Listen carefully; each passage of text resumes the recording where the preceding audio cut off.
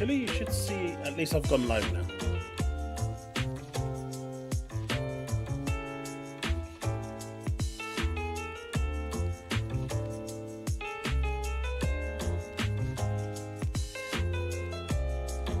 I actually have a lot of Final Fantasy news to announce today as well. Well, not announce, but to go for it. Something you will actually be joyous over. And Steve is going to cry because I am keeping my streak where every stream there's a Final Fantasy piece of news.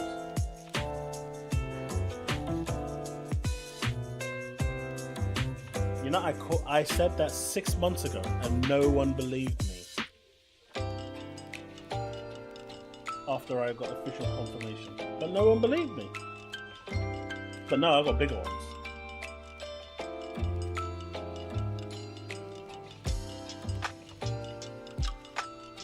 Nah, that's going to Stadium.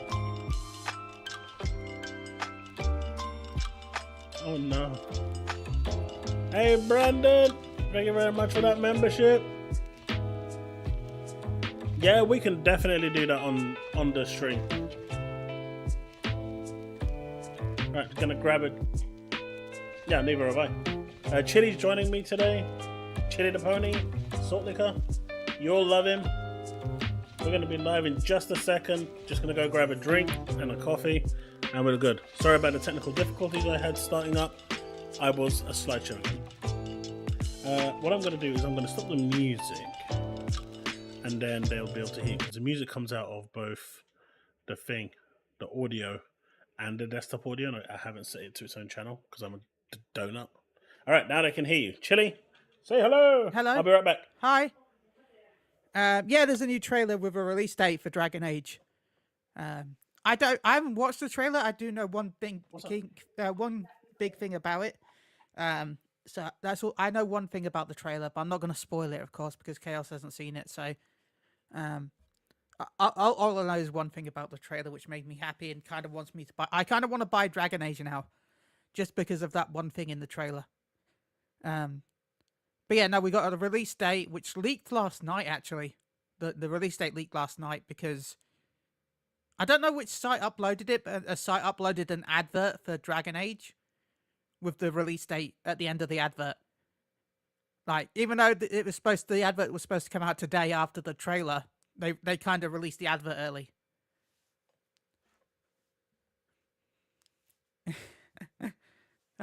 If they'll let you do that, Brandon. If they will let you do that. You never know nowadays. You never know.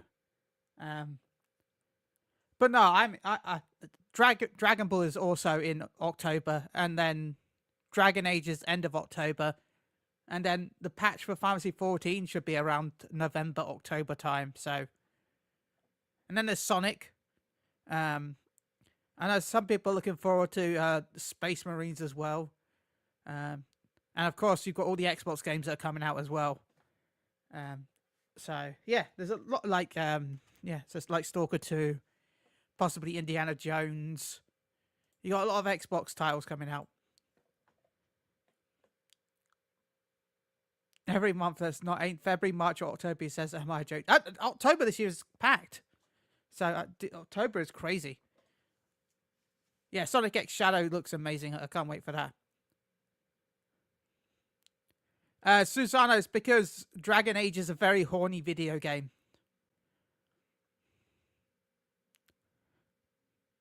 It's a very horny video game. It's by BioWare, so that's the best way. That's the most PG way I can put it. Batman Arkham Shadow. That's the VR Batman game, right?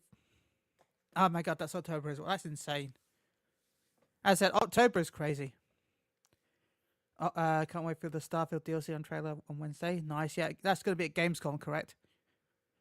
I know that my Xbox has a lot of problems on social media right now because of the whole thing that we're going to probably be talking about later with the leak. Well, I say leak, but like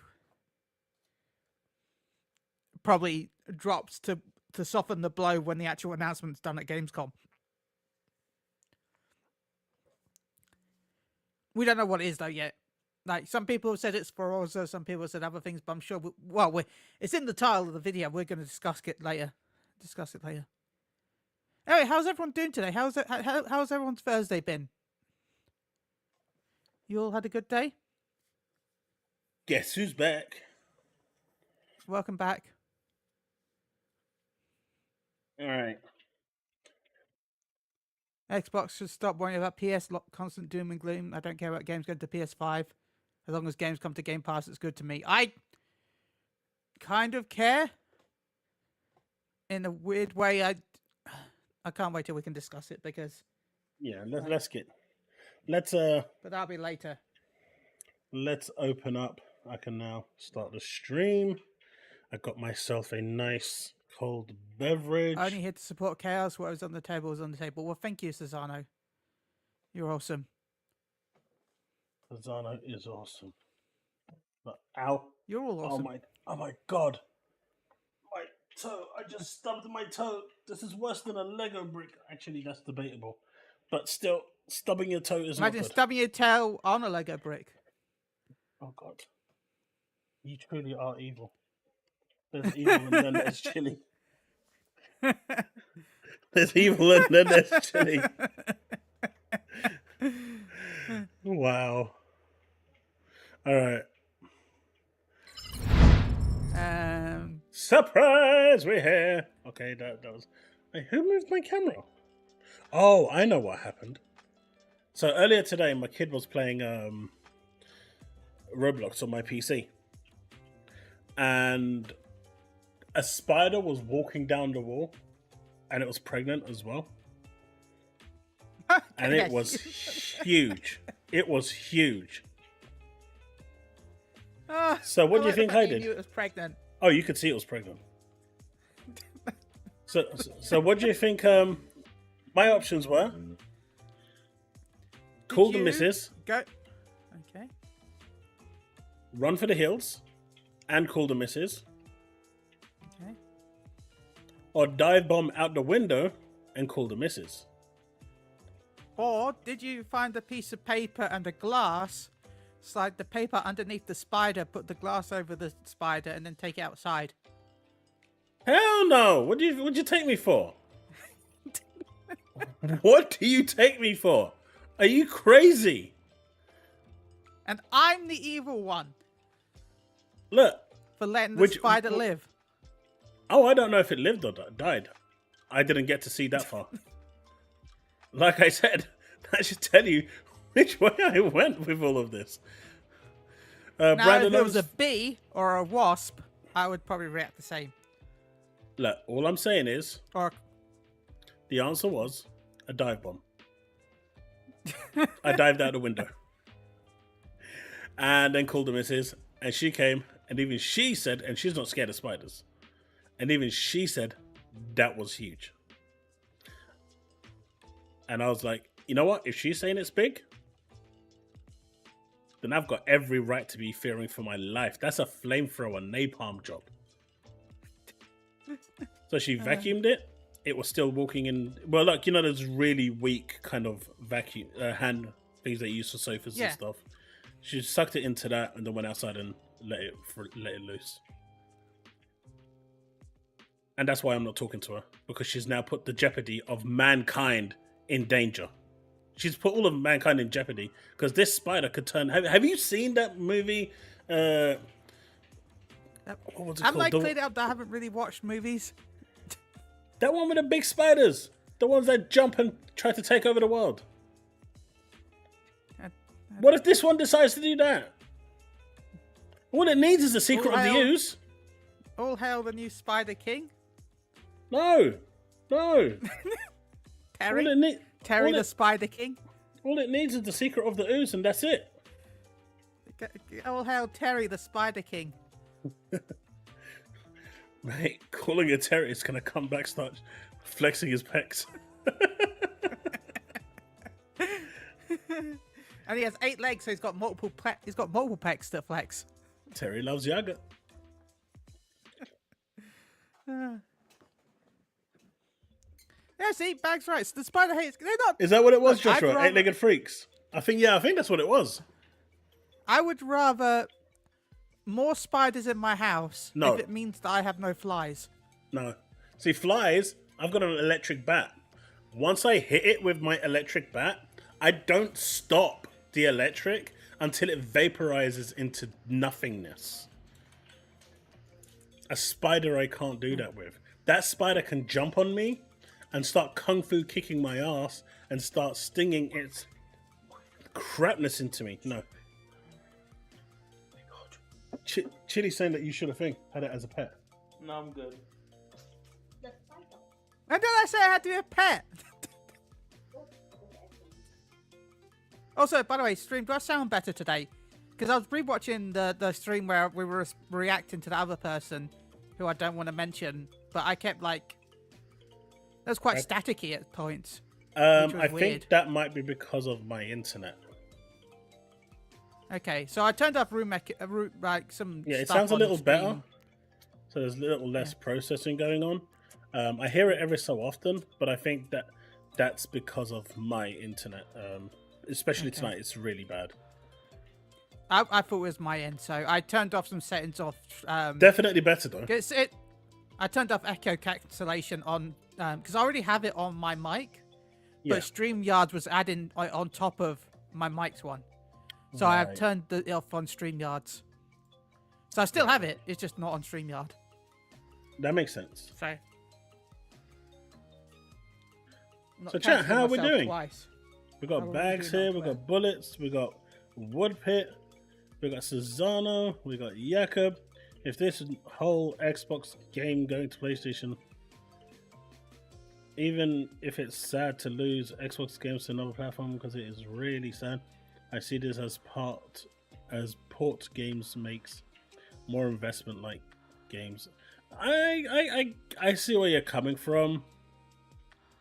Chille has the best takes. I should let him watch another Harmon video. Please no, don't. I'm gonna. I've got that action. I got that whole thing. It's really long, by the way. You for an 8-minute video. You stopped like every 20 seconds. I felt like I wasn't talking enough, if I'm honest. I felt bad for not talking more. Oh. Brandon. And to be honest, I hate the fact that I spent the entire night feeling bad for what I said on the stream. Like, I took me all night to like... What did you say? Hey, Sandra. What did you say? What? What did you say? That was bad. I just... What, the fact that you swore? I wanted to... That, and I just wanted to react. I was tempted to react to the video saying the fact that, like... My main issue in the end of the day with that entire video was the fact that the guy didn't say anything about why he disliked it. Like, I wanted to, like, make that as a comment. Like, the whole video, he was saying he hated something that he didn't even know what he was hating. And that's why, looking back at it, I really disliked that entire video. Like, I don't mind when someone comes in and dislikes the thing that I like. You can tell that by the 500 bajillion tweet responses to the tweets I've got on Twitter recently. Like, you can dislike what I like, that's fine. But at least give a reason for why you're disliking it, and not just, I dislike it because the word dislike. Also, I have a bone to pick that with enough. Why? You said something on social media today. Before we went live, I saw it, and it's got a lot of likes and views and everything. So that's my Fantasy 10 thing. That's that's what I said. That's what I said. How dare you? What? How dare you say it's bad? There's no. I didn't say 10 is bad. You can't compare 10 to Dawn Trail. Yeah, and I enjoyed both Dawn Trail and 10. I'm just saying you can't compare the two. You can easily compare the two. No. One is great. One is good. You're right. Dawn Trail is great, and 10 is good. Oh, so that's how we're going to go. Look, you can enjoy your playthrough of Meg Ryan The Adventure. Are you telling me that the most iconic laugh in video game history is going to be outdone by anything else. When your main thing of your game is your laugh, that says it I all, feel right? Like even a simple laugh is enough to propel it to the Metacritics of 100%. Hey, Rebby. Hey, great one. 10 is a 9 at best. A 9 plus 1. I get it. I know. If you got rid of Whacker and... But there's nothing wrong with Whacker. He's a little... Lulu more screen time. Okay, that I agree. She definitely needed more screen time. She needed so much screen time that they actually ended up knocking her up as well.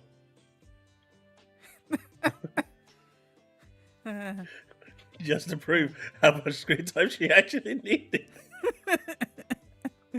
Waka wasted no time, boy. My man got straight in. That's how you know he's based. He didn't get anyone a chance.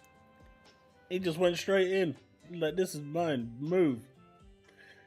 Chaos Lounge, why do you only show 23, 24? Because I've been lazy. I'm in the process of making another video to actually put on here. It isn't complete yet. I've just been super busy, and I've just had no time, is the honest truth. This weekend, I'm hoping to have some time to update it with new trailers and new stuff just as a placeholder while we're talking. But yeah, I've literally had no time. Work has actually taken, in a weird way, a really sharp turn where I had a few hours downtime per day.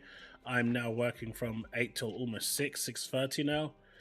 On top of that, I'm finishing and then making videos, streams. I've literally just had no time. That's the honest truth. I have been working and putting something together on Adobe Premiere Pro. Just little clips to put something together. It's not complete yet. I want to get it to about 40 minutes long and then play it through here. But yeah, that's the reason why. So a bit of laziness and more of I've just been so busy trying to get videos out and streams out and working, and a little bit of family time as well, obviously. So that's been the reason. At the moment, on average, I'm working 16 hours a day. That's without doing anything that's what's the word I'm looking for? Recreational. So that video that you're talking about would actually be under my recreational time, that I'm doing something in my spare time to prepare for the streams. I'm also working with someone at the moment to add like an intro video to the streams and to my videos, and all of that. It's just I'm just juggling a lot at the moment, and yeah, but it's coming. So hope that answers your question. But yes, it bugs me as well that I'm using the same one. Hey, Susano, thank you very much for that $3.33. Hats off to the grind. Yeah, it's challenging at times when you get to sleep 4 hours a day for like 2 weeks. When you get to sleep 4 hours a day for 2 weeks, it starts to wane on you. Rabbi, how you doing? I'm good, Rabbi. How are you?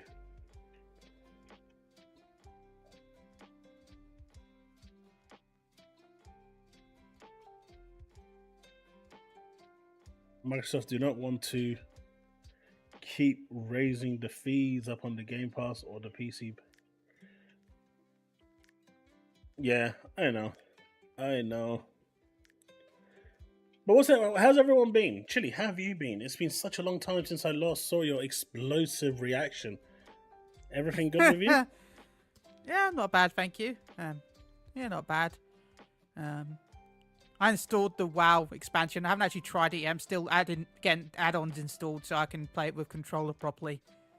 So yeah, again, it's only because my phone decided that they wanted to give me a code for it that I downloaded it. Thank you, my O2, for some reason, I guess. What about you? How are you doing? Me, like I said, I'm super busy at the moment, just trying to do everything. People need to stop releasing news updates at 2 a.m. in the morning so I can at least try and get to sleep at an earlier time. That would be great. But yeah, like I said, my 9 to 5 job has now become like a 9 to 6, 9 to 6:30 because of suddenly we've just got a metric ton of work. So I'm kind of doing that, and then in my 1 hour lunch break, jumping on and doing whatever I can do for my YouTube channel, then jumping off after my lunch break. It's been the last 2 weeks has been pretty full on. So other than that, I've enjoyed playing some games. We was on Twitch yesterday playing some Final Fantasy 14. Me and Chille finally got to do a dungeon, which was great. And yeah, that was awesome.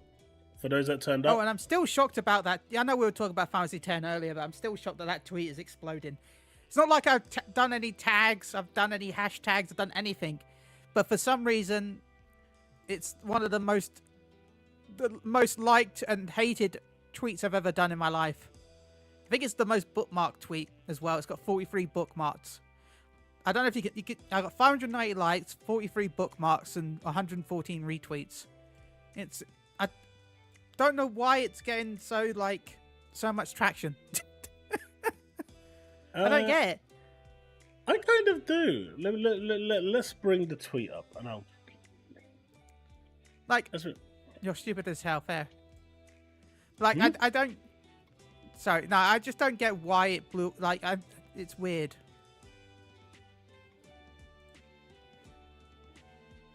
The more I think about it, everyone that is hating on Dawn Trail's story, you hate Final Fantasy X. I can't even read that at the same there's so much wrong and so much to unpack within that sentence. It's crazy. Anyway, let's skip past that part. Because though it's not exactly the same, both 10 and Dawn Trail have you go on a pilgrimage as the side character. But the difference is on 10, you technically were the main character because it was your dad, and Auron came to collect you from going into everything. You were the chosen one. Without you, even though you went on that pilgrimage with that scruffy unit, nothing would have been successful. You had to go to the faith. You had to agree to turn them off and make the ultimate sacrifice. You, as the warrior of light, made that choice to save Spira. In this one, it was a case of what up, bro? How's it going? You want a mercenary? Let's go! But you also then saved them from the valley, the summon as well. There's a load of stuff in Dawn Trail that if you weren't there, probably wouldn't have happened in the exact same way. So if you're thinking that Tidus is the main character, then you're the main character in Dawn Trail. Because without you, I'm sorry, but no. I died to save everyone in 10. My sacrifice saved everyone.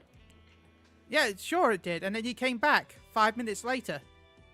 Hey, look, we don't talk about that, right? We just talk about the fact that I had an emotional ending at the end of 10. Everyone cried. Everyone loved me. And then I dived into the clouds and saw my papa. Don't take that away from me. And then you came back. Look, I said don't take that away from me. And Yuna became a better person without you because she became a pop singer. All right. And she grew as a person. Now we're seeing the true pony. Oh yeah, because me liking Fantasy 10 too is the true pony. No, your statement is what makes it wrong. You can like what you want. You just don't have to say it that way. But yeah, no. In all honesty, do you want to know why? There's two reasons why Dawn Trail was, in my opinion, not as good. I'm not saying it's good. That's why I said it's not exactly the same. No. For me, there's no, not compared to 10. I'm saying Dawn Trail as an expansion. There's two reasons. Number one, it's always going to be compared to Shadowbringers. Yeah. Shadowbringers, which is not a good idea. It's not, but it set the standard. And when I went into this, regardless of how you're going to look at it, you're going to go in there with some bias that you're expecting some level of, you're expecting big bangs. I know Shadowbringers was, kind of 8 years in the making. Yeah. But I don't know. For me, I'm happy I didn't get those big bangs because I was going, for me, my issue is if we kept getting bangs after bangs, eventually you're just, this is a problem with Dawn Trail right now. The problem with Dawn Trail is the fact that we got so many big bangs after another that now that we got an expansion where we didn't get it, people are complaining that we didn't get anything like that. Let me put it to you this way. I'm happy we didn't. What was the one thing in Shadowbringers that made Shadowbringers a cut above everything else? If you could pick one thing... Emmett Selk? There you go.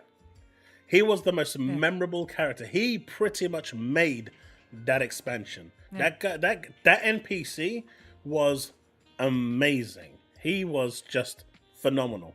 I was rooting for him at the end. That's how much I love that guy. Right? Yeah. He was like the best villain I've ever seen in a video game. And there was no kind of real standout character that you could kind of see, get that kind of vibe. So, I don't know. Also, the fact that you was like a side character, this kind of felt like it was almost every expansion, you're kind of fighting the end of the world. This didn't really feel like it. It felt more like just a right to ascension. I'm not saying it's a bad game. I'm happy about that, though. Where would you place it in the where would you place it in the list? I think it's above. So what would you put at number one? Can I being the best? Can we have it like? Can we have it like how YouTubers have tier lists? Why can't you just have a top 5 or top 6? Because Realm Reborn is at the bottom. Actually, I don't know about that for me. I guess compared to the others. Yeah. Okay, so Shadowbringers. Yep. Dawn Trail. Shadowbringers. Oh, wait, are we counting patch content? No. Because I don't think that's fair. No. Are we just talking the base game? Yeah, the expansion. Okay, because that's why I'm because, okay, if we're just talking the base game, Shadowbringers, Endwalker, Dawn Trail, Stormblood, no. Heavensward. Shadowbringers, Heavensward, Endwalker, Dawn Trail, Stormblood, Realm Reborn. But I would put, if I was doing this like Z to F or whatever they do on YouTube, I would put both Dawn Trail and Stormblood on like B. Chat, they would both be in the same. What we're talking about. Yeah, there is no propaganda. No. For me, it would be Shadowbringers, Endwalker. Yeah. Then it would be a tie between Heavensward and Dawn Trail. Then Stormblood, and then Realm Reborn. I think Dawn Trail was on the same level as Heavensward. And Heavensward was a good DLC. Good update. Yeah. Alright, chat. Stormblood is on the same level for me because I like Xenos. I'm a weirdo. So. But not in the way that a lot. Not in the way a lot of the internet likes Xenos, by the way. Not like that. I just like Xenos. Okay, not in that way. He's a great villain. Yeah. Okay. He just didn't give a shit. All he wanted was a good fight. That's why I liked him. That's the best villain of all. That's what. Rabbi, I don't know what you asked. He asked about do you like Phil Spencer or something? I've got nothing against Phil Spencer. I mean, I think some of the decisions he's making are dubious, but then are the decisions that he's making his? Can't really judge someone when Satya, in my opinion, is the one making the decisions.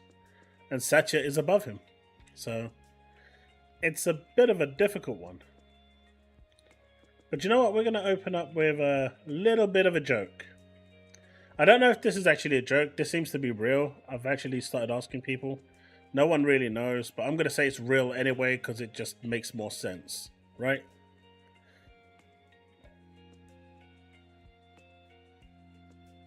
Steam user refunds dead on arrival Concord and gets 5 times their money back for emotional damage and therapy. What do you think, chat?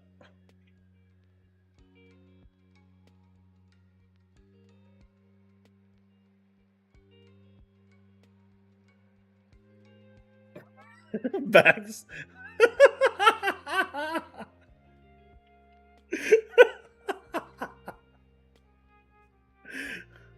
Apparently this is true. So apparently it might have been a glitch in Steam's payment systems. You know, it does happen. But a Steam user refunding it got 5 times their money back. Hey, anime, at this point they can keep Concord. I don't want it.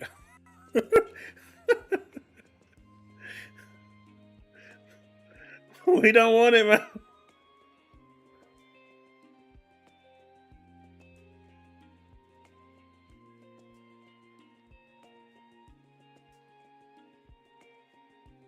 Shinzo, I said on Twitter, I actually know it's down, well, from what I've heard, it's down to 4 games. 2 of them I've revealed. Two of them I have revealed on my Discord of what I think it is. 2 of them I've kept to myself. Now, I did put a joke out, or is it a joke, onto Twitter. We'll see. What's that about? Which games are coming? Yeah. So I've heard it's 1 of 4 games, but I can't really reveal the game because I've been told not to say anything. But okay. 2 of them, Well, I can guess because I have no idea. Yeah, so. But 2 of them I've already said in my Discord because I've seen it plastered around everywhere. So it's other people who must have got the same information and that information's circulating around. But no one knows the other 2. And I can say that from what I've been told, it's not Forza 5. Again, I could be totally wrong, by the way. I'm just going by the information I have. I've been told, well, from what I've been hearing, like it might not be announced this week, but it is still coming. Forza will eventually come. It's planned, but it might not be there next week. Mm-hmm. Down the road. I know people are hating on it, but I'm still calling Starfield as well. It's not Starfield. Not next week. I mean, I'm expecting Starfield eventually. So Shinobi, don't worry, I ain't gonna buy it. You better buy it. Actually, don't buy it. I want no one to buy it. No. So Microsoft can see that I'm there's no not buying point. Starfield. I don't want it. You can have it. I've said that multiple times. It's an amazing game. You can keep it. Shinzo, you might be joking, but that could very well be the game that's going to PlayStation. But give me Forza. No, they're going to give you Redfall. Give me what? You broke up. Redfall. Okay. That's what they're going to give you. It's a co-op game, right? It's a game. It is a co-op game, though, right? Yeah. I'll take that. I like co-op. I don't care how bad it is. I'm sure you can make it fun with friends. No, actually, Redfall right now, I'm still need to finish it, but I'm playing it with Steve and... oh, God. Why am I drawing a blank on his name? The Ponybot. I can't remember his name now. This is really bad. But yeah, I'm playing it with them at the moment when we can meet up, the 3 of us. It's a lot of fun. Is it, though, Diablo? Is it? But yeah, so Shinobi came out with this. What are you doing next week? because Project Latitude is a thing, and Microsoft has announced Project Latitude some time ago, a little while ago. It's been a while, and I mean, everyone knew that more games would be going, and I don't know about multiple, but a big one at least. So Redfall is pretty big, but it's this statement. Where is it? From Destin, that I don't get. Right? I don't get this statement. The plan to move Xbox games to other platforms is codenamed Latitude internally, and I know there's a debate and unease at Microsoft about whether or not this is a good idea. More upcoming Microsoft-owned games slated for PlayStation are already being developed. From what I've heard, Microsoft is pushing for no red line for what games could come to PlayStation. Essentially what Satya Nadella is saying, I don't want any restriction. We can put Halo, Gears, anything we want. We don't want any restriction onto what can go. Whereas, the team at Xbox, the Phils and the Sarahs, they're saying, no, we need brand identity. We need to make sure that certain games just don't go because it will kill the platform. And it all revolves around Satya Nadella and CFO Amy Hood's mandate to increase every department's margins. So, I mean, I get that, and that we knew. But this also tells you that there are people within Microsoft that are resisting the tentpole titles from going. I think most people don't mind if the normal titles from ABK or ZeniMax go to a certain degree, but there are certain titles that are now regarded as tentpole for Xbox. Hellblade I wouldn't regard as a tentpole, but I would say as a tentpole, Halo, Forza, Gears, Starfield, I mean, these are big games for them. These are platform selling games. Perfect Dark could be classified as a platform selling game.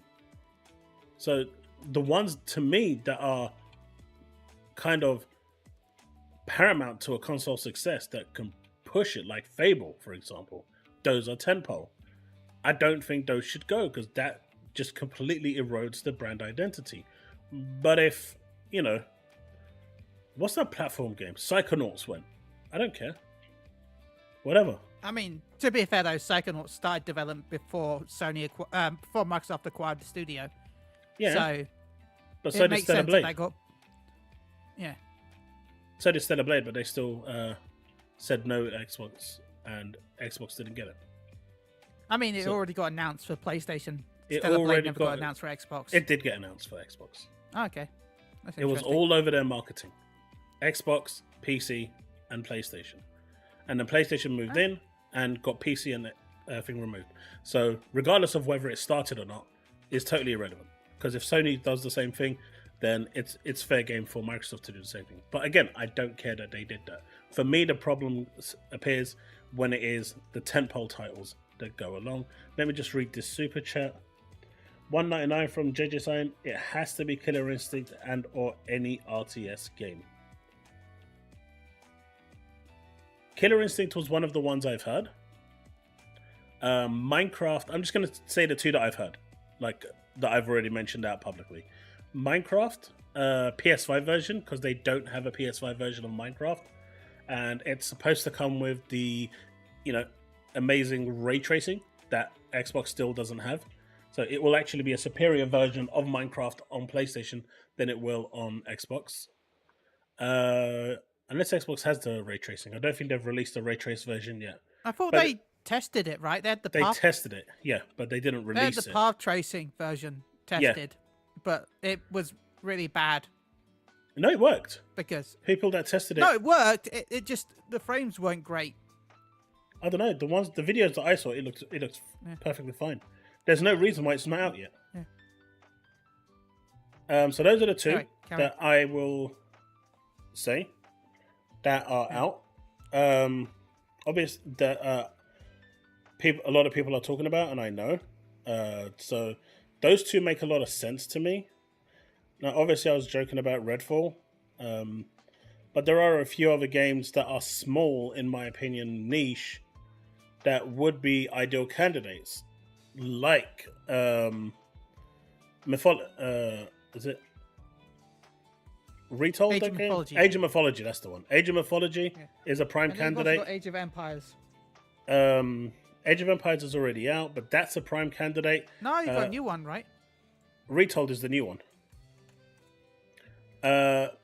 Microsoft Flight Simulator, which actually isn't an Xbox title, it's a Microsoft title. It's an expansion. That would be a prime candidate. So these are the ones that I think would be prime to go. A Hellblade as well. I don't think that's met the 1 year criteria. It hasn't been out for a year yet, and it needs a 1 year criteria to be considered. That was their set criteria. Obviously, Microsoft is changing everything quicker than a beep changes her knickers, but it is. I mean, the one thing was probably mainly just to have time to actually port it over. Like, they set a 1 year time limit so that way, because, they've got to actually work on porting it from Xbox to PlayStation. Maybe that's why they set it originally. But no, okay. I'm going to add, as a pony, I would love to see, of course, Halo, Forza, blah, blah, blah, on PlayStation, because I would love to give a chance to play them on my system. That's as a pony, I would love that. I would enjoy that immensely, as I would enjoy having the experience of playing the Halo games with the PlayStation controller, getting trophies to improve my account. I would enjoy it. But as someone that's actually using my brain, I don't want that. Like, in theory, I like the idea of it. In practice, I would rather they stay on Xbox so that there are other games that make me want to purchase an Xbox in the future. And it's a better idea to have certain titles that you don't bring over to other systems, because otherwise you don't really have a way to sell your system, in my opinion. You need stuff that's it. You need exclusive stuff for people to look at your system and go, I can't play that anywhere else. I'm going to have to pick up your hardware so you can play that. Some people might not like that, but I still think that's a good idea, versus if everything came to PlayStation, we're going to see Sony get even lazier than they already are. You're not even going to have remasters. Why remasters? Why remaster and make games when Microsoft is making all your games for you?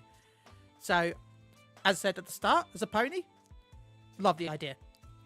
As a smart person, knowing that this would really badly affect the future of video games, I don't want it. Awful.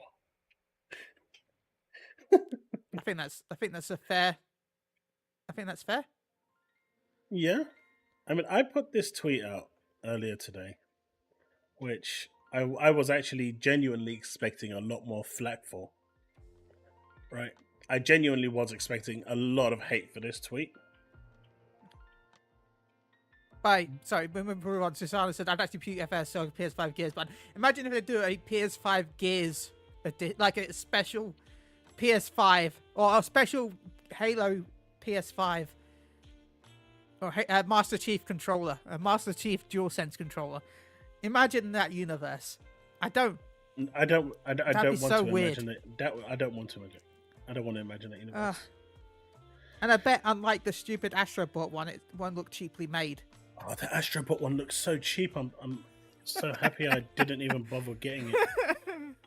I was really looking to buy it, and then I saw like this dude holding it and flipping it around, and it looked cheaper than the actual official PS5 controllers. Yeah, it looks like a Logitech controller. No, it looked like one of those, Hasbro toys that you get from Toys R Us. One of those old. No, around those ones. Yeah, when you used to have like. You had your controller on the PS2, and then you had your friend's controller. You know, when they come round, you gave your friends the other controllers, which are like the £5. Yeah. Logitech with a K and a 5 in it. Those fake controllers. Hey, Bags, like I said, I may be pro Xbox, but I will always be fair.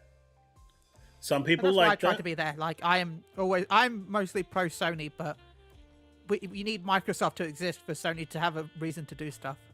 I will always be fair. Some people like that. Some people don't. The ones that appreciate me calling things out when they need to be called out, great. If they don't, I can't really help that. I'm not going to change who I am. But that's why I said to you last time, and you know, I do call out the stupidity when I see it. And when you look at that, this is the actual facts of what we have right now. Xbox this year from first party has had one release. For PlayStation 5, Xbox has released 5 games.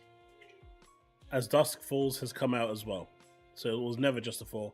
And now there's an unannounced game that may or may not be real for God knows what. I'm hearing some stuff, but everyone hears stuff.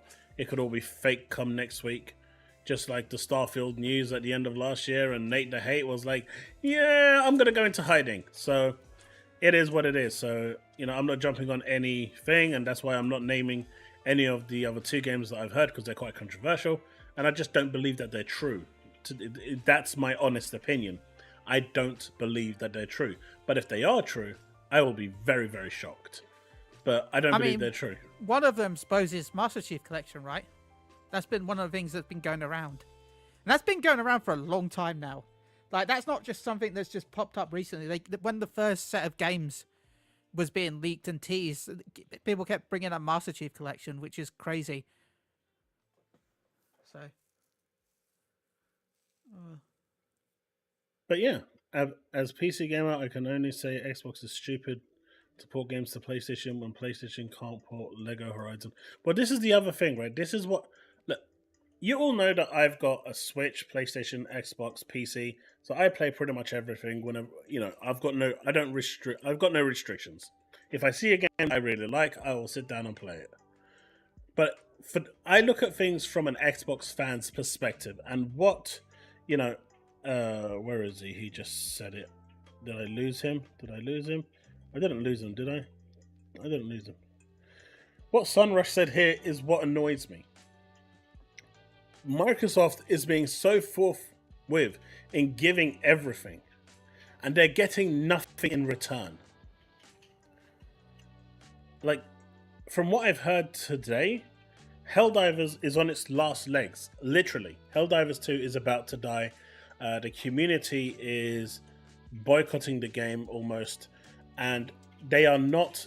Basically, when the alien horde attacks Super Earth, the game ends. That's always been the thing. And they are... The automatons are at the doorstep of Super Earth, and no one is stopping them. Because they want the game to end, because Arrowhead has completely and utterly ruined the game. For those of you that don't know what Arrowhead went and done, they turned around and nerfed all the flame weapons in the game, right? You ready for this, Chille? Yeah, they nerfed everything. They nerfed everything. And then they anything that you had fun with is Oh, gone. no, much better than that. This is great. This is great, chat. Wait for this one. They nerfed all the flame weapons and then said, hey guys, look at our new battle pass. It's a flame bond. It can improve your flame attacks by so much damage. That nerfed flame weapon that you have, for $10.99, it can all go away. Give me that money. That's what they've become. Yeah. That is some sleazy bull shite stuff. That's what they did, and that literally pissed the community off.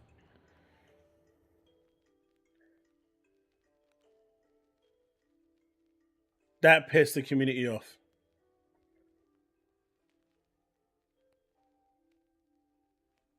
Xbox should go get something in return. I mean, I agree, Ilray. They need to start doing something. I mean, money isn't everything, right? What do you...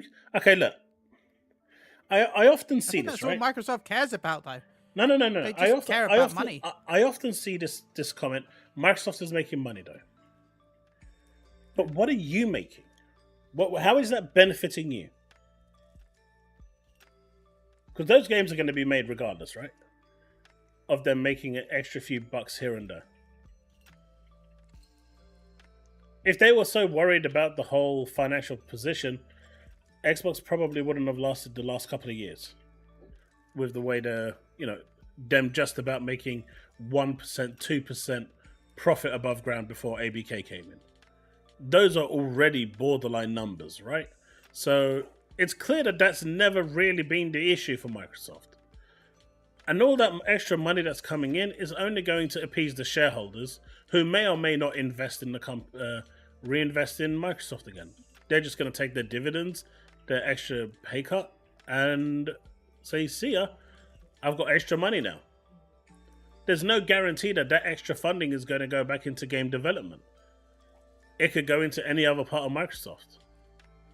So how does that benefit you as an Xbox gamer?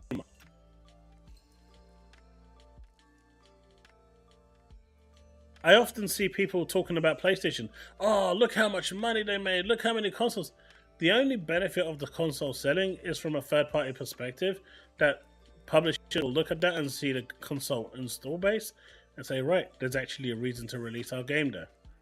Outside of that, like me personally, I couldn't care how much money these companies made. I don't have any shares in them. I've got no skin, so I don't care.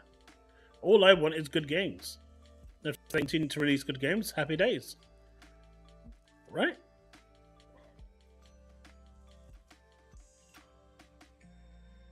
I don't know, PlayStation would have to release good games for me to care. The PlayStation hasn't released any good games for a while now for me, so... Oh yeah, they're moving them over for financial reasons. But people often say that they're going to make more money doing this, but if that making more money doesn't turn into more benefits for the Xbox consumer, then that's not really a gotcha moment, is the point I'm making. If that makes sense. I think Microsoft really doesn't care now.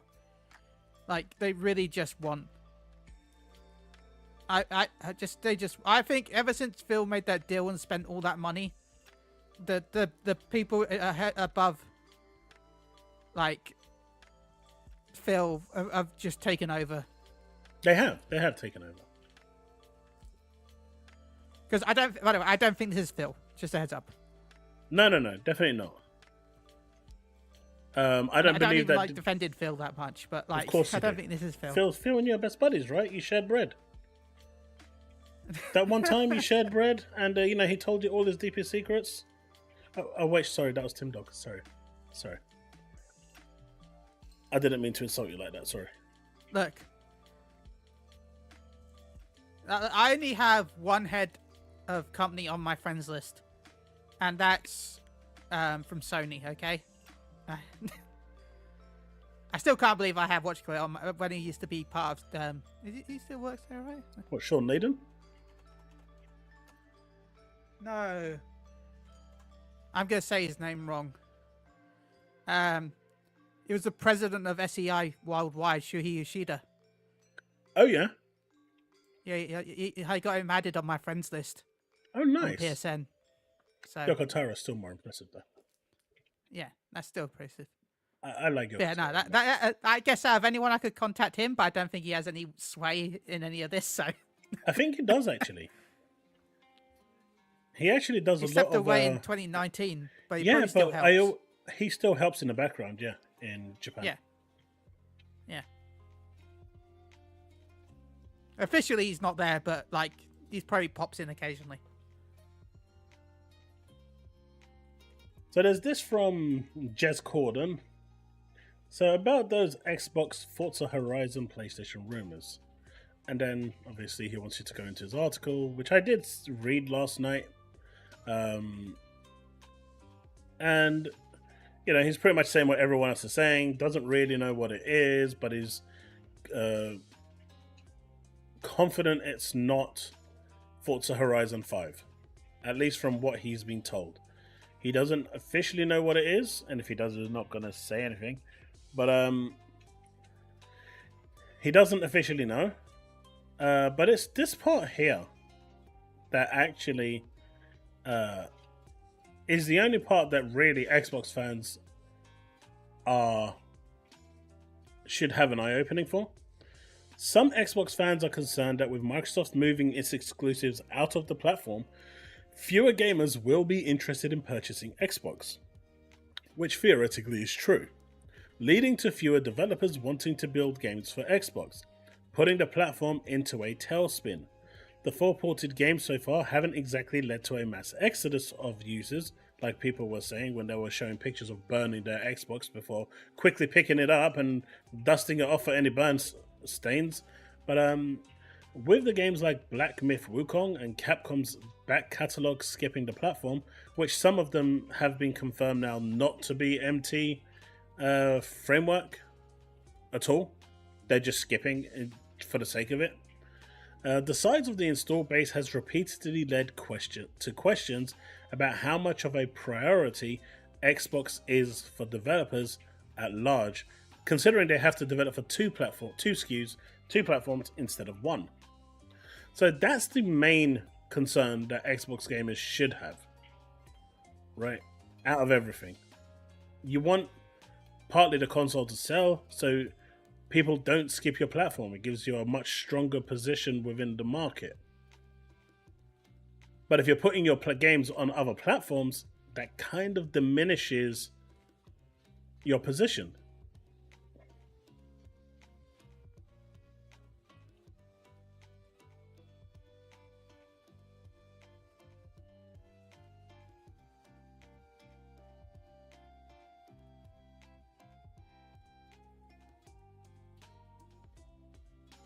I agree. Neo Berlin 287. I'll check that out in a bit, Rabbi. We're gonna get to trailer parts at a later part of the video, so I've got that on my list to check out. But what's your thoughts, chat, on that? And you know what? I don't know if my stream will be able to handle it, but let's see if it will. If anyone actually has a view on this, feel free to jump in and discuss, because I'm intrigued to know how you will feel about this part here. Because to me, out of all of the PlayStation, all this games going over, to me, this has always been my concern. Because this is no matter which way you look at it, the platform size is essentially what third-party publishers look at. So if you have an opinion, feel free to say it in chat or jump in. Monthly active users are cool, anime, but we're not in a position where cloud is everywhere. Monthly active users would be even better if Xbox had Steam on there, because none of this would matter, because then they'll be getting every game, but that would also kind of kill Xbox entirely, because it would just be a Steam box at that point.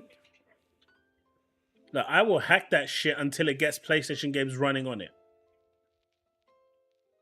You would, but the average user won't. I will put a video out showing how to hack that shit, and it get 1 million views, and that'll be 1 million people doing it. Again, you might, but the average casual consumer will not. Because the average casual consumer does the laziest thing they can possibly do. They will call me works. And go there to make it work for them. No. That will literally be our mission, chat. You know I'm not wrong. You laugh, but you know I'm not wrong. No comment. Like, if they ported Steam over to Xbox, there'll be so many games that'll just be pulled from Steam. Which one? Why would they pull it though? I mean, I know Sony would try to pull it. Sony probably would. Ubisoft might. Why? Because the Uplay launcher. I don't know. They're still getting money. They're still getting 70% of the money. So what do they care? Yeah. I mean, instead of getting a subscription, contract, they're getting the money that way. Yeah. Anything that already anything that has its own launcher would have to be looked at, because a lot of Ubisoft games have their own launcher when you boot them up. A lot of EA games have their own launcher. Rockstar has its own launcher. Anything with its own launcher will probably be looked at if Steam came to Xbox. Because for the same reason that Microsoft wants games on other platforms. But it won't just be Steam on there, will it? They're going to have Steam. They're going to have all of it. It's not just going to be Steam. If they put it on there, all of them are going to go on there. just Steam. No. It's not going to be just Steam. Once you open that floodgate, everything goes. Yeah. Then it's just a PC at that point. That's not a exactly. That's what I'm saying. Yeah. Chaos Matt said during court that their plan to spend Sony out of business was never used. It was not. That means that at some point Microsoft wanted to kill Sony, right? Because spending. What Matt meant by that was that they have enough resources where they could outspend Sony. They could literally go to you know, what was it? I forgot what their name is. Shift Up and say, look, Sony, how much did PlayStation offer you, Sony? $50. Okay, I'll give you $60 or $70. Whatever they're offering you, I'll give you $10 more. Right? To get that contract. They can go to Call of Duty if they wanted to before they bought Activision and said, right, here's $5 billion. I want it exclusive on my platform for a year. You're going to get all the customers, you know, the Call of Duty is one of the biggest games in the world, coming over to you. They can go and money any game they want if they really wanted to. So when they say they can money hack... They'd probably have to get a Klarna loan out to get GTA 6, though. They just spent $70 billion. What are you on about? That game will max cost $10 billion. Nah. But they're not Sony. You're mistaking them for Sony with their $3.6 billion Klarna loan. But that's I think GTA. I don't think GTA. I think GTA exclusivity would be. I wouldn't be billions, but I think it'd actually be close to. I actually feel like just getting the exclusive rights for GTA 6 would be close to the cost that they paid for ABK. No way. Yeah, no, it would be. No way. I'm not saying it'd be exactly the amount, but it would be in between. For a year, for 6 months to a year. For a year. No way. If you look at how much GTA 5 has sold, and how explosive GTA 6 will be at launch, you are, even if it's not worth it, you are looking at a stupid amount of money. They will not make more than $5 billion in a year. They're not going to make that much, but it's the brand. It don't matter. If you are projected to make $3 billion in your first year, and I'm coming and saying to you, all right, I'm going to double that, and I'm going to give you $6 billion for the first year's exclusivity rights, and then after the first year, you can sell it wherever you want on PC, PlayStation, Ouya, Switch, Etch-a-Sketch, Samsung, fridges. I don't give a shit. You're making double your money in return for the first year, and then you're going to make even more money on the other people that are playing it on the Samsung fridge. There is no way they would turn down that much money. I thought Chille only takes... I don't have only good takes, but GTA 5 has sold 200 million units worldwide. 200 million for GTA 5. Yeah, but it may have sold 200 million, but 100 million of those are at like $5, $10. They're at crash sales. Yeah, but then you also have all the and people how long has then it been out. And how long has it been out? 10 years. Exactly. It's the fastest selling console game of all time. So what did it sell in the first year? Let's have a look.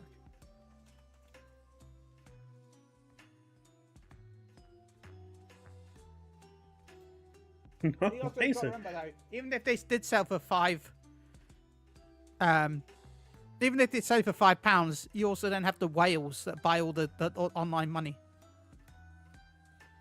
Oh yeah, but the whales only probably constitute what, 1%, 2% of the whole market. Yeah, but okay, it is 32 million the first year. 32 million. Yeah. What did they make in the second year? I'm being generous here. It says 12.5. It went from 32 to 12.5. So 50 million. And then it averaged between 12.5 to 15, and then it dropped to 10, and then it jumped to 20. I'm guessing that's the PS5 release. Yeah, next gen releases. For them to put GTA 5 onto Game Pass, it was 320 million for a set period. So I'm saying 3 billion. That will guarantee 3 to 4 billion. Will give them the game for a year. Easily, yeah. Right. Based on those figures, They could do it. They didn't have to buy ABK. Microsoft buying ABK, I mean, they clearly bought it for the mobile division because Bobby wouldn't, sell Activision Blizzard without... sorry, not Activision Blizzard. He wouldn't sell King without the whole package because he knew how valuable King was. But the whole purchase... That was the money. Everyone thought Activision as the main thing that they buy now in Call of Duty. Call of Duty is up there, but it was the mobile division that they wanted that for more than anything. But yeah, like the mobile division was clearly where this was all at, and that's why Microsoft wanted it because they want that mobile money. Look, you're seeing like I'm not sure if any of you in chat now have heard of a content creator called Mtashed. Chille, you may have heard of him. He plays Genshin Impact. He used to play Destiny as a content creator. Then he moved to Genshin and then realized that a lot of people like his takes on Genshin, and the guy became a millionaire pretty much in the space of 3 months by playing Genshin Impact. Okay. And now, instead of, like, he was looking at making a game, and over the past 5 years, he's realized that making a game just isn't even worth his time anymore. He's now making a gacha game called Godforge. And there's some footage of it out there. It pretty much looks like Raid Shadow Legends, honestly, but you can see where mobile is the money maker here. Live service games used to be the money milkers, right? They're not anymore. Live service games require a lot of uptime, a lot of upkeep. Right now, the big ones are those hero collectors. They just milk money, and so people are moving there. That's why Microsoft saw this as a great opportunity. They went for it, but with it comes consequences. And that's what we're seeing now. Of course, they don't actually go for any of these money makers like Genshin, Honkai Star Rail, Tower Fantasy. I'm going to put that in there because I like it, all right? God damn it. But, they're not putting any of these games onto the Xbox platform, and it's a bit weird, but maybe they're just trying to do that through their mobile division. But if they wanted to outspend Sony, there is not a single regulator out there that could stop them. Because it is not illegal to go to every single company and say, I want that as an exclusive on my console. It will cost Microsoft a metric ton of money, but it is not illegal. And if they wanted to do that, even today, they could do that. And the FTC, the CMA, whatever regulator you want, can't say nothing because it is a standard contract between two third parties. They cannot intervene. Legally, there is nothing they can do. Now, the question is, why does Microsoft not do this?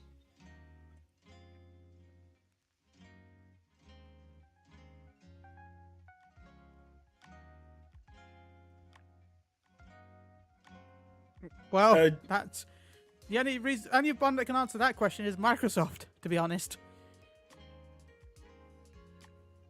Venture says, I bought 8 of those GTA 5 sales, had 4 copies on 360 because we'd all play 360 at my house. 3 copies on 360, that's a lot. So do you think Xbox will mobile platform in the future? I don't think Xbox will go mobile, but they want to promote cloud gaming, which would be mobile, right? Yes, but also, they want their own store. They want their own store. And it's coming soon. I reckon by the end of the year, we might actually get it. And it should actually integrate into the Xbox console. Now, a lot of people are saying, oh, mobile games. Oh, who wants to play those? What losers.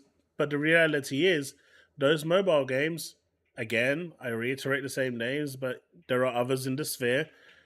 Genshin Impact, Honkai Star Rail, Zenless Zone Zero, Nikkei. These games make upwards of $100 million a month, right?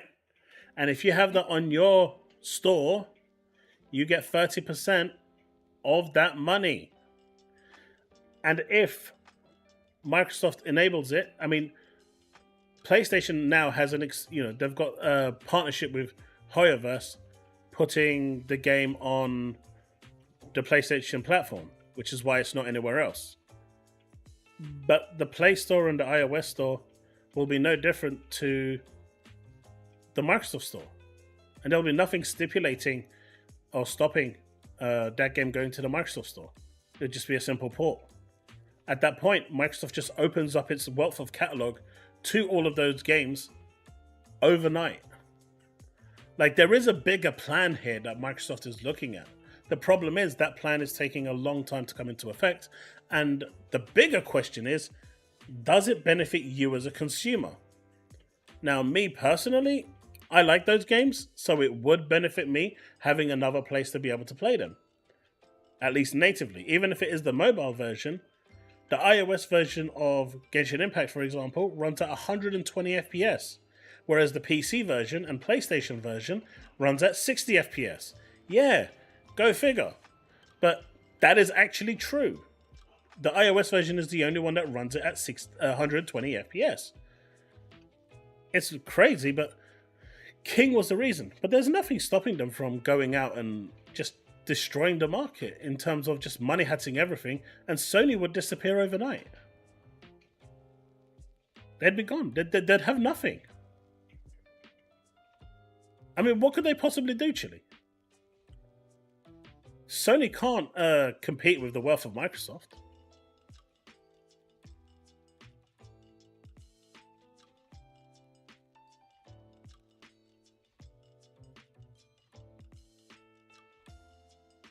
I mean, nobody can compete with the, well, except for maybe Apple. I don't think we're getting the Apple Pippin 2. So, I think the only one that can compete kind of is Nintendo, but they're not going to compete with actual wealth. It's just that, you know, Nintendo exists in its own space. JP, well, currently, that's part of the thing that's in court right now, right? Which is what's really interesting, and the regulators are about to overturn the fact that Google won't let anyone else install anything onto their phones, but you'll be able to install it if you want to. At the moment, they're blocking it. No, you mean Apple, right? And Google. Google don't want anyone else. You can sideload it, but you can sideload. Yeah, but you can't do that with Apple. Apple blocks it completely. Even when you sideload it, they come up with a pop-up message saying, "Oh, if you do this, you can brick your phone, and you can do this." They put enough warnings there to deliberately desincentivize you from installing it to scare you. So does a lot of Microsoft stuff on PC. What do you mean? It just tells you that it doesn't have a security warning, a security certificate. What, have you tried Edge? Have you tried Edge yet? You click this button. What about Edge? Have you tried Edge? I use Edge, so I don't know, but I don't know. I use Chrome. No, Chrome is shit. It's too bloated, and it just slows down. They still haven't fixed the garbage problem on that browser. I don't like it. I like the search engine, but so I put the search engine on Edge, but I don't like anything else on. The garbage data that it collects, it doesn't dump. So after a while, you have to restart the browser, or you have to go and clear your caching. And as someone like me who, like, for a daily job that uses the browser a lot, like I have like 15, 20 tabs open all the time, it becomes a real pain in the ass. But that's still not telling you that you're damaging your console or you're damaging your PC by having Edge. That's just asking you, have you tried it? Google openly tell you that if you do this, there is a chance that you could brick your phone. They actually scare people from doing it, make them think twice on inside loading anything. So if you're a normie, you know, like the ones you was referring to earlier, those people that are normies would see that message and then immediately turn it off. Nope, I'm not going to risk bricking my phone. No way. And what the regulators are trying to do now, and I think they're going to win, is essentially stop that from happening. If you want to install it, you can just go and download it without having to sideload.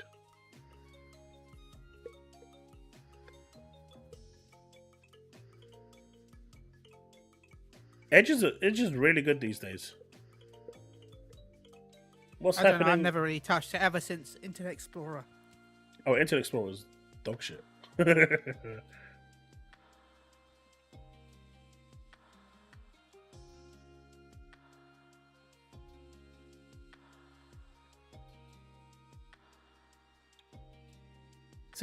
Everyone is talking about the most obvious ones. No one's talking about the not so obvious one.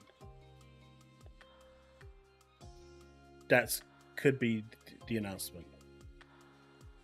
Oh, yeah. See, Paul Harris said... Yeah, they're bringing back... They decided for the PlayStation, because the PSVR 2 doesn't have any games, they're going to bring back... What do you call it? What was that game that never actually came out for Xbox that was a joke? We don't do that. Only PlayStation does with Abandoned. And it lived up to its name. No, I was thinking the one that was done by what's his face that made Fable. Oh, what, Lion? Milo. Hey, look, Milo was cool, right? He was a cool kid that never got to realize his true potential. Yeah. But he'll be remembered. They're going to bring back Milo, then going to port it to the PSVR 2. So the PSVR 2 has a game. If they did that, I can bet the Xbox gets hella destroyed in court because killing him. They can't. You can go and... It's called a third-party contract. If they wanted to, they can do it. They're not going to Capcom and saying, I'm buying you and I want this to happen. They're saying, I'm offering you a lot of money to make this game exclusive on my platform. Whether it's a timed exclusive or a full-time exclusive. Doesn't matter.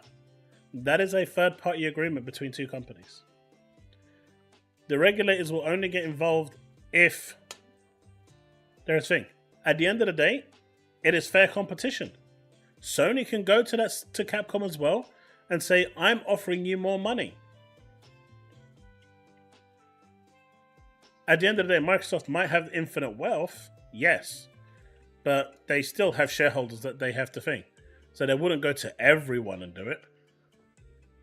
And if that was the case of what you're saying, why isn't the regulators going after Sony considering they're money hacking almost every game out there? Anything remotely with a potential of being good, they're money hacking. Or they're money hacking exclusives. Or in the case of Sonic, they're money hacking a goddamn intro prologue bloody cutscene. Yeah, and a mission, right? There's a mission, I think. No, it's just a cutscene. Okay. Just the cutscene. The cutscene was exclusive. Yeah. It was also great watching it on YouTube. I mean, I'll watch it on my PS5 when I buy Sonic, but I don't need to do that. But considering the fact that a certain game got announced for that month, I'm not sure if I'm going to pick up day one anyway now. But we'll talk about that game later, hopefully. I think if there was a Halo Master Chief game, we'd have heard or seen something about it by now. There are enough notorious leakers for Halo that something about it would have appeared. I don't know. There's been so much smoke with it that there's got to be something. No, I think it exists. I think it exists, but I think it's such a low priority right now. And I still feel like if they do port it over, and people are going to hate this, but they're probably just going to port over the multiplayer. They're going to leave the campaign exclusive to Xbox, maybe.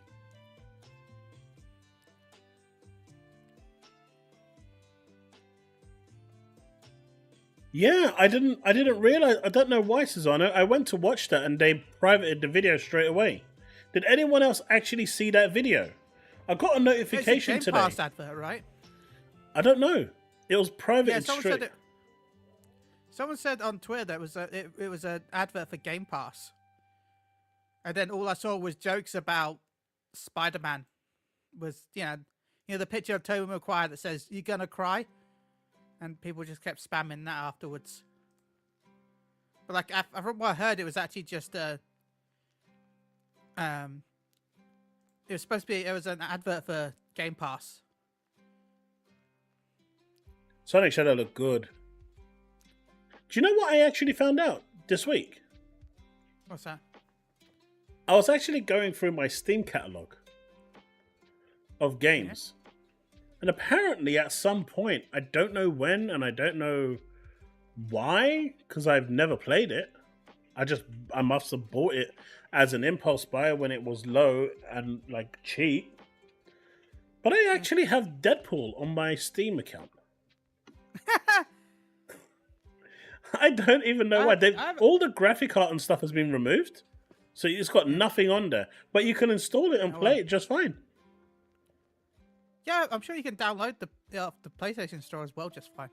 If you've bought it. Yeah, if you bought it. Yeah. What do I think of Rise? They normally remove stuff from your account. They just remove it from the store. From the store, yeah. Yeah. Rise, I think, is a decent game. It gets very repetitive after a while. Graphically, it looks phenomenal. And it holds up to today. Like, graphically, it was Rise. Yeah. That game graphically looked insane. And it still looks insane today. I'll accept that only if you also say that the Order also looked really good. It did, but Rise looked better. Different art styles.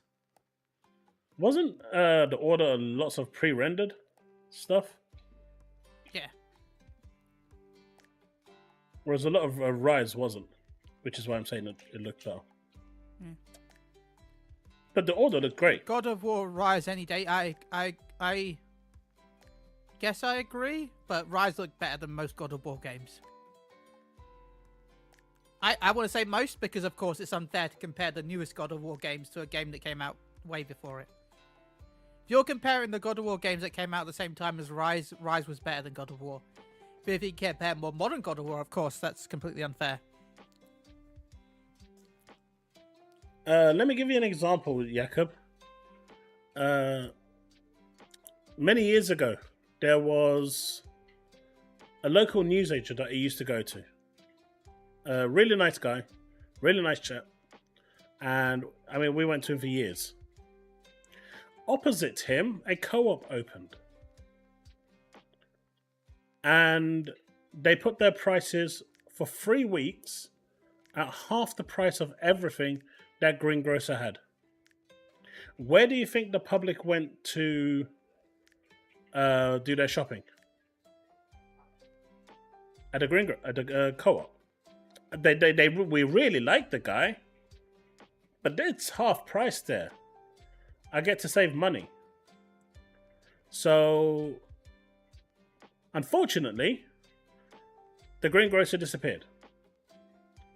And despite all the protests that he did to the local council for unfair trade, they were bullying him about and whatnot, no one cared because they told him he could reduce his prices. Obviously, he couldn't because that would hit his bottom line and he would be in the same position he is in now, having no money. But in the end, he had to set up. And Co-op bought that off him, bought the shop off him, and opened up another continued the newsagent there. Made a little mini-mart out of the store. So they literally wiped him out. And there was no issues. Microsoft won't go and purposely kill PlayStation because PlayStation will still have the option to go and get those trade deals. But if they can't get the trade deals, that's not a Microsoft problem. That's a Sony problem, and they need to fix that. They need to offer what Microsoft can't.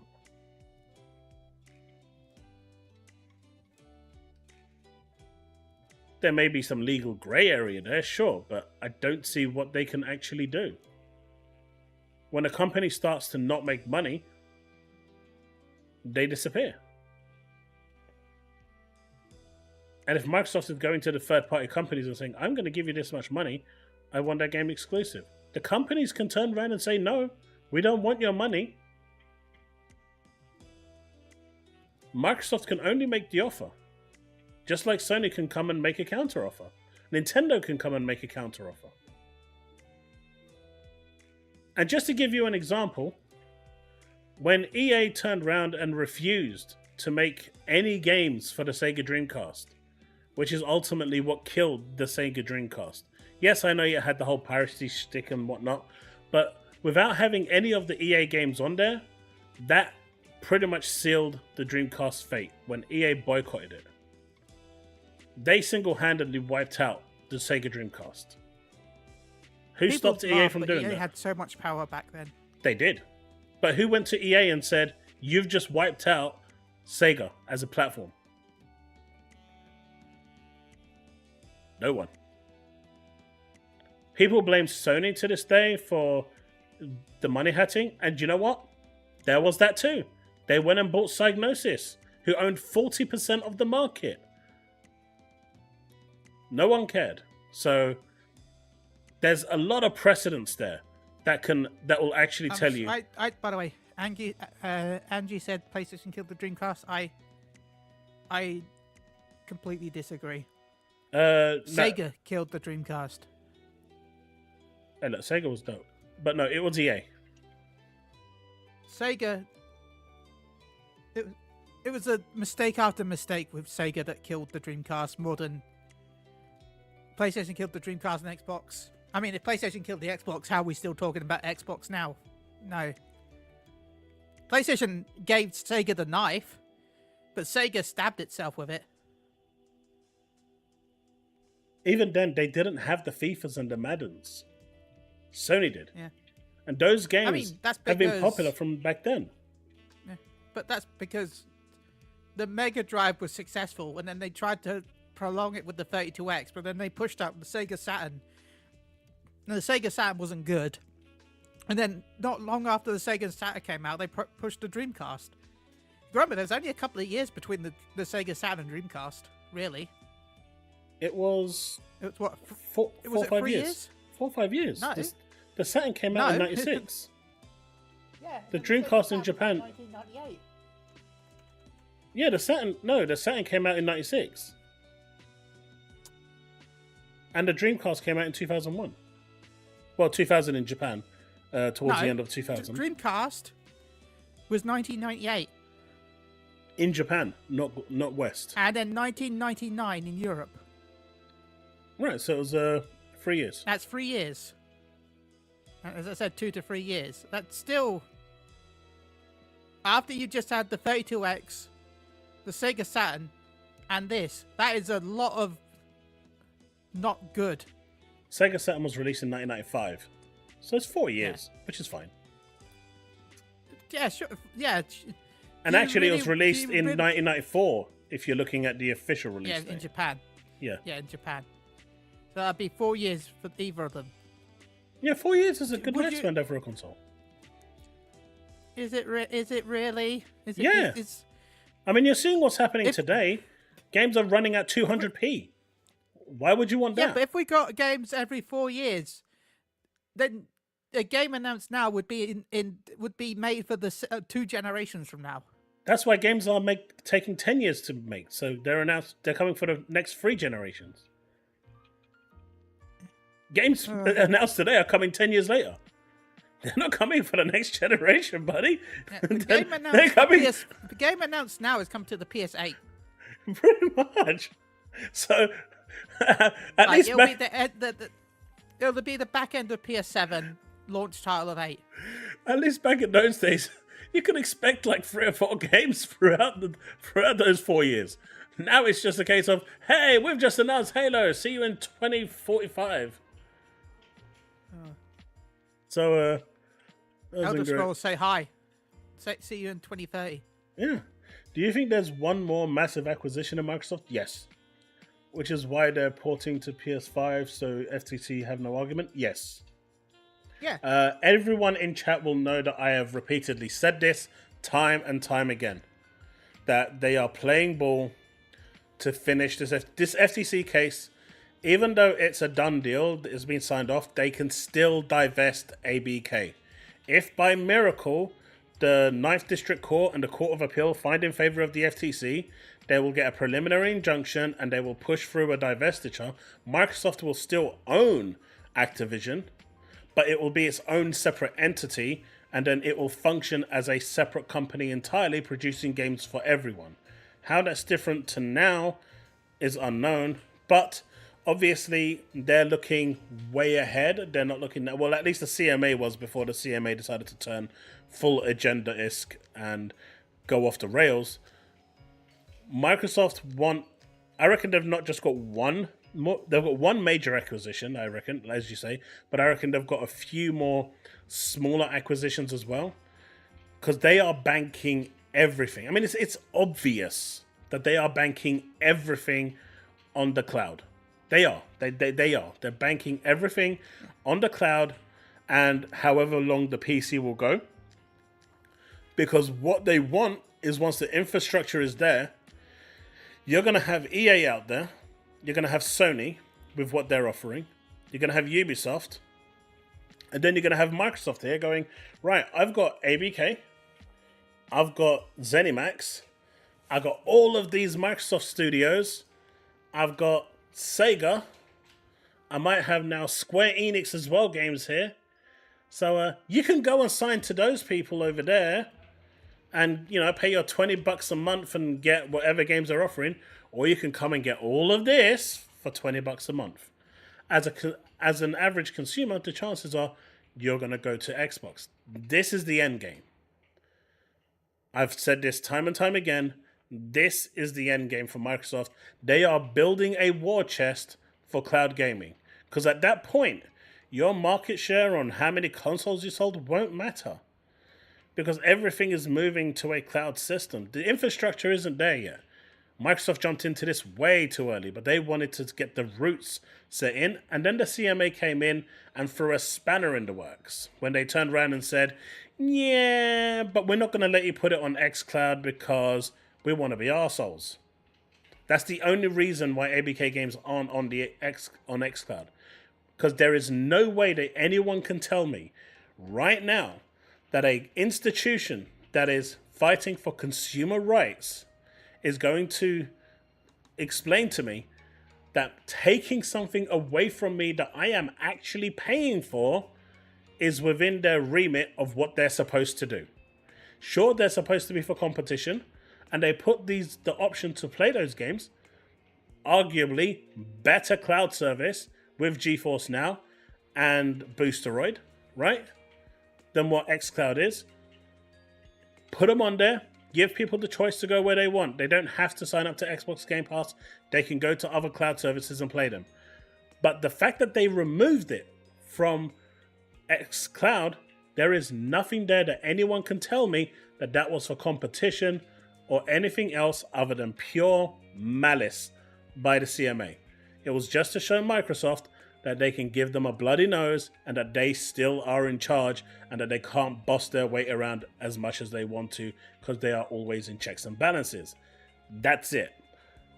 So that's put a spanner in the works. And that's why Microsoft has taken the foot off the pedal, because for 10 years they don't own their games, right? They can't do anything with it. So right now they're just giving it to everyone, looking like the super pro-consumer person by placing everything everywhere. But I guarantee you, in 10, 15 years, when that license with Ubisoft expires, that shit's coming home. GeForce Now's going to lose it. Boosteroid's going to lose it. All of these cloud services are going to lose it. And Microsoft is going to turn around and tell you, if you want to play all of these games, and at that point, if there's no consoles, that will be your only choice to play your Final Fantasies, your Gears, your Halos, or whatever it is, your Call of Duty. It ain't going to be on no PlayStation service. It ain't going to be on no other service. It is only going to be on Xbox service. That's the end game. But there is just so much time to get there. They at least have 15 years, right, for the Ubisoft deal to end, which is why they've kind of jumped the gun a little. Well, I wouldn't say jumped the gun, but the CMA really threw a spanner in the works, and obviously now they're having to readjust everything because that's truly and utterly screwed them up. So right now, they are waiting to finish this FTC trial, get it over and done with, which the 9th District Court has openly said, I don't want to make a decision on this. Can you two please just agree? The FTC said, no, we will not. You have to make a decision. And so the court said, okay, I'll go and come back again in the next one and see if you guys have made your mind up. So the courts don't actually want to make a decision on this because it is a landmark decision. Just like the one from Judge Corley to decline the FTC with the preliminary injunction, this is also a landmark case because the FTC now is really going for this to get the preliminary injunction reinstated. And it will be the first time in, 50 to 100 years? It's never been done Well, it's been done like 50, 60 years ago. But it's always lost. So they're really trying to get a landmark ruling here. And no judge at the moment wants to touch this with a barge pole, because if they make the wrong choice, the wrong decision, that's what they're going to be remembered for. There's a few high-profile cases like this where a big decision like this will impact a lot of things. But this decision needs to come out because it is handicapping Xbox and it is handicapping Microsoft in what they can do. The moment this is over, yes, there will be more acquisitions. I reckon if this was over right now, we would probably be hearing talks with Microsoft and Warner Brothers Studios. I genuinely believe that. But they can't do that right now because they're still in a case. They can't be seen going to other studios and buying them. And they still have to show themselves as the weaker option to give the FTC no possible chance of a defense.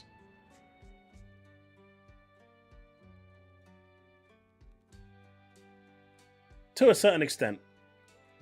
But the FTC is the biggest culprit here.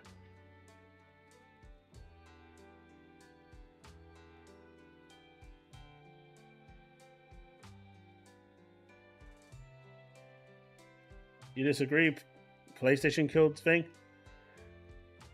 As a combination of both. As I said, PlayStation gave them the knife, and then they stabbed themselves. No, I don't believe they stabbed themselves. If you have a giant like EA boycotting them, and then you've got Sony, who bought up nearly 50% of the gaming market, what do you have left? You've just lost 50% of the market to Sony because they bought it. They bought Cygnus, who owned 50%. And for those that don't know, Cygnus is now Sony Interactive Entertainment Liverpool. They bought them at the time, and no one cared. No regulators intervened like they did today because no one cared about the gaming industry back then. It wasn't as big as it is now. But they bought 50% of the market, and then you've got someone who's probably controlling another 25% of the market, like EA, telling you that I'm not going to release my games on you. So you've got 65-70% of the market gone. You can't survive on 30%. You just cannot. Now, if they had the EA games, I genuinely believe they would have succeeded. If they had the FIFAs, because after a while, because Half-Life was actually made for the Sega Dreamcast, for those that don't know. And it is a perfect rendition. It works. It was actually made, and I was in my friend's video game store at the time, and I actually went into his shop to tell him that, that Half-Life had just been cancelled. Valve cancelled Half-Life after making it and completing it. The game went gold, and they just said they're not going to release it. And as I was talking to him, someone just came in and said, right, I just heard Half-Life has been cancelled. I'm selling my Dreamcast. I'm done. I'm buying a PlayStation. And he sold his Dreamcast there and then. And it was good that someone at Valve actually leaked the source code, the source for the ISO of Half-Life. And, if you find it, you can actually play the full game on your Dreamcast. And it runs really, really well. Pretty much PC-esque. But EA had a big thing to play with this. They had so much power back then. So much power. People underestimate just how powerful EA was. Xbox should buy Ubisoft. I mean, they can buy anyone they want. The problem is right now is they can't buy anyone until this FTC case is done. Nah, they can't afford Ubisoft. They can't afford that quadruple A money. Sorry.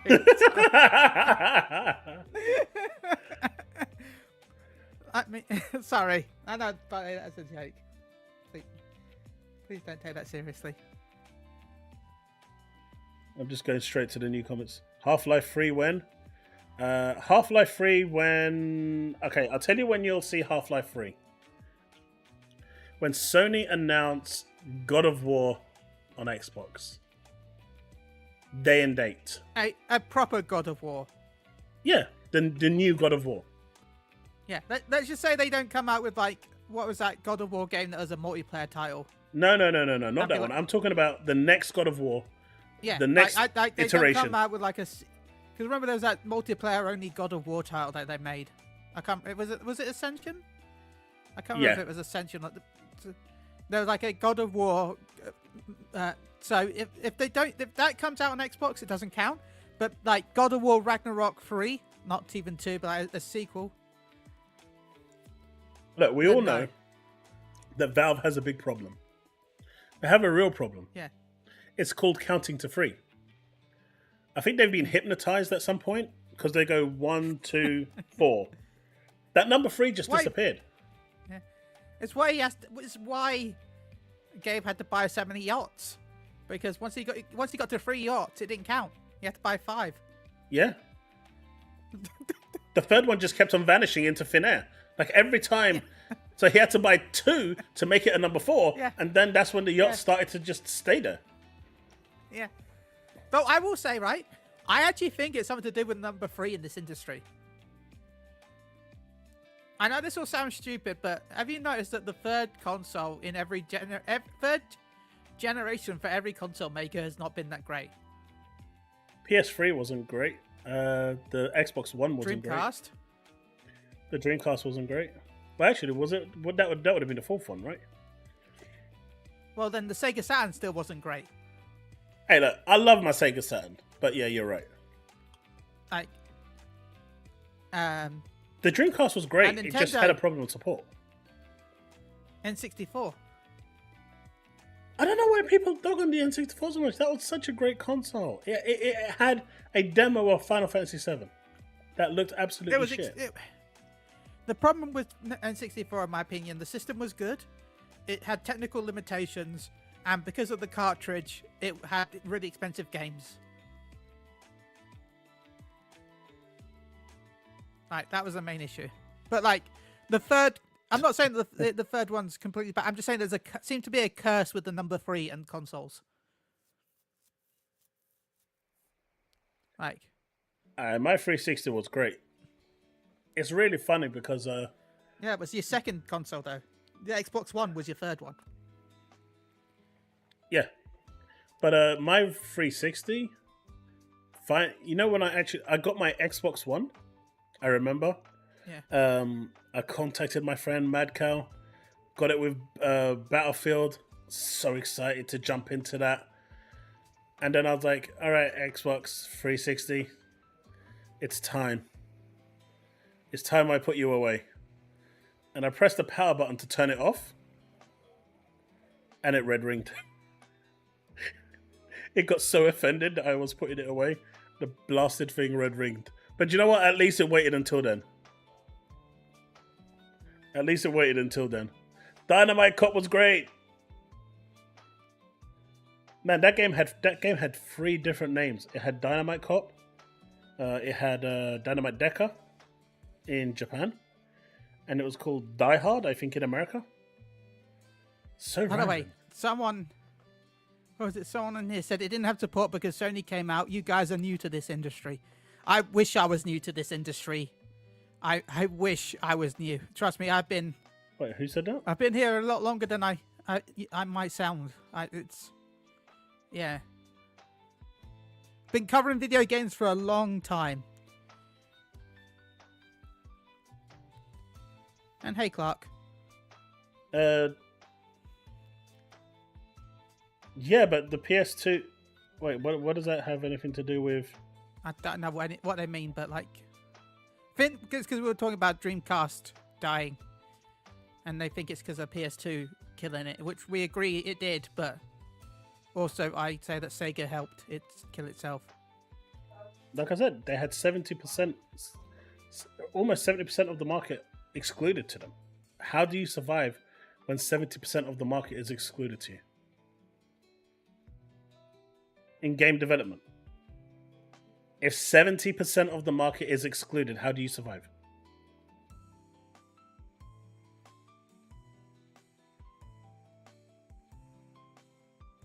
You can't. It's not possible. So it's unfortunate for Sega, but you know, you snooze, you lose. Sony moved in and bought Cygnus. They could have done the same. I sound like a kid. I wish I was. You own the Wii? The Wii was good.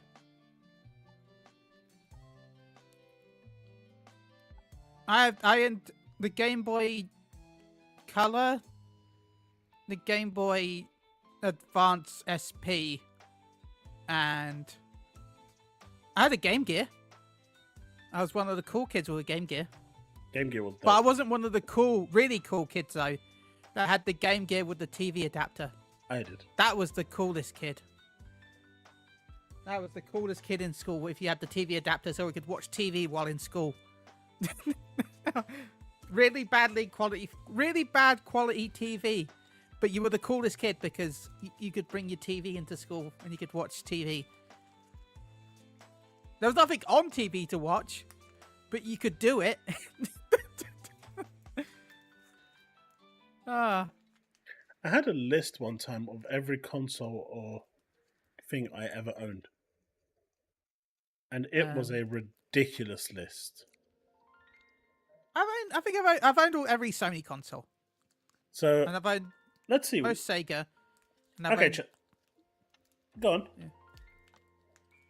I've owned most Sega. I've owned the Mega Drive, which was my first console. I owned the Dreamcast. Mm-hmm. I didn't get the Sega Saturn because I bought the PS1. We weren't rich. Like, it was one or the other. I got the PS1. I got the PS2. I got the PS3. Got the PS4. I got the PS5, of course. I got a 360 from a mate because he was selling his, so I bought it off him. I got the GameCube, which I got for a stupidly insane deal. Like, that was still one of the greatest deals I've ever made. It was, when we had those, like, indie game stores. Yeah. And I don't know why they had, like, a Dreamcast and 2 controllers and 2 memory cards for, like, £45 for some reason. So, I ended up getting a GameCube because of that. I got a Wii, but I bought the Wii for my mum more than anything. So, I had it, but it was hers. And I got a Wii U eventually. Well, a non-usable Wii U. I can't use, really. But yeah, I think that's about it. And of course, I got the handhelds, the PSP, the Vita, the Game Boy. Yeah, blah, blah, blah. So for me... And I got a Super Game Boy. That was one I didn't own. But for me, I had the Commodore 64. Yeah, the Commodore 128. Amstrad. My friend had the Atari Amstrad, which is why I didn't get one. Amiga. Then we had the Atari, the 2600. We didn't get the 5200. After the Atari, I think it was like the Commodore and stuff. Then we eventually moved over to, I think, the NES. Then got the Master System. Got the Mega Drive, Super Nintendo, Sega Saturn, PS1, N64, GameCube, Wii, Wii U, Switch, obviously PS3, PS4, PS5, Xbox 360, One, Series S and X. In terms of handheld, I had the PSP, the PS Vita, the Neo Geo Pocket, the Game Gear, the Sega Nomad. I had the original Game Boy Color, Game Boy Monochrome. I've had the Game Boy Advance, Game Boy Advance 2, the Game Boy Advance SP.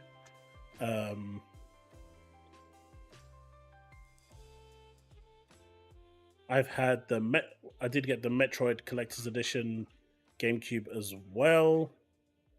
I always wanted the Panasonic one. Even today, I still want the Panasonic GameCube. I never got a chance to buy that. And again, the Wonder Swan was another console. I still want the PSX one day. That's a dream. I wanted the Wonder Swan. Oh, right. Yeah, I had the PlayStation X, the grey one. Then I had, if we're counting the Slims as well, I mean, I had like 5 different versions of this 360, 3 different versions of the PS3, 2 or 3 different versions of the PS2. I had the PS1 small one and the big one because I had the screen that I used to take to college with me, and we used to go into my car and play Street Fighter Alpha 3 in my car during our lunch breaks. with my car battery plugged in and whatnot. So I think I've owned pretty much almost everything out there from early on. The only ones I didn't really touch were the Neo Geo consoles because they were so damn expensive for each game. It's like £300-400 each cartridge because they were pretty much arcade games back then.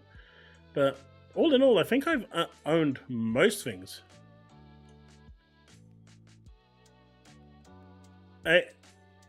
It depends if how much I like the game. There are certain games that I would, certain games, no matter how good they are, I wouldn't. And it's not a reason, it's not just bad minding the game, I just don't have the time. My time is so limited at the moment. Maybe when my time becomes more fresh, I could. Oh, I had the Atari Lynx as well. If you don't know what that is, Google it. You'll be in for a shock of your life. Some games I would, some games I... If it's a short game, then I probably would. If it's a really long game, at the moment, I may pick it up, but I don't think I'd have the time to go through it again.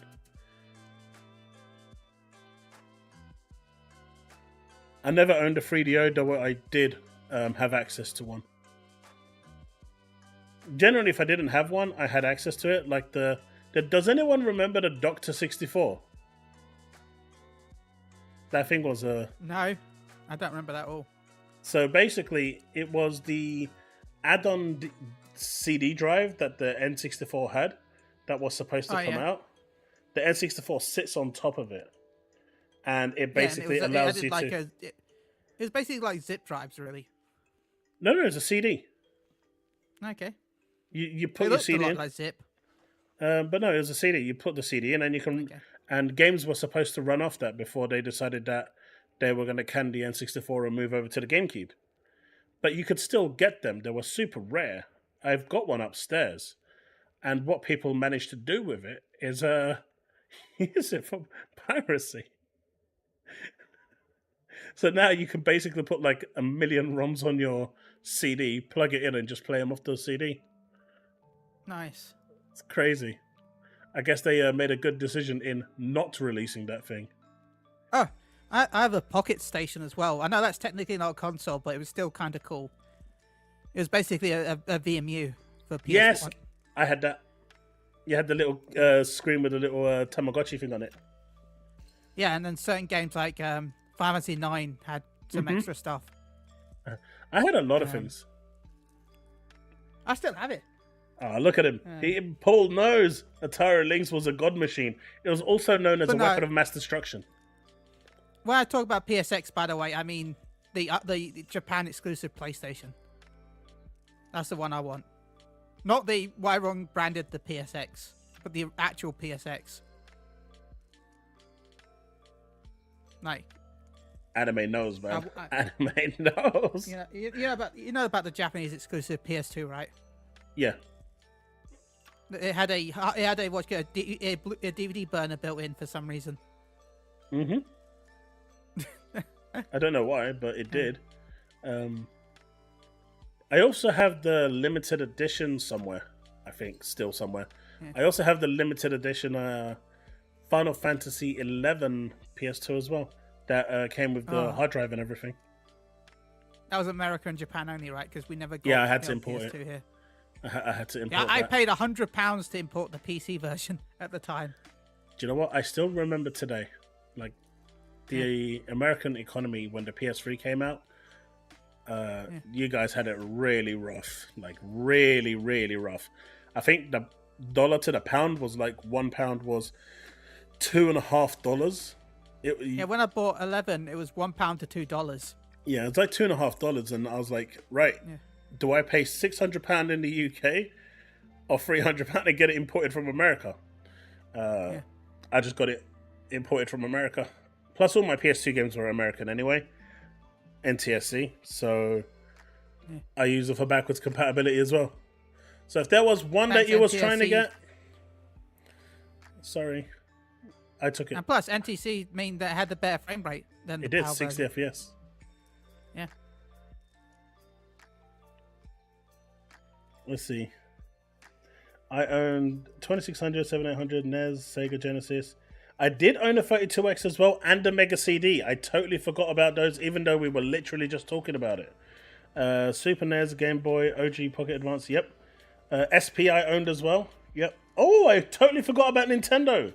Nintendo 3DS, the DS, the 2DS, the new 3DS.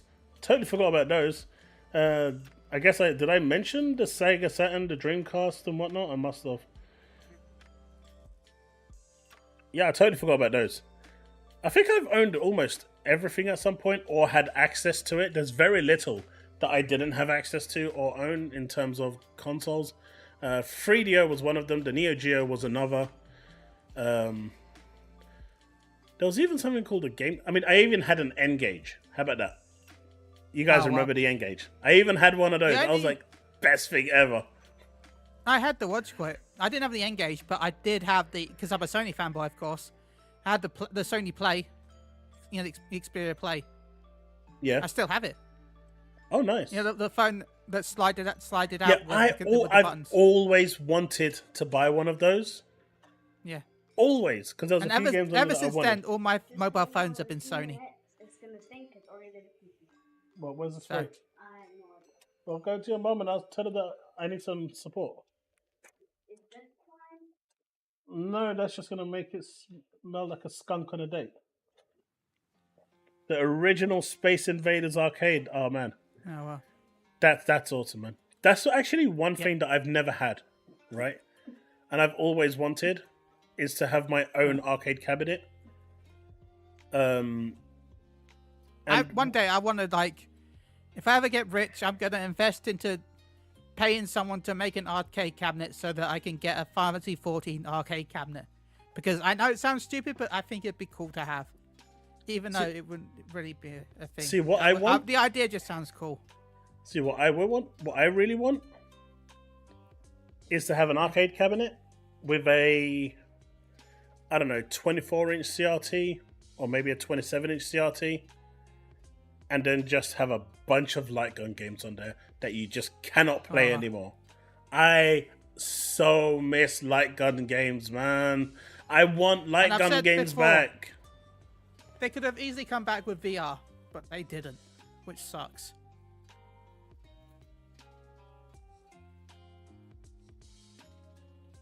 Yeah, John, the Dragon Age Veilguard trailer and release date is up.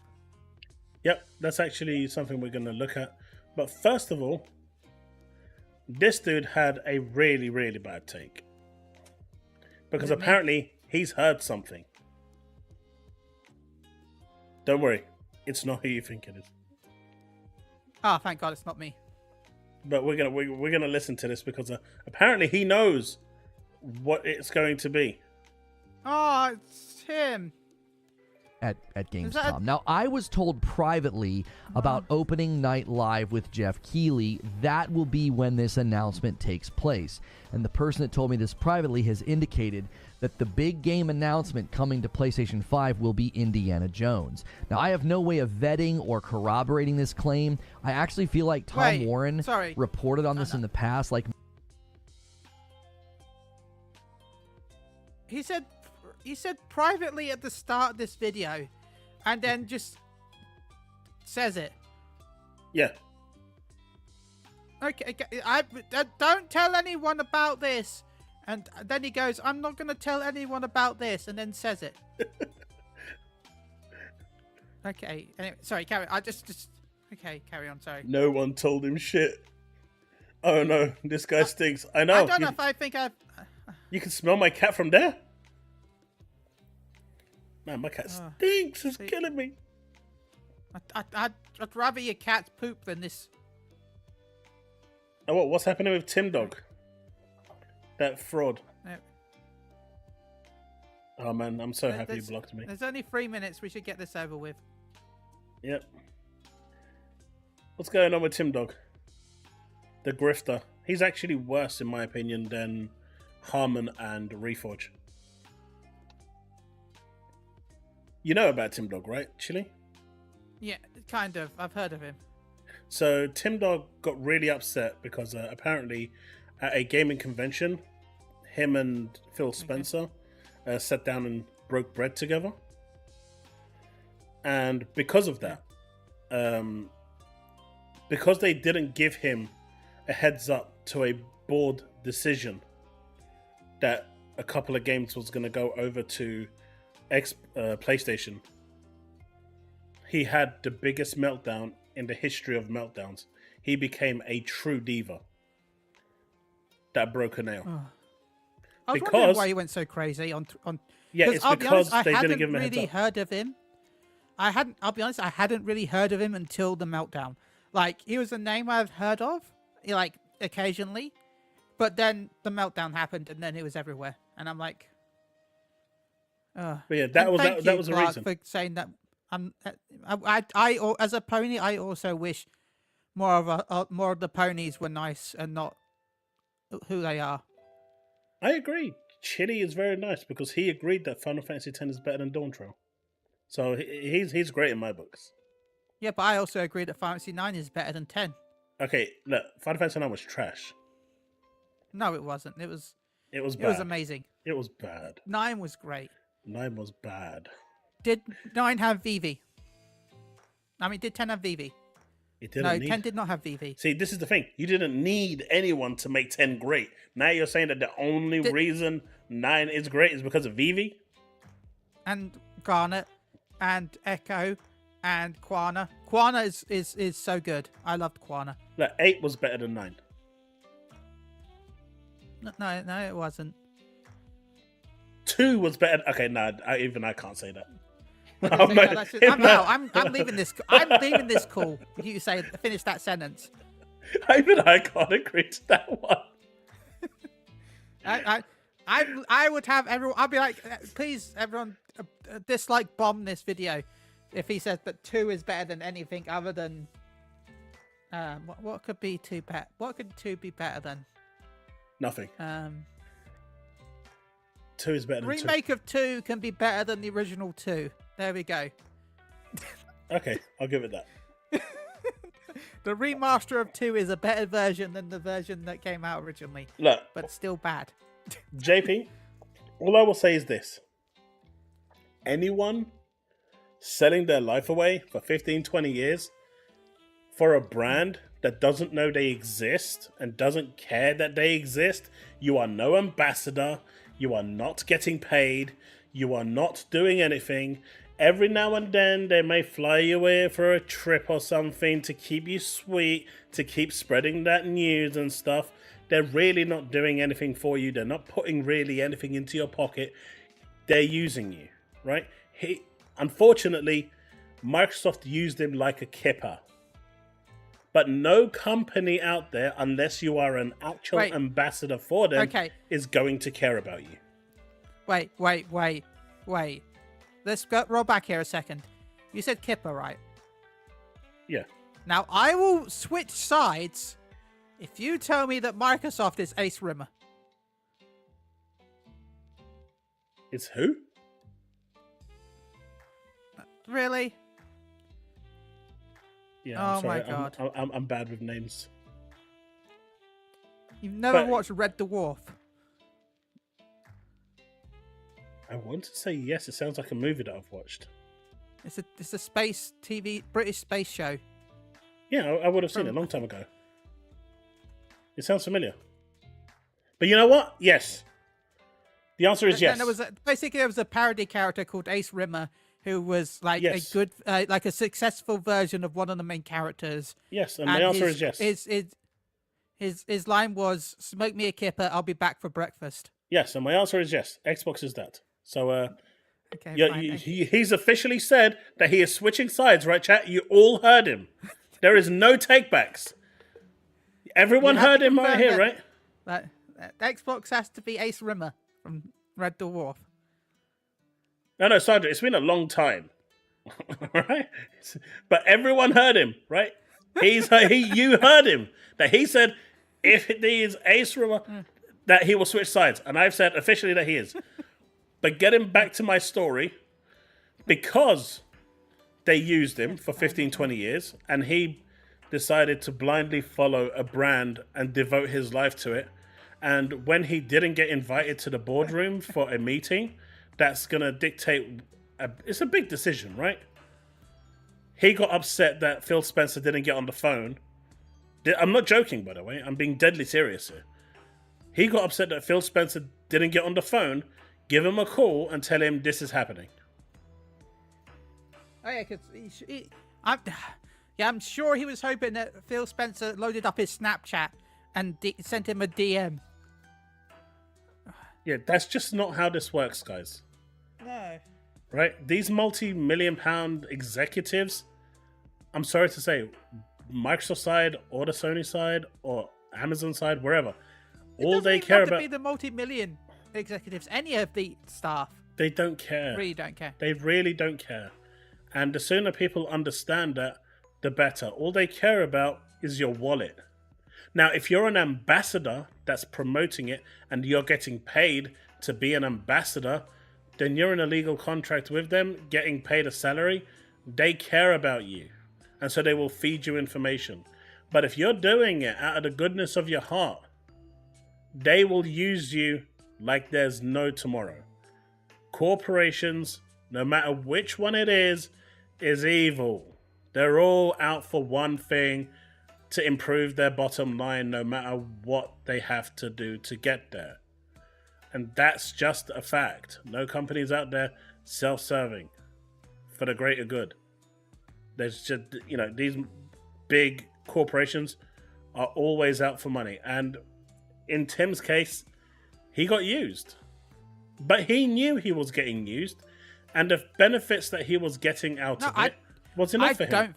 I really don't think he thought he was being used. I really feel like he thought he was part of it. I think the reason why he had a meltdown was because he didn't understand the fact that he was being used. That's just sad. Yeah. Yeah. As Menno Bueno said, people dive into parasocial relationships too deep. I feel like he was just so deep into it that he thought that he was buddy with Phil. And if something like this happened, Phil would personally email him so that he knew. And because he didn't, yeah. I do believe that they did trickle information to him. I wholeheartedly believe that. They definitely did. But... Because he was literally a free advertising parrot. He was on Twitter all day, just posting about Xbox. Tell you. Yeah. They just give you the breadcrumbs. They give you the footnotes of what you need, and that's it. But a decision like this, that's going to be massive. That could impact the share prices. They're not going to give that to him. Donald, going forward with the next Xbox, I don't think there's going to be an S, because there's going to be a handheld.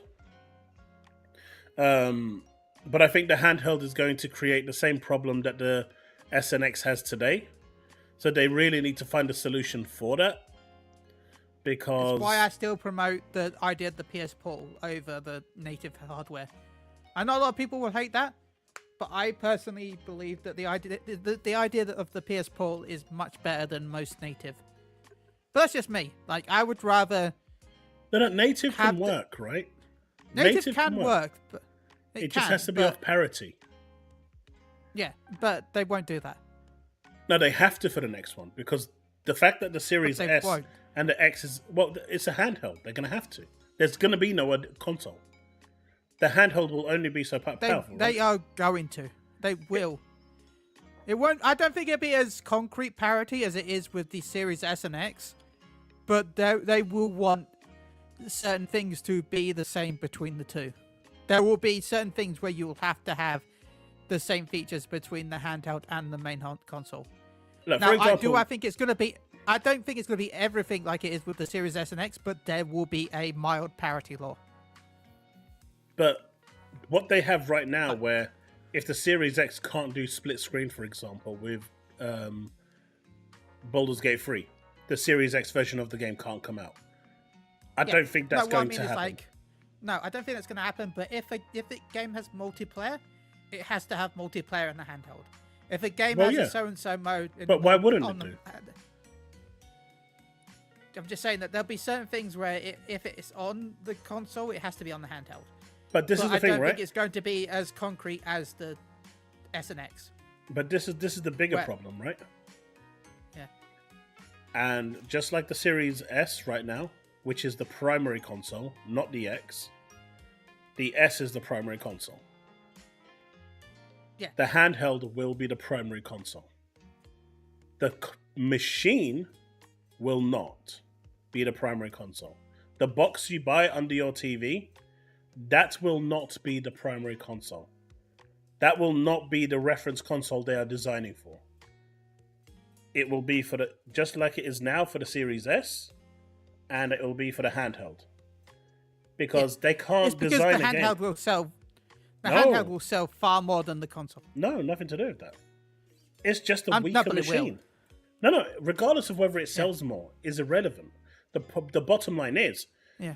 if I have a map, a world map, that requires 12 gigabytes of space, hypothetically, and the Xbox Series 2 console has 32 gigabytes of RAM, it can easily run that, right? Yeah. But if the handheld has 4 gigabytes of RAM, it can't run it. So unless they can find a way to load 4 gigabytes of memory at a time, the game will, that map is going to have to be condensed down to 4 gigabytes to have it. So the Series 2 version of the game, and the one that's going out to the general public, is going to be influenced by the limitations of their handheld. It's just how it Benji is. says, they're all talking about the PS Portal right now. I just want to say, I agree that the PS Portal as it stands is bad, but if it had supported cloud gaming, it would have been a day one purchase for me.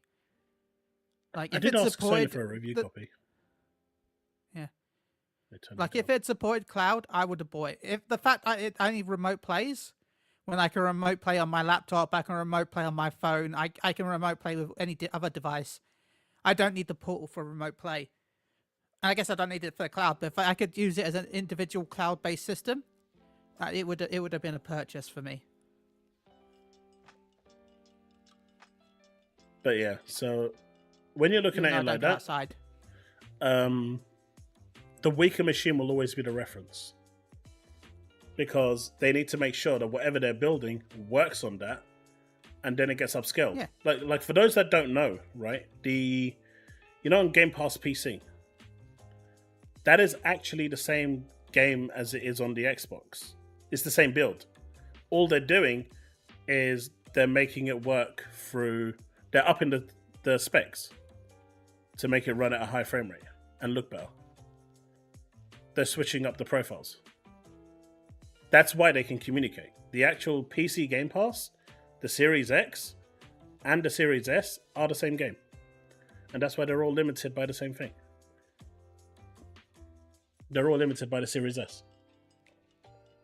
But if Hellblade 2, if it could do more, let's just say they had limitations. It's like Horizon, right?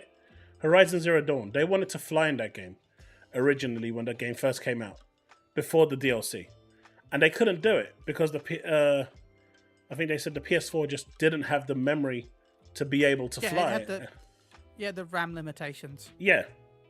And then Horizon it's the same Zero. reason why mounts had an issue. Mounts and stuff like that had issues on Final Fantasy 14 with the PS3.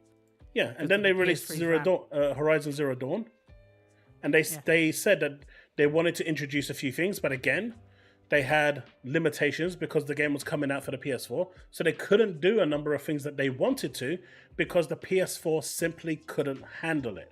And because of that, the actual overall experience for those people that paid $500 for a PS5 is now being limited by the PS4. I think that's totally wrong. If I paid $500 for a console, I don't want to be limited by a previous generation. But at the time, it made sense because it had a bigger console market audience. So you want to sell to your biggest audience. But if you have a weaker console that's available, that will always be the reference, and games will always be limited to what that can do first. And then it will go out and up the resolution, up the textures, up the frame rate. But essentially, the reference console will be the weakest one, because that's your point of truth.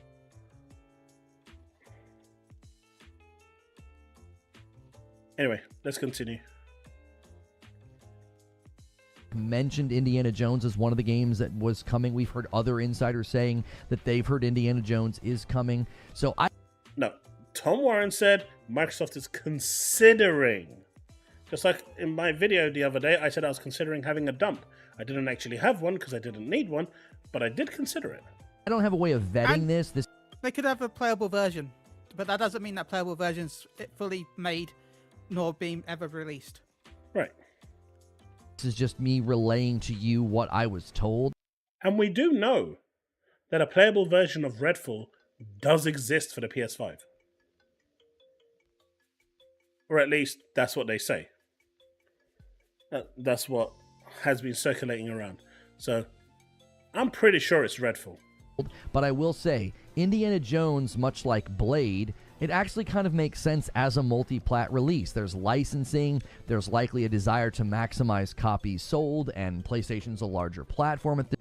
I mean, so why wouldn't it make sense for Spider-Man to come over to Xbox? There's licensing, there's royalties to pay. I mean, they barely haven't... I don't even know if they've actually broken even yet to actually... with Marvel, so wouldn't that make also sense to release that on PC and Xbox at the same time? I mean, the guy contradicts himself in such ways, it's unbelievable. Am I wrong, Chille? No, you're not wrong. And if you get a chance to play the Wolverine game on Xbox, I hope you do. Because I want to say I'm hyped for Wolverine, but I'm still worried. I mean, I love the Spider-Man games, but like... Wolverine's a lot more violent and completely different than Spider-Man, and I don't know. I'm worried that it's not going to be violent enough. Paul says, Chaos, how long before PS5 and PC day and date? I think this new sci-fi game that's coming from, which I think is going to be Siren, right? From Frost Fire Sprite. I think it's going to be Siren. This single-player game that's coming day one to PC. I think that's going to be very telling. I also think that the remake of Until Dawn is also going to be a very telling scenario for the shareholders. They want to make sure that Helldivers 2, even though it's now pretty much dead, considering the automatons are about to destroy Super Earth, and once they do, there's no game. The moment they destroy Super Earth, the game's over. They want to make sure that that's not a fluke, not a one-off, because they've had a few games that have been a hit and others that have been a flop, like Sackboy, for example. But if you release them 2 years after they've come out, no one really cares by that point. I reckon Ghost of Tsushima, for example, would have done so much better on PC if it was released day and date. But if you wait 3-4 years to release your game, most people that are interested in playing it would have bought a PS5 and played it, and then played the other exclusives. And at that point, that impacts overall sales when it comes to PC. But if you release it day and date, you have you maximize your sales because it's fresh, it's hype, everyone's interested. If the game is good, it's going to sell. But I don't know if it will be at the end of this year, but those two games will be a clear eye-opener that will, I think, dictate and shape how it goes forward. But we'll see. Also, the bigger interesting one will be, with those two games coming out soon, how fast will Astro make the jump to PC? I say 6 months.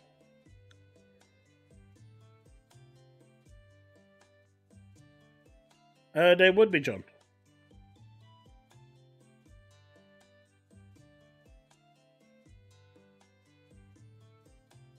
Invictus, I don't know. I genuinely don't know, because they needed to sell 7.2 million copies digitally. If any bundled copy that they sold of Spider-Man 2 for the box, for the actual version of the game, the royalties that they paid differed. So for any game that's bundled, they lost 50% of the value of the boxed product. When it goes to an actual retailer, the retailer already takes like 25% off for themselves, for their profit. Then you've got the whole manufacturing side.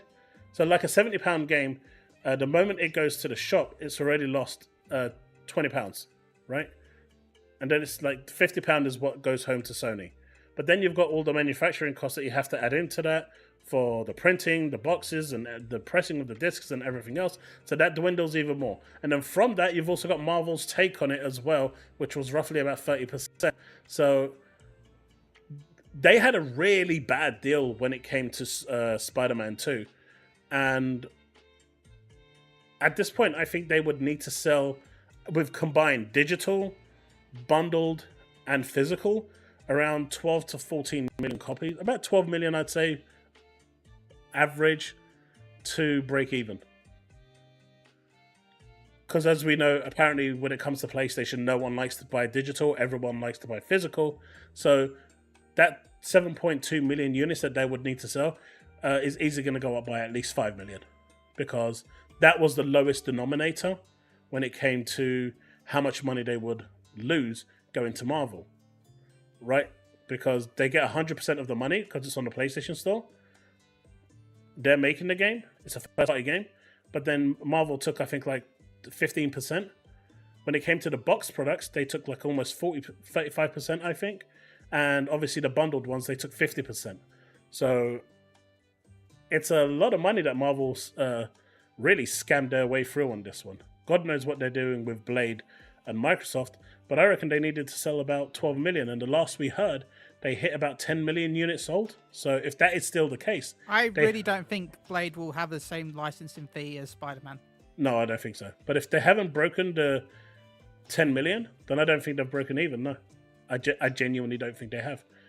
But no. We'll and see. even if they did break even, they would have lost it with the fact that they're working on the sequel. Like...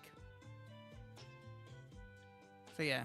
You know, fun game for what it was, you know, rose-tinted eyes and whatnot. I'll agree to that. The last third was really good. The first 2/3 were pretty bland. But no, that game was not. The one thing that game did do, however, is shift consoles. It was a console seller. No matter what anyone says, it shifted consoles. At least 5 million.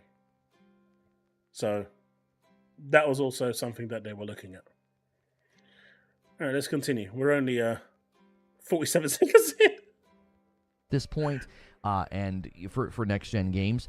And they aren't going to have it on Game Pass, so that's going to be another way to increase sales by doing that. We know from the Insomniac leaks that big companies, when they license out their property, they want to see a big return on that, and Xbox hasn't been the greatest in that department with respect to when a game lands on Game Pass, it tends to cannibalize the sales. They're the smallest next-gen footprint right now, falling behind, other generations that they've had. Their hardware is not in a good spot. So it actually, to me, makes sense that it could be Indiana Jones. Indiana Jones is one of the big announcements that's going to be part of the opening night live with Jeff Keighley. So that's what I've been told. The real question then is if Forza Horizon 5 is coming, when. I don't think it's a matter of really asking what games anymore. I think it's only a matter of time before this isn't really even going to register as a surprise. I think a lot of us saw this coming. The CFO remarks at the end of last year, we were told that, that he's just talking about ABK, which was just a horrendously bad read of that. You could tell he was talking to people that were not very adept in the gaming industry. It was, money people. It was investors, would-be investors at a Wells Fargo summit. And so I do think more and more games will be coming, and around this time next year, by the time we get about halfway through 2025, I don't even think it's going to be a shock anymore. I think it's just going to be described as, yep, that's just what Xbox does now. I do think you will see games come to Xbox first, like Avowed, but I don't necessarily think anything is sacred or safe. I think anything is up for grabs and will come over if they feel that they can make money off of it. This is why from the very beginning I was like, Blade's a multi-plat. Like, you wouldn't have an exclusive and not make that very clear from the very beginning. And in light of everything that's happened now. Well, you would, because it's not coming to this console. And what are they going to do? Reveal the next generation console's name? It's obviously not coming to the Series X. So what platform would they have it? What platform would they put it on? What would they show? The reason why Blade didn't get a platform name is because they don't have a platform logo. It's not revealed yet. The next generation console hasn't been announced. What are they going to do? Put the Xbox Series 2 logo on there? Now? They're not going to do that, right? I mean, even announcing Blade this early was stupid. You know, Blade being announced next year would have made more sense. Announce Blade next year and then release it the year after. That would have made more sense, right? Now it's I don't know why. Sorry. Go on. But, okay, my Dragon Ball game, my gacha game, you got leader skills, which buffs the teams. This all makes me think of back in the day when, for some reason, we were in like a certain meta at the time, but Japan's version was ahead of ours. But to celebrate an event, they released the units the Japanese version got at the same time on global, right? But because we hadn't got that far in advanced, rather than actually just releasing the characters, all the skills were to be confirmed. So everyone was getting these characters and had no idea what they could do because they just released nothing. And for some reason, Blade makes me think of that right now, where we know what it is, and it's coming out at some point, but we don't know on what. I mean, it's not on the Xbox Series X. That's for sure. Well, it might be. No. The game only started development, what, a year or two ago? It's not coming out for the Series X. Not when the 2026... With how long cross-gen has been. 2026 is when the next Xbox is rumored to be coming out. And if that is still the case, it's going to be an next-gen game. We're still getting PS4 games. Dude, you got PS2 games until what? 2020? Yeah. I'm just saying that cross-gen, it could still be a cross-gen title. I doubt it, but I'm just saying that it's still a possibility. You seem to be completely outruling the idea. I don't think they'll support I don't think they will support the PS4 and the Xbox One. Yeah, I really hope they don't support the PS1 on the next Xbox. You're right, that would be bad. They'll just have them as cloud machines. Anyway, let's keep going. It was Seekers of Adolin Collector's Edition that was released on PlayStation 2 on March 31st, 2016 as the final official game to land on the PS2. March. So let's go Final Fantasy 11. You know, when did the PS2 actually come out? 2000, right? 2000. So 16 years later, they're still making games for it. That's crazy. But that was the final one. That console outlived its time. Anyway. Yeah, Blade's definitely going to be a multi-plat. So is Forza Horizon 5 coming to PlayStation 5? Well, it would seem that yes, some insiders and folks that are in the know and connected, they say it is coming in the near future, but there seems to be consensus that the big game announced next week will not be Forza Horizon 5, which begs the question, which game will it be? And at the moment... Prey 2. No, it's going to be Redfall. You'll see. You'll see it's going to be Redfall. Rumor of another Xbox PlayStation port. I could see it happening someday, but this time round, it ain't Forza being announced next week. I don't know what it is, though. Wait, no. Clearly, it's Resident Evil. That's why it said RE at the start. Most likely. But no, I think it's Redfall. But I don't get this, right, chat? I don't get this. Like, I get you being okay with it, right? With everything going. There are some people on the Xbox camp that just don't care. As long as they're getting it on Game Pass, they don't care. Yeah. It can release wherever it wants. PC, Samsung Fridge, Etch-a-Sketch, they just don't care. As long as it comes day one to their Game Pass, they don't care. But of course they don't care. But what about this? My dude was all about never, and now Forza Horizon 5 will be even bigger on PS5. What? I mean, he's not They wrong. need a real open world racing game over there. Nice for Xbox first party to set up when play. Dude, this is a bona fide Xbox centric, like way worse than me when it comes to. Yeah, he's a very. I can't stand a lot of his posts. Right? But he flip-flops like a fish on dry land. I don't get it. I don't get it. As a PlayStation player, please give us Forza Horizon because there's just not enough arcade games anymore. Go play Ridge Racer. I just want more arcade racing games. I don't care what the game is. I just want more arcade racing games, please. Give me a new Burnout. You got Ridge Racer Unbound. When was what? Ridge Racer Unbound. Or is that only for PC?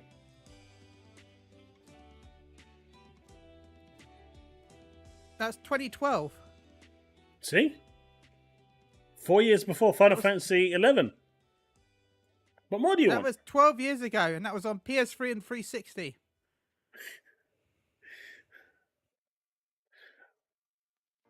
But no, I just find this attitude really weird. You know, I will always reiterate that I have less skin in the game than people that own the game on Xbox, right?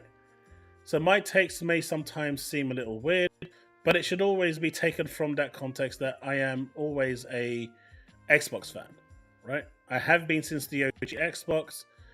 Since I played Halo, I've just loved my Xbox. And that won't change. That's why I get upset when well, not so much upset, but more passionate when I see stupid decisions being made that go against the gamers. Well, Xbox gamers, should we say? Yeah, Xbox gamers. Because gamers like that would involve PlayStation and Nintendo, which I know, but when I say I that, support. I'm an Xbox fan.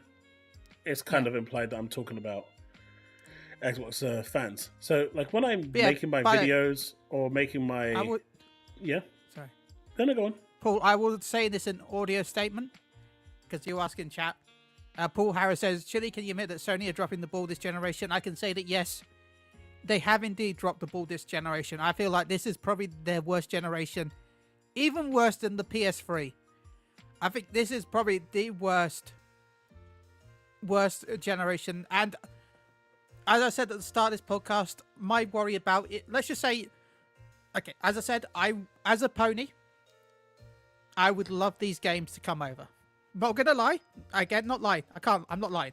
As a pony, I would enjoy all of these games coming to my system. Because as a pony, I would like to purchase them. I would like to play them. I say that, but I would like to purchase them. But most ponies seem to not want to purchase them. That's a complete lie. They just want to talk about purchasing them. But still, and some of these games I would like to purchase, except for Starfield. You can keep that. I don't want any of that. I don't want to touch that. You can have it. You're just afraid of the stars. I've got No Man's Sky. Why do I need that? It's a better game. No, it isn't. It has anyway, Doom in there. This. And everything has Doom in it. It's Doom. No, but it's got an exclusive. A calculator Doom. has Doom in it. It's got an exclusive Doom world. My issue is this is the one I was talking about. Yeah. My issue is, though, if the Microsoft games did come to PlayStation, let's just say all of these games that are rumored that are coming to PlayStation are coming to PlayStation. If they all come to PlayStation, my issue is that Sony will become even more lazy, because why start making their own games when all the other companies are doing it for them? And I want my Sony first-party titles. I want Sony to be up there pushing the limits and making new IPs, making new games and franchises that I enjoy. Where's my new Killzone? Where's my new Resistance? Where's my new Mag? Where's my new Siphon Filter? Where's my new Legends of the Dragoon? Where's all my different Sony franchises that I love? I worry that if the Microsoft games did come to PlayStation, that by doing this, Sony will have less incentive to work and, of course, make up their own games, because everyone's doing it for them. Why do it themselves? And that's my worry. Like, I would like them, personally, but it also makes me feel like it would just be horrendous for the gaming industry in general if it happened. Oh, Warhawk. But not Starhawk. We want a new Warhawk. The Starhawk wasn't the worst. With this, hell, PS Home with the social media buzz that happened when everyone was in lockdown. Imagine how well PS Home would have done nowadays. That would have sold so many systems with how big VR chat is. Sony's just made bad decision after bad decision. And it's a shame, because they could make so many good decisions, but they just don't.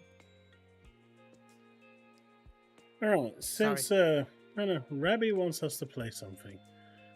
I'm not sure why he wants us to play a PlayStation game, but... Let's go! I guess Rabbi is now all PlayStation. I don't know. But Thank he you, wants Rabbi. to You're check the this one out for PlayStation. I know you Trying to wanted be me to his use bad this bloke, channel don't I? only in emergencies. But I can hear them again. They're coming closer. What is this? This is She's here. She's he looks- somewhere in this sector. But I had to discover what lay beyond. I mean, it looks good. I had to see it with my own eyes. Who are you?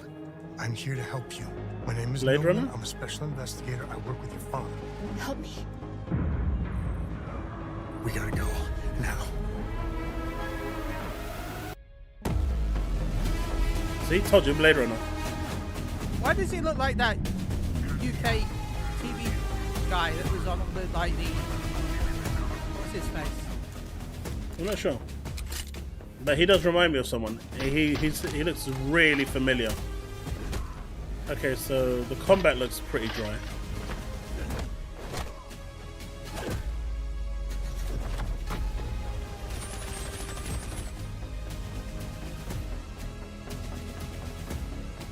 I don't know. The combat looks very linear. You understand what I mean? Like, I don't like the character models. I don't know what it is. It looks weird.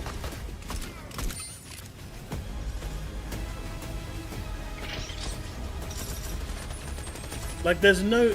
His face has no emotion. I think that's what's breaking my immersion. It's just one face, and that's it, and that's the face. I never asked for your help. Why are you risking everything for me? Because you're a I'm not gonna wife. let them hurt you, Natalie. This city needs someone like you. I never asked for any of this. And her face is plastic too. I hope you're right. Like nothing is I'm moving. doing whatever is necessary to keep you safe.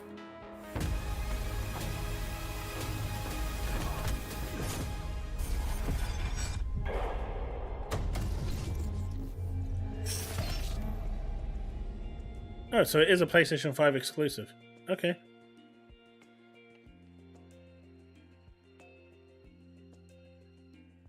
Well, I guess. Let's see. Woodpit, that might have worked. I mean, is this a PlayStation 5 exclusive?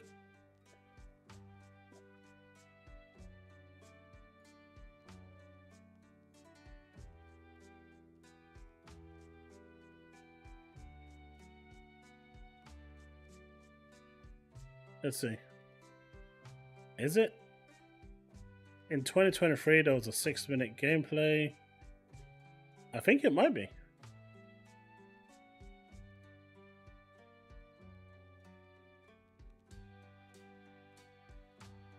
I mean, it's on PC as well.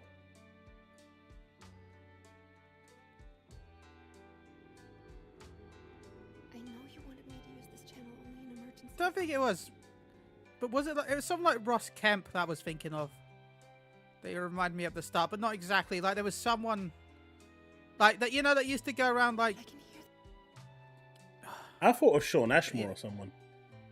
Yeah, it's not him, but like it was someone that did like a lot of like documentaries on like local UK gangs and stuff like that. And he would go into like the roughest That was places Ross of Kemp, England yeah. and yeah. Is it on Xbox?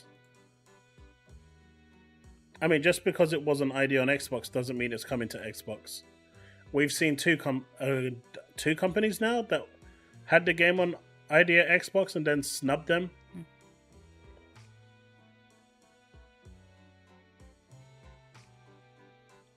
It looks cool.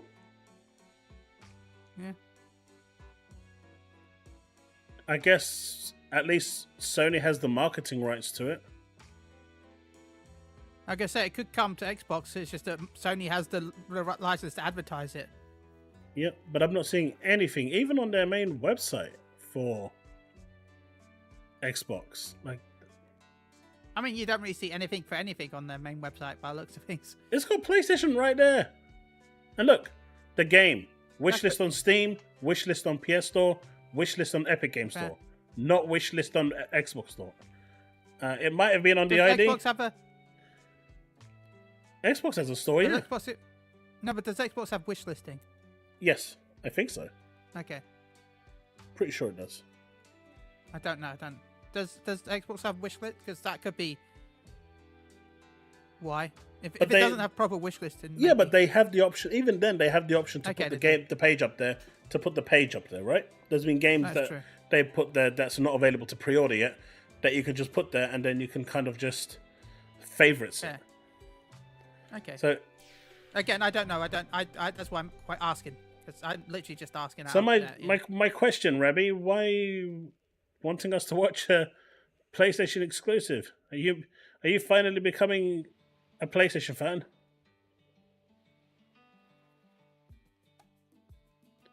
Another game games snub Xbox, only to not sell on PS5. Thank you for that $2 super chat. That's it, John. Danny Dyer. That's who I'm thinking of. You're right. I'm thinking of Danny Dyer. That's who it made me think of. Do you know the number of people? I've had 4 people over the past 5 weeks reach out to me. I'm not going to name names. Danny Dyer? No, that's told me, why don't I start making PlayStation content? Well, you know what? Should I go make PlayStation content, chat? You should. And then have me on there so I can just rinse it down to living hell. Bagged has almost lost. Hey, I was a guest on a show recently and you said I did a good job, so. Oh, that was amazing. Chat, do you want to hear Chille in his prime? Do you mind? Sure, it's up to you. It's your channel. No, do you mind? No, I don't mind. It's not my content. I was a guest. See? Look at Bags. Never! I will never abandon ship. I'll tell you what, chat. What I'm going to do, because I want to support the Chille. Okay. Chille is my good... It's not me. I'm supporting someone else. I know, but it's still work that you did. Yeah. It's still work that the Chille did. And if you like the Chille, this is a 5-minute thing. Go check it out. It's really cool.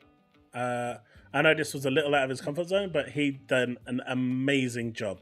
So definitely check that out. That 5 minutes took me about an hour to record. But yeah, go check it out, chat. Get him I know it's not directly help like him, but if it all goes towards building his cred up so he can get more invites later on down the road. Yeah. If anyone that wants to know, the show is done by Nate, who not Nate the Hate. Nate Benderama. You remember from Little Big Planet? Yeah. Limit Break Radio. Yeah. Yeah, it's his work. So when I get asked by someone from Limit Break Radio if I want to be a guest on a show, come on, it's the original Fantasy 11 podcast. Bag, we have loads of games. Food Alpha. We have loads. So. And for all people saying that Halo sucked as a TV series, as an original series, it was up there, number 3. It even beat Reacher, which is a good series, by the way. I mean, the last Amazon show I think I watched was that one with David Tennant, because David Tennant is amazing, and I will watch anything with David Tennant. You add David Tennant to your show, I'm watching your show. So, all those ponies saying that Paramount shut down because of Xbox? No, they did not. Because of Halo, they did not. Yeah. They were. No, they probably lasted a couple of more years because of Halo. Yep.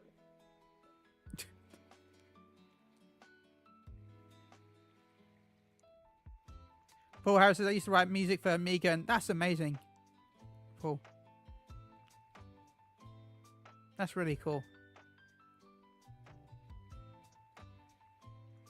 Oh shit! This sucks. What sucks? Oh man, this sucks balls. Let me bring it up on screen if I can find it, because I think I might have Twitter lost account. It doesn't suck that bad. So, for Modern Warfare 2, or Modern Warfare Remastered, sorry, they released a mod that basically added like all the old maps because Activision wasn't doing it. Yeah. And they received a cease and desist order from Activision Publishing to take it down, which they're complying with and shutting down all operations immediately and permanently because they do not want to get sued. That is so bad.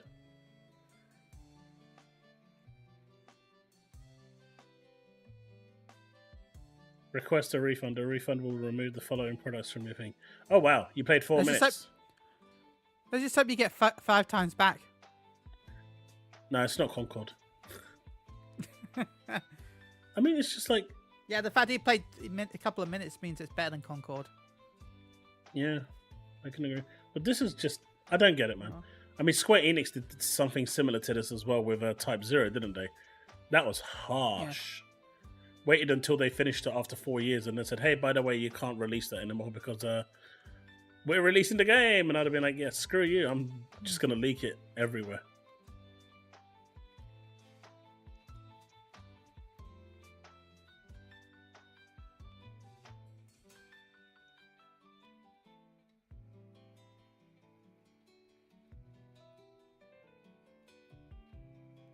Who knows?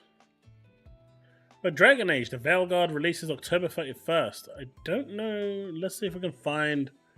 Apparently they've released a new trailer. Yeah, it's a new release trailer. But is it in here? You need to listen. Is this it?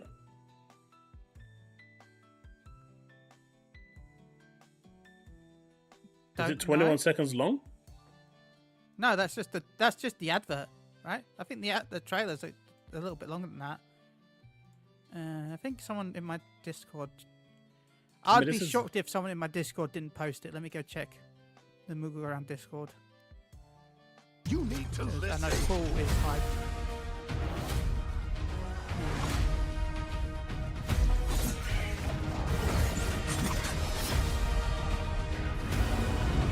It's 2 minutes and 55 seconds, so... People are always dying. How would you want me to send you it? I'll send it through private chat. You need to listen. There you go. I mean, it's fair, it's their product. I'm not saying anything in that regard.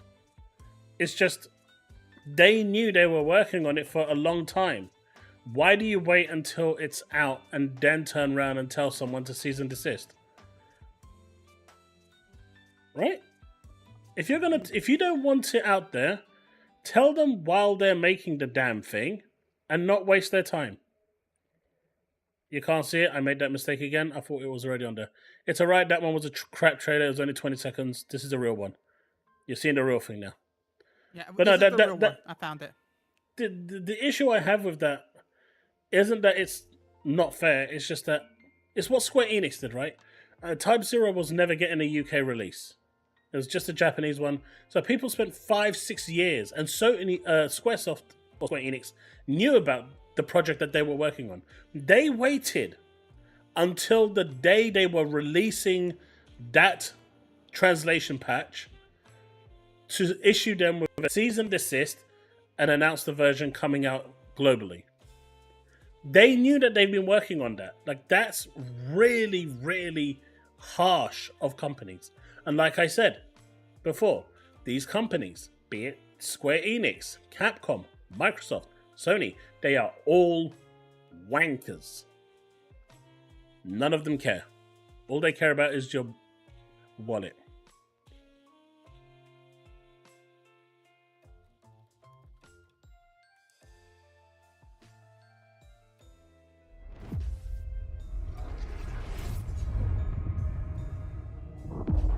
You have no idea what you have done.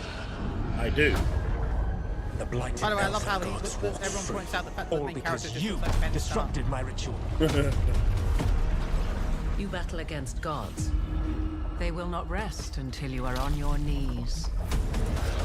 Fearful, cowering, helpless in the face of such power. Rook, you've got this. I've seen your work. You're clever, adaptable. And you don't know when to quit.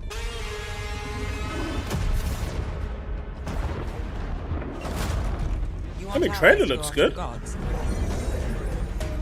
I've got places to look. Where do we start?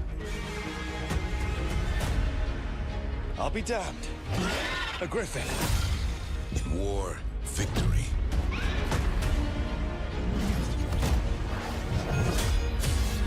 Oh, he got finished. I'm ready. I've never seen this before. There's something kind of exciting about it.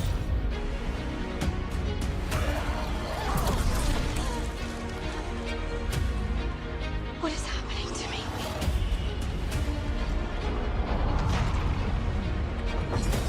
Let the Fae draw close. Draw the dragon out into the open. Then attack. You and me, Rook. Maybe that's what scares me. These are the times in which legends are born He's back! or slain. So happy.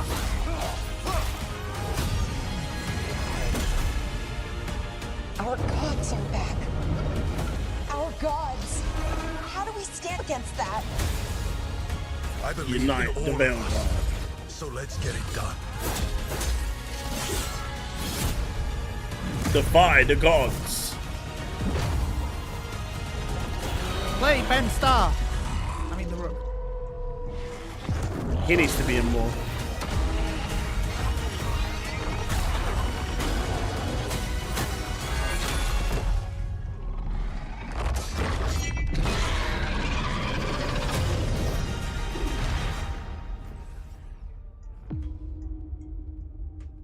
Alright, if you pre-order, you receive the Blood Dragon cosmetic armor. So who's pre-ordering?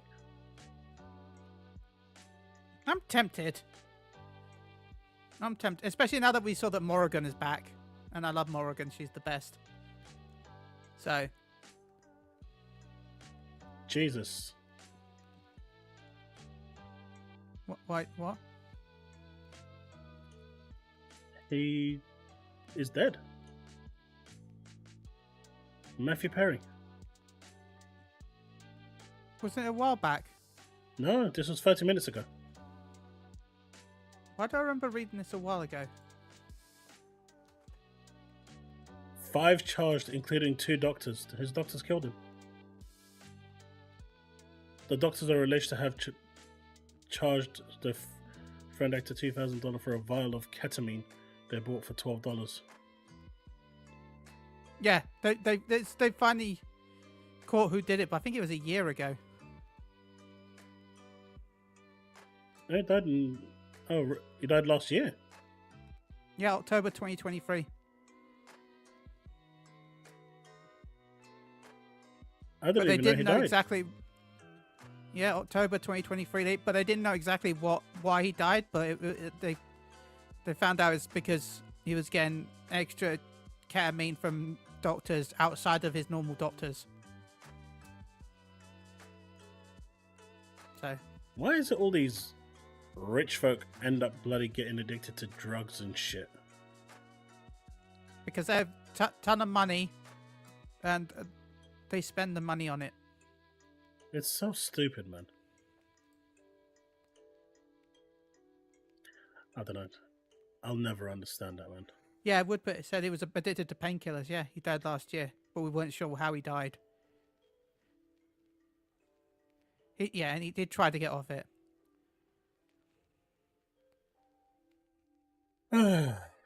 Such bad news.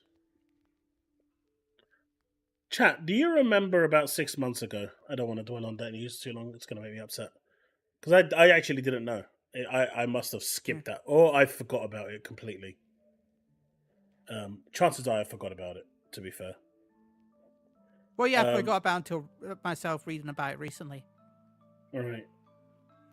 But, do you remember about 6 months ago, I said that I've got confirmation that Final Fantasy 16 is coming to Xbox?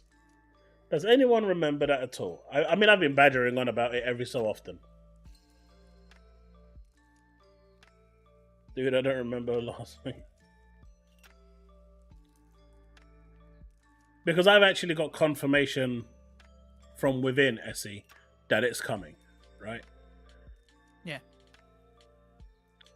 But now, Final Fantasy 16 rumored to be coming to Xbox. Just waiting on the announcement from Square Enix, according to Insider Nate the Drake.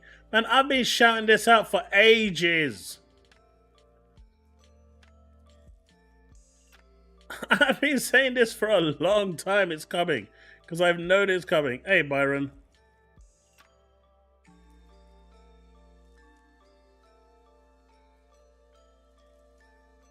And people are now just talking about it. I just want people to know that I broke the news first. 6 months ago. I even have a video proving it. It was 6 months ago. Man. That is wild. That is wild. I broke this news 6 months ago. Just like I broke Pentiment, right? I said Pentiment was one of the 4 games going to PlayStation. No one believed me. No one. And then it got announced. That's all I'm going to say. But yeah, here it is. No, that's not it. My video from here 6 months ago. Back when I used to have that goofy, weird layout. It's a long time ago. But yeah, I predicted this ages ago. Just like not predicted, that I knew Pentiment was on there, and I put it out as a tweet, as a joke, to see if anyone would actually bite, and no one did.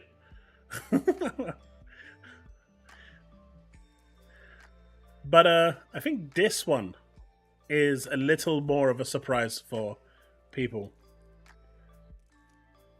I think we may hear an announcement at the Gamescom. I said back then that I didn't know the when. Interesting Spider-Man news that I didn't know. Is it going to be more Again, interesting? I don't know how this, true or? this is. Go on. This is about the movies more than the video games.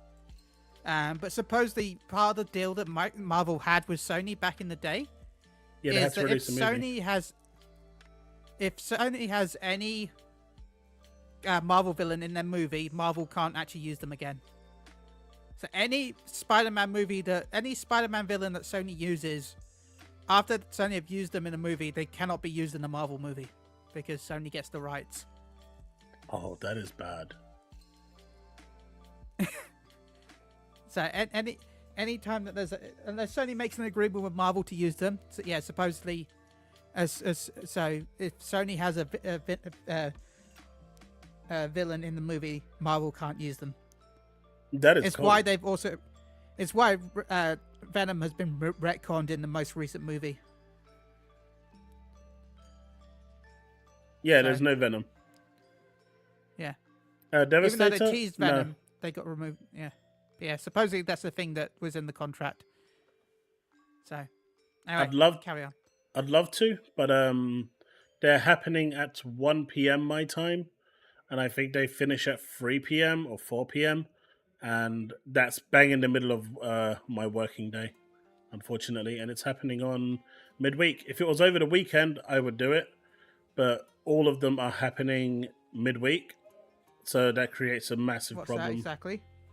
Gamescom, the Xbox presentations. I mean, you could do the live showing, kind of. While I'm working? You could do the open. Remember, the opening night's at 7 o'clock. Isn't the Xbox thing? Yeah, but the actual Gamescom opening showcase is at 7 p.m. When is that?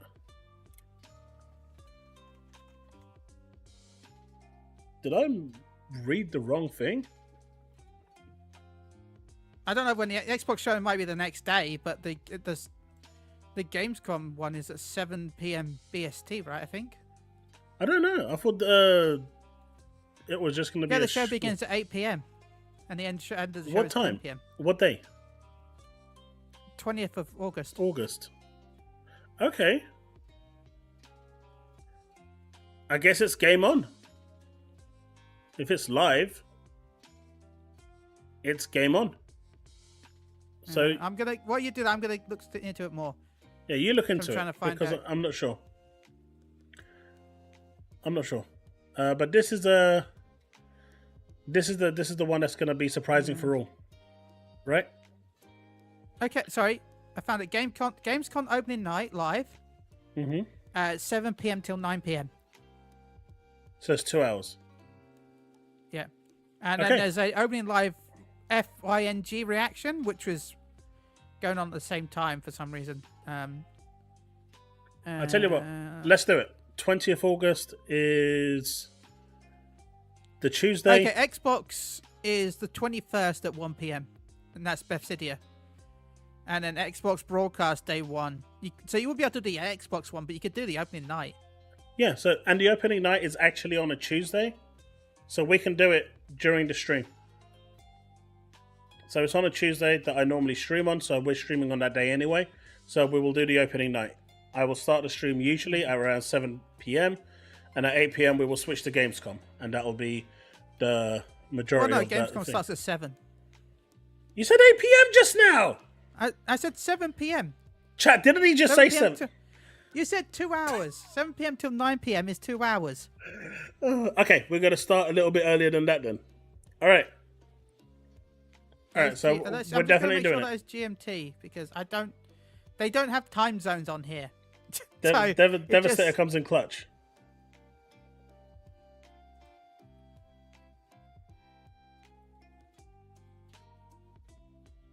What time is it for you right now? See? Yes, he did. 10:10.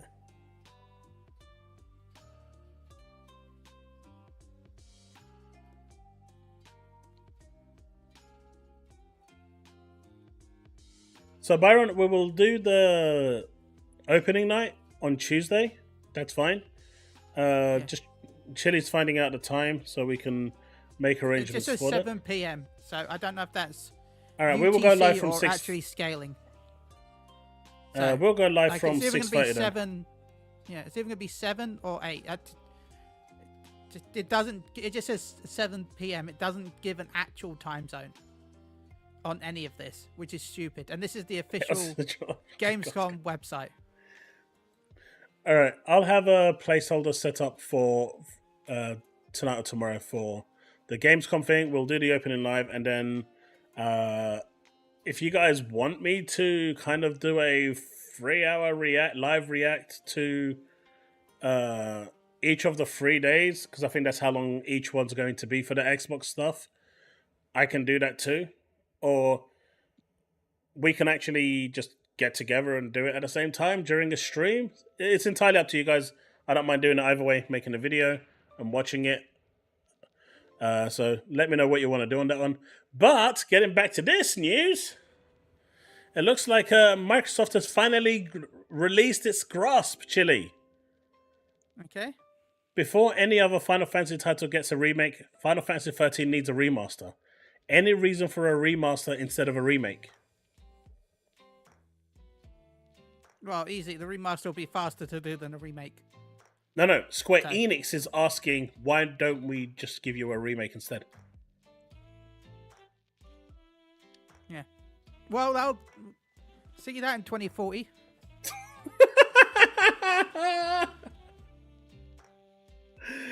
Oh, 2040 shit. But yeah. Final Fantasy 13 looks like it's coming. Finally. Right. I just need to use the restroom real quick. I'll be right back. I'm going to leave you with the pony. If he gets too bad, just throw him some salt, sugar cubes, salt cubes. He'll be fine. He'll be fine. Nay. I mean, we were talking about Fantasy 2 being one of the worst. I forgot Lightning Returns exist. forgot Lightning Returns was a thing. Hi, chat. Yeah, suppose it's gonna be a remake. I don't know if I want to believe that, but we'll see. How's chat doing? How you all doing? What well, are you enjoying? Are folk enjoying the stream right now? Nay. But yeah, I'm excited to see. I want to see what's at Gamescom. It's nice to see how Xbox at Gamescom. I wish Sony was there, to be honest, but Sony seems to have nothing to announce, which sucks. I do want to know what's going to be at Gamescom opening night. It's going to be interesting to see. Fantasy 13 series is cool. Remake of Fantasy 13, supposedly, John.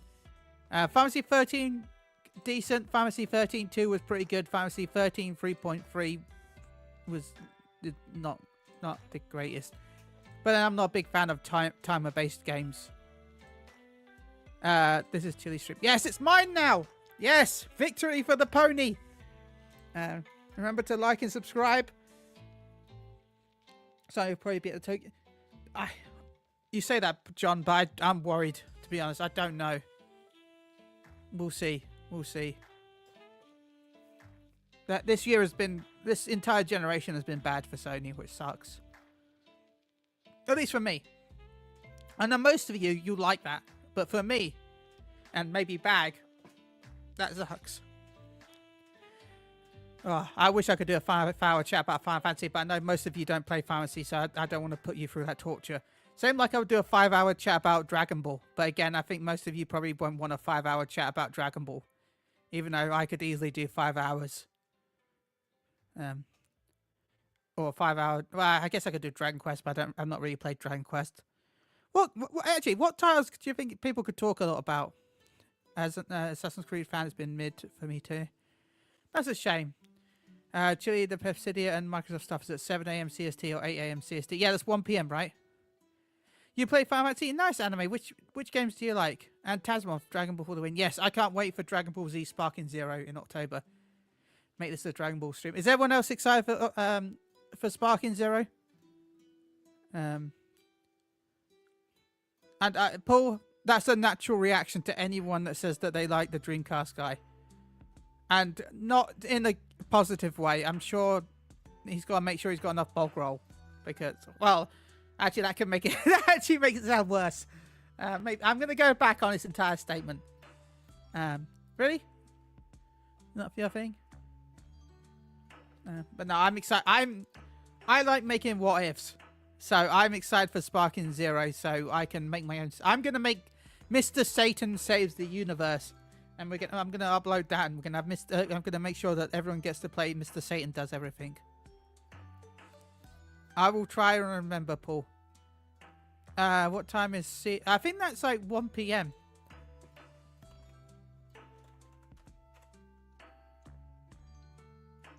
Yeah, I pulled it completely out of my bum and I was right. It's 1 p.m. BST, Devastator. 1 p.m. for 7 a.m. and 2 p.m. for 8 a.m. I have arrived. Fantasy 13 Series 14, yes. 7, yes. 8, yes. 9, yes. 10, yes. 12, yes. Do you think Spine Zero is to be any different? I'm excited. If you don't like Dragon Ball games, you're probably not going to like Sparking Zero. But if you're a fan of Dragon Ball games and you've been looking forward to a Budokai game, then yeah, it's like the old Budokai Tenkaichi games. Eric Chaos, welcome back. Thank you. And he said earlier, if I can find it, something about he talked about how much you love the Dreamcast guy, and then as soon as you said you love the Dreamcast guy, you ran. Yeah, that's it. I mentioned that Chaos loves Dreamcast guy, and he runs to the toilet. He said that was very sus. Well, could have let you see what I'm doing. And then I joked about you needed more toilet roll, and then I realized that probably sounds wrong as well. So, bye, Zelda. Final Fantasy is available on PC, right?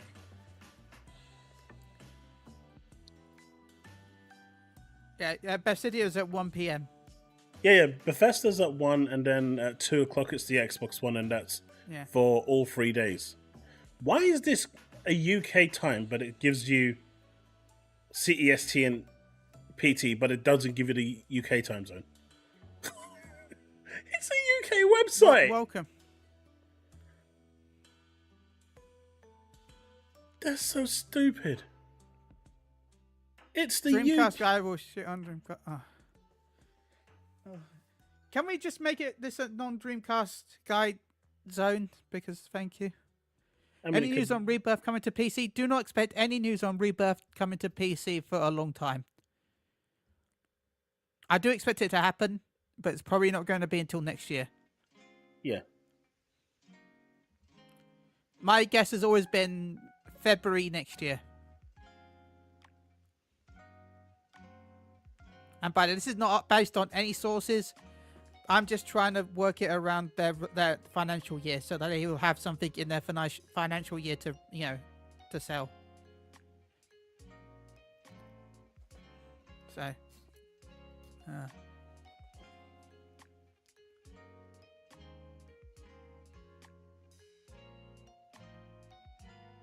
So yeah.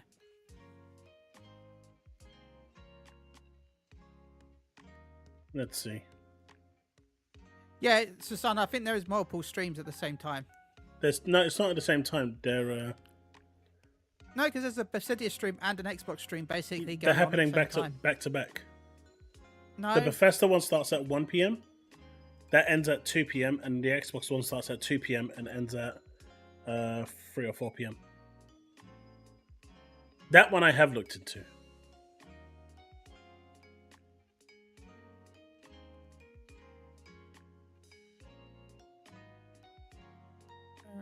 I swear I found a time. I hate their website. Oh, here we go again. Bashing Xbox, of course. No, I'm bashing Gamescom's website. Right, so their calendar invite that I've just put onto my calendar just says Tuesday 20th to Friday 23rd.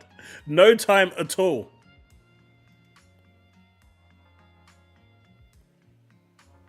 Yeah, no, they're on at the same time. No, I've seen it somewhere else. I'm looking on the official Gamescom Global Events. Bethesda starts at 1 p.m, ends at 5 p.m. Xbox starts at 2 p.m. and ends at 5 p.m. Yeah, so they start separately. And then they connect. But they run at the same time till 5 p.m. And they're probably the same thing.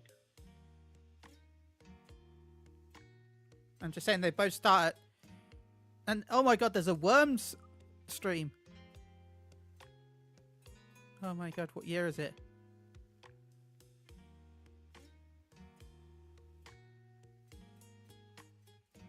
Police Simulator with Scizor.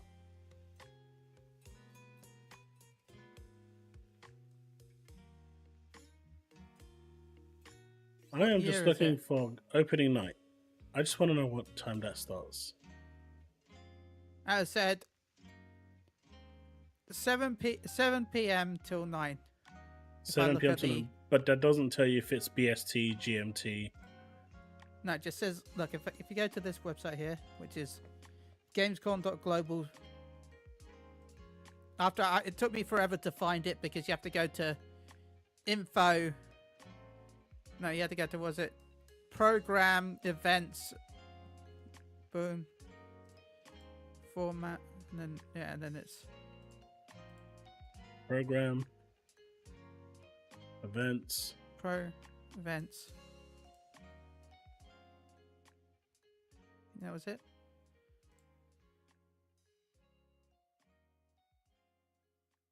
You want a cheese simulator on Xbox? You see, even Paul had to run to the toilet because he heard the word Dreamcast guy. He got frisky himself. He's saying I'm gonna have to run. Do you think 7 Rebirth Collection will release on Xbox and PS5? I think 7 Trilogy will release on the next Xbox.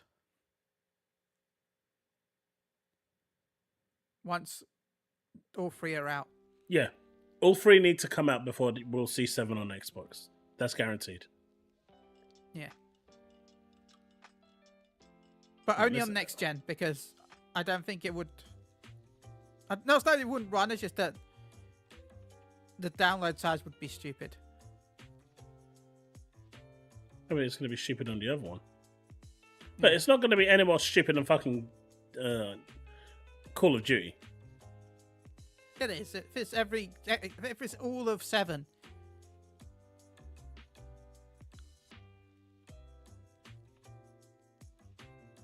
So it starts at this time, but it doesn't tell you. But that's Germany, right? And Germany's 1 hour ahead.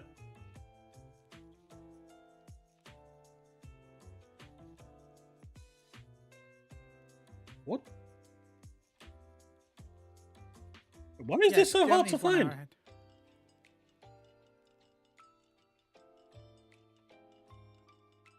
You know what? I'm going to have to just try and find this out later.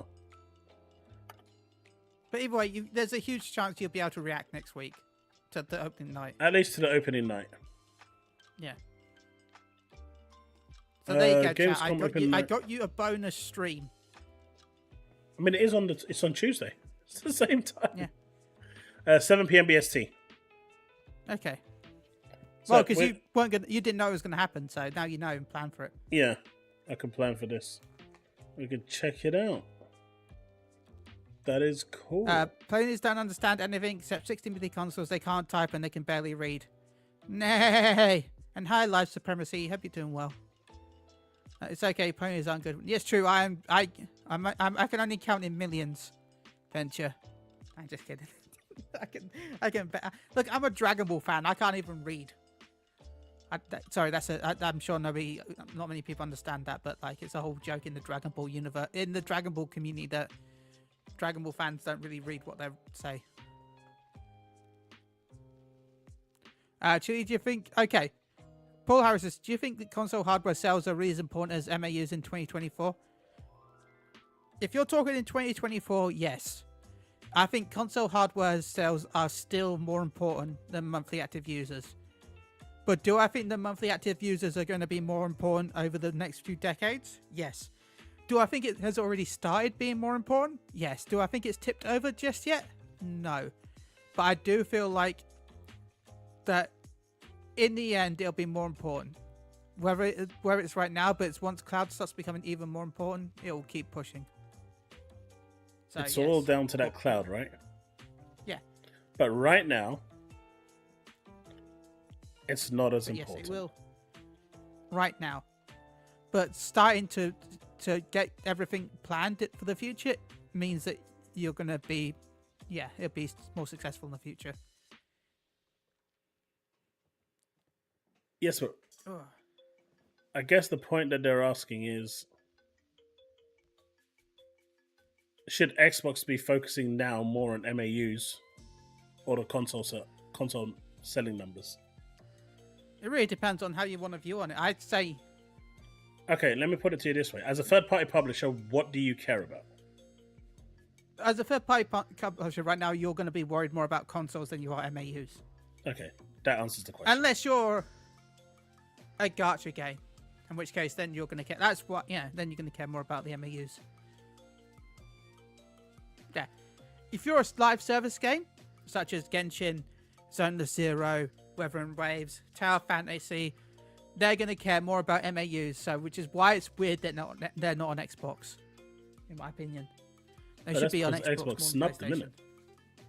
Well, yeah, that's Microsoft's own fault. So, and yeah, Paul, I think that Microsoft right now is taking the hit because they know that they can afford to take the hit right now, and they understand that they're not planning for the current gen. They're not even really planning for next gen. They're planning for the future.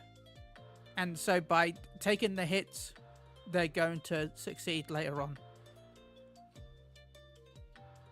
Versus Sony that is succeeding right now. Well, yeah, they're playing the long game. Yeah. They're planning for the future. Which is what Sony used to do back in the day. but I just think they jumped in a little too early for the future. Yeah, I agree.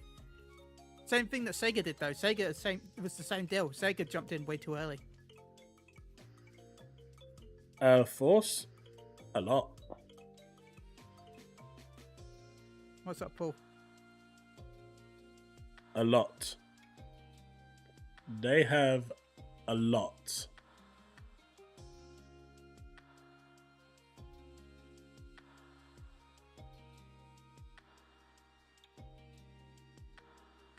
Oh yeah, their margins aren't great at the moment. But this generation has been bad on everyone. Even though people say that it's been a really good generation, I just disagree. I don't think it has. No, it's been pretty bad for everyone. I don't know. I don't have the same vibe as I did for Thing. Like the previous generation. It's just not hitting the same way. The games don't... I don't know, it just doesn't feel as exciting as they used to be.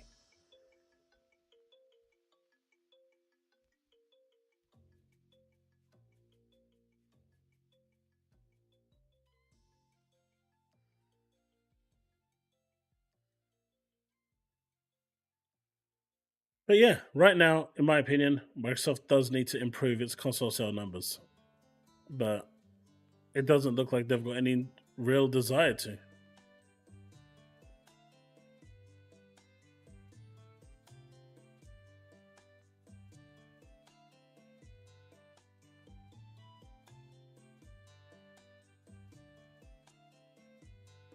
Game of the Year by whose standard?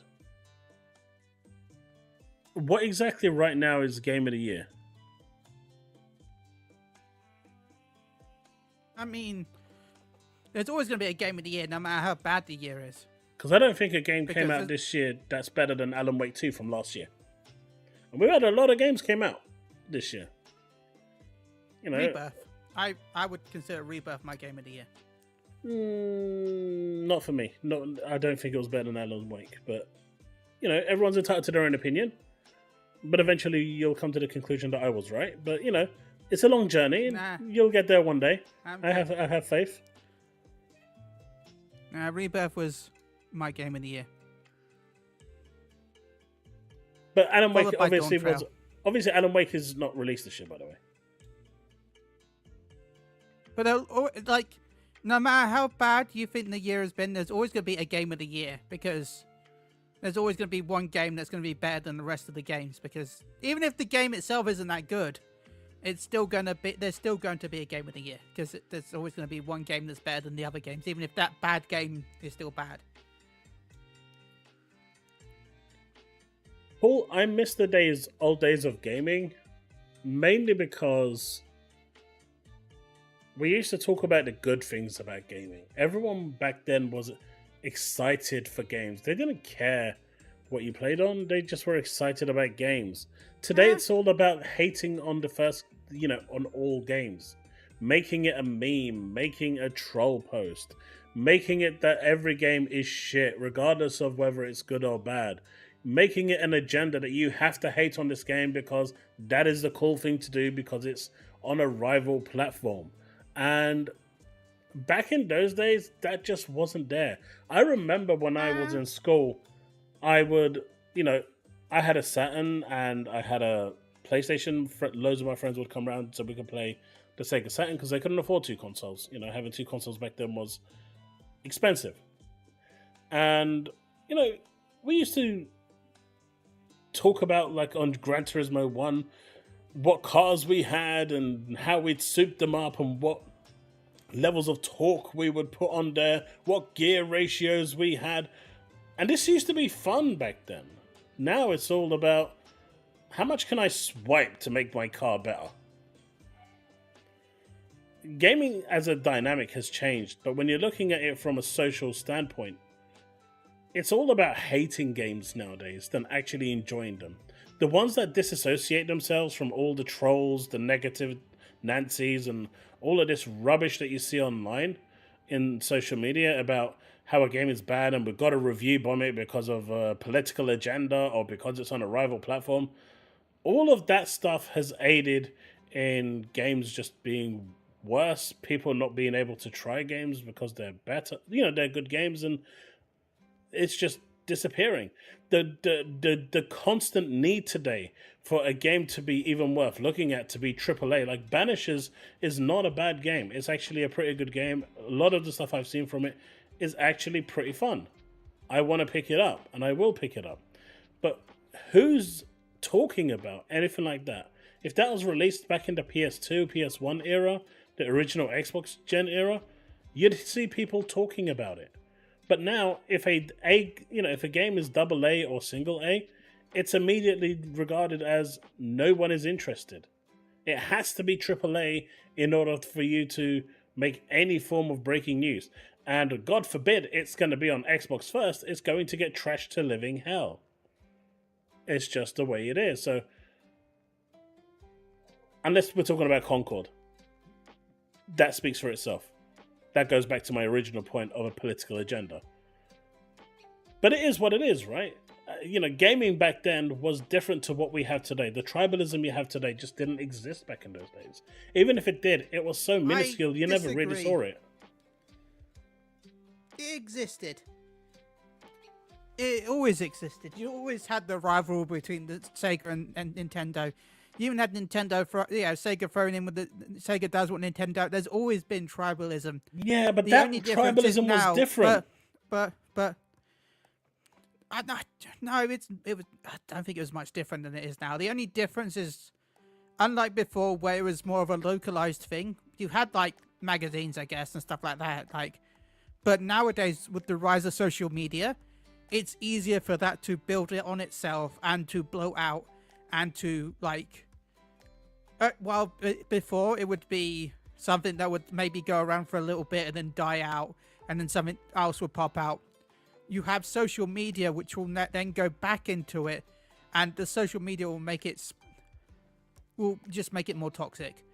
I'm sorry, when did you have PC Gamer coming out and actively trashing a game because it's not on PlayStation and it's on Xbox?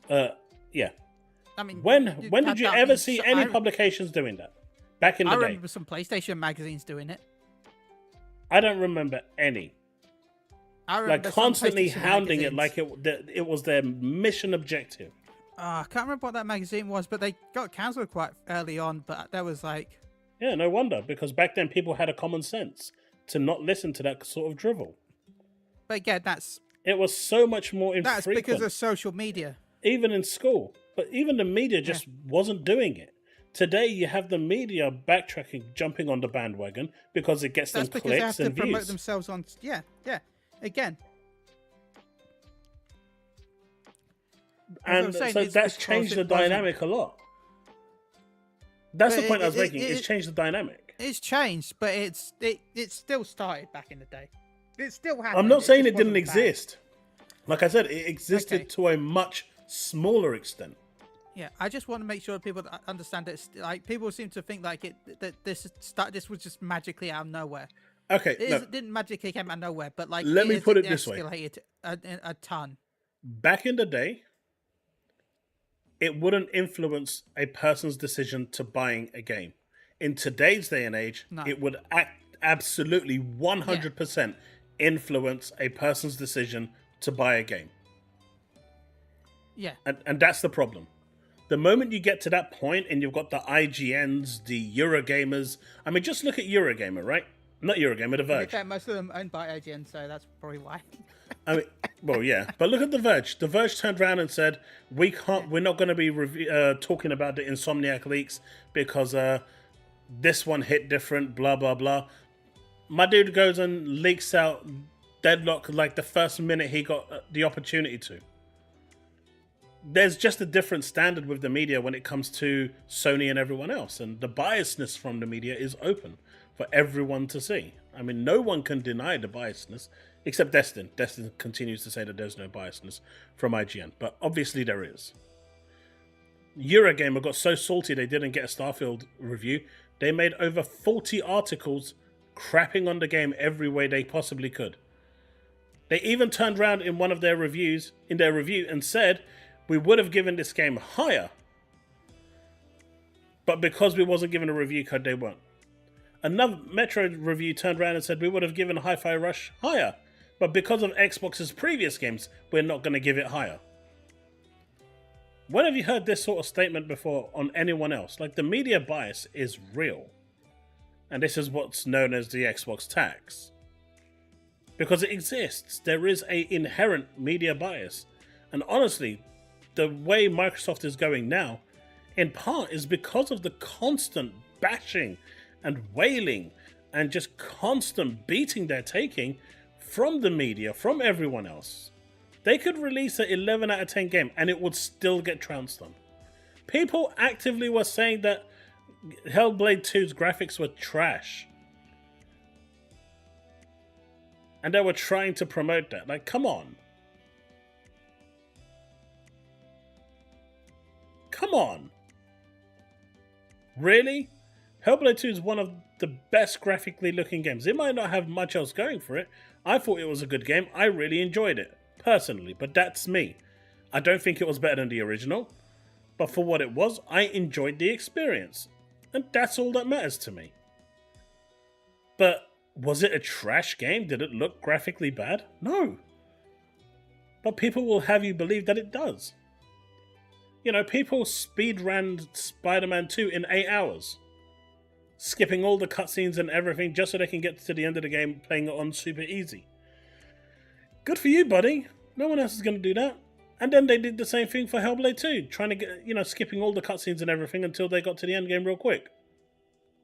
Why even bother playing the game?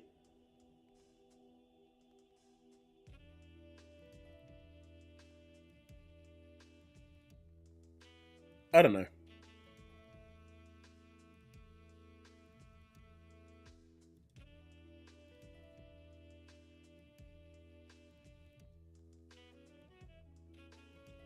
The bias exists for a reason. Do you get mad at a straight A and B student for getting a C? No. I don't get that. I don't get that reference at all. Xbox is not an A or B student. But, so why does there have to be a bias towards that?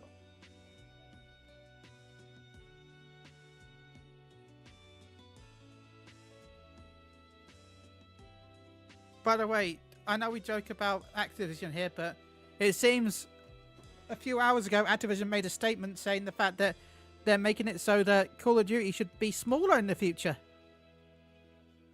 They're planning to change how downloads work so that Call of Duty will be optimized a little bit better and that the download will be smaller. I'll believe it when I see it. By optimizing it, they've said that it means you cannot download Warzone. But so you can do that anyway. Make it small. And also, you'll be able to, instead of downloading all the textures, you'll be able to stream them. Okay, that's different. With Season 5 Reloaded, Activision says that it's going to rely more on texture streaming and players will be able to pick between optimized minimum streaming. In mid-October, Activision plans to introduce a new user interface to browse your Call of Duty games too. So yeah, you can have your own Call of Duty user interface. So.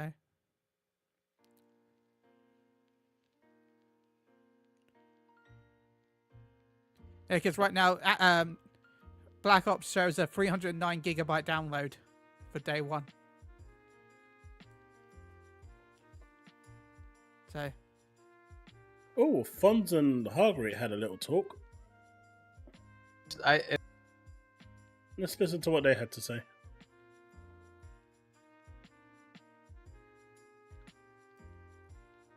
Would help if I actually switched. What up, Devin? I quit Assassin's Creed Odyssey when I... Oh, I can't stand Assassin's Creed. The new ones with all their padding just bore me to death.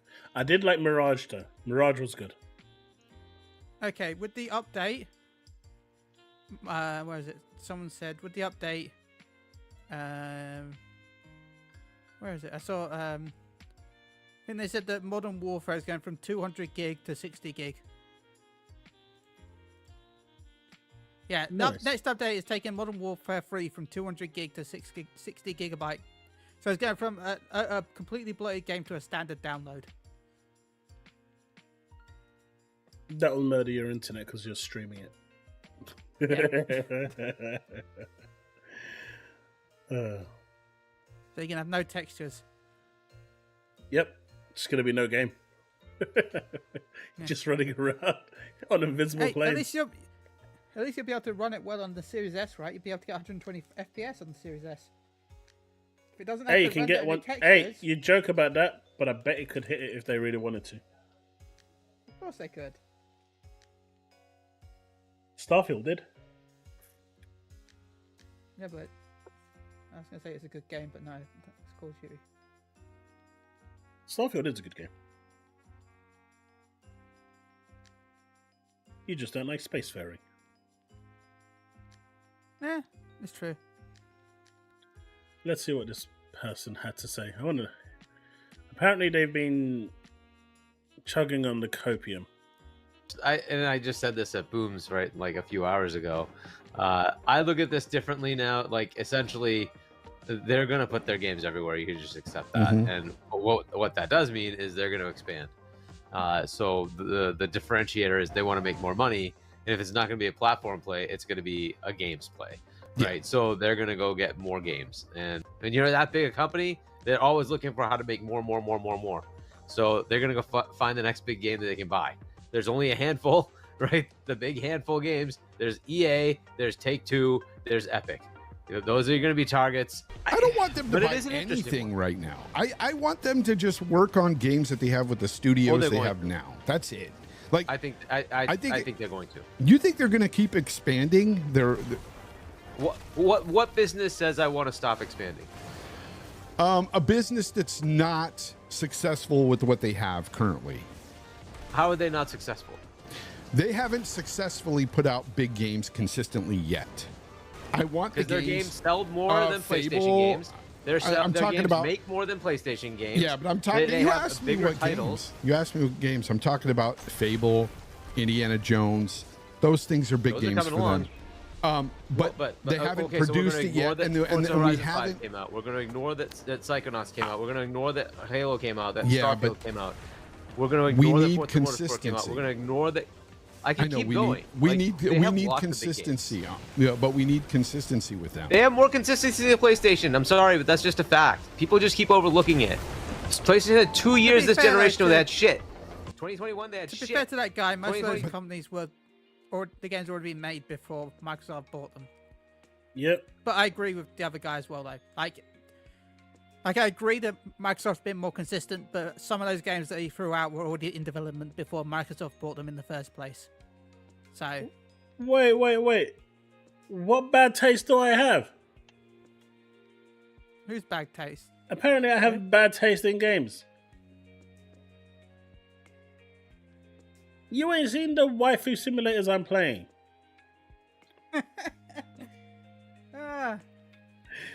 But no.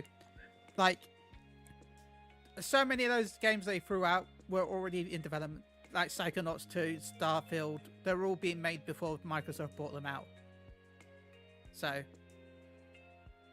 but you also can't disagree that Microsoft has been more consistent than Sony. Well, he did play Gollum. That's only because he had to. Hey, Gollum was amazing. Gollum was amazing. Don't diss Gollum. Okay. Which game was your favourite one? Gollum or King Kong? Because that was the one you played, right, as well. Yeah, Gollum was a better game. It got reviewed worse, but it was a better game. Although, I will say that my 3090 Ti struggled to run that game on the highest setting. It actually made my stream stutter. Yeah. Gollum exclusivity can save Xbox. Gollum looks like fun. I've been wanting to try it. Gollum or Stray? Stray 100%. JP, what did I say today of all days? I mean, what did I say today? That's valiantly defended what Xbox is doing. I see the end game. I'm not happy that they're going to the end game. I've even called them out. What did I valiantly defend? Infinity War person myself. Sorry. You should jump on stream and tell me. You should do it.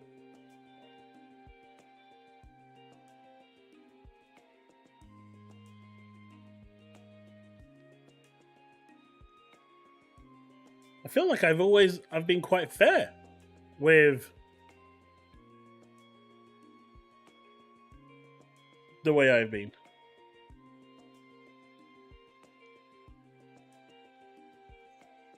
Yeah, earlier today, I literally showed that they've got 6 games for Xbox. Made 6 games for PlayStation, but 1 for Xbox.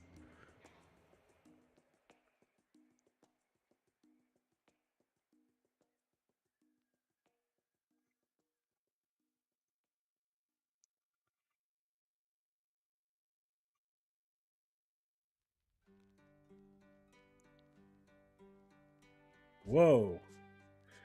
Shit, Wayne. That's really bad. What's that? I'm not going to go into it, but yeah, I'll add you, dude. But that's rough. I hope there's something they can do for you. What did I miss? Sorry. I just got a Discord message, and I know Wayne was in the chat. Well, wishing you the best, Wayne. Can you seriously admit that Spidey was atrocious at release? Bugs everywhere. I couldn't play until I don't think I had many issues, but I also wasn't playing it that much, so maybe I just got lucky.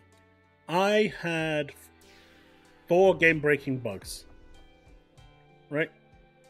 I had 2 that pissed me the hell off because it desynced my audio from system level. Yeah, Xbox does have free streams to next week. Devastator 21, 22, and 23. And thank you for that $2 super chat. I had one of the Miles missions that, you know, where you're speaking with his uncle to find his hideouts and stuff. When I got to the hideout, it didn't trigger the next scene, the phone call. Thankfully, and you couldn't leave the scene either because it had the purple force field around you. So I had to shut the game down and reboot it.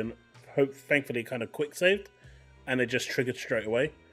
And there was another bug I had that once again stopped progression, and I had to restart. So 2 restarts and 2 system level audio desyncs I had playing that game. But the audio desyncs were happening really bad during cutscenes, and it ruined a couple of the cutscenes for me, which I got pissed off about.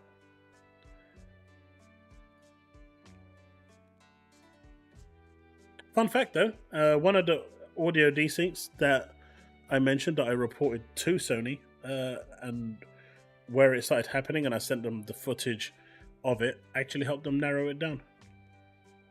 Nice. They actually responded to me saying that they appreciate the feedback, and it was great help in narrowing down exactly when it happened, because apparently they were able to reproduce it.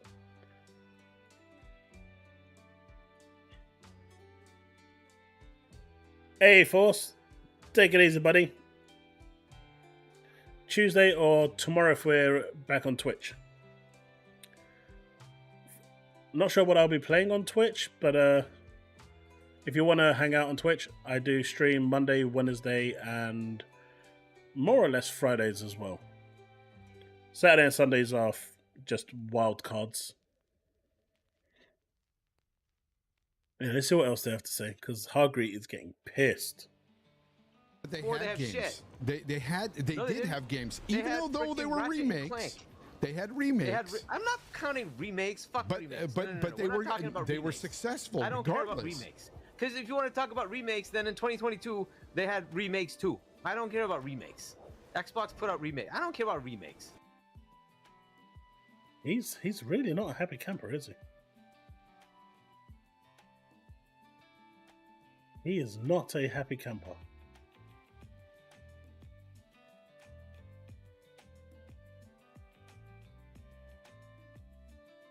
You see, Force knows about the Genshin waifus. He knows.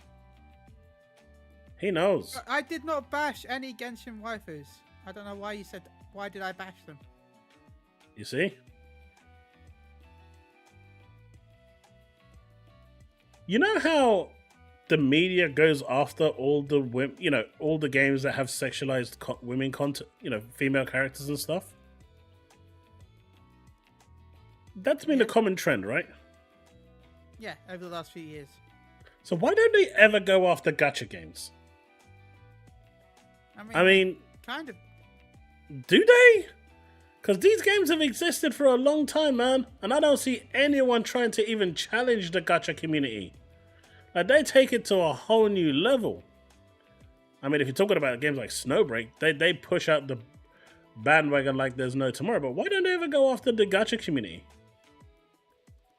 Yeah, there you go. Force is like, damn! What game is that? Yeah, it's true. Look, it's kind of, yeah, they do. As Susanna says, they do, but no one really pays attention to them. Did you know that Force just sent me a DM asking what game that is?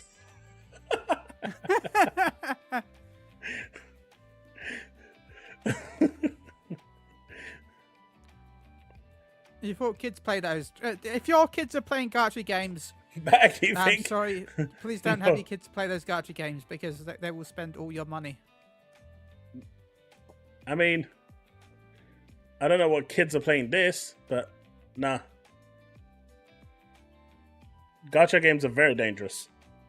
You got to know when to spend and when not to spend. Like my kid upstairs, he did some cash in hand jobs, and he finally got a bit of money, right? And I think it was on Genshin. He really wanted a character, so he paid like $60, $70, and then didn't get the character. And I didn't stop him paying because I wanted him to learn a valuable lesson. That it's just not worth spending it. You either it's a free-to-play game. It's okay if you want to buy like the battle pass because that's like a subscription model. It's free to play. I don't care about that because you get a lot of free stuff from it. You get some pulls with it. So the battle pass essentially is like a paid subscription to me on those games. But I wanted him to learn a lesson, and he learned that lesson real quick. He ain't spending ever a single dime on that game again. He ain't spending money on any gacha game. He learned that lesson real quick, real fast.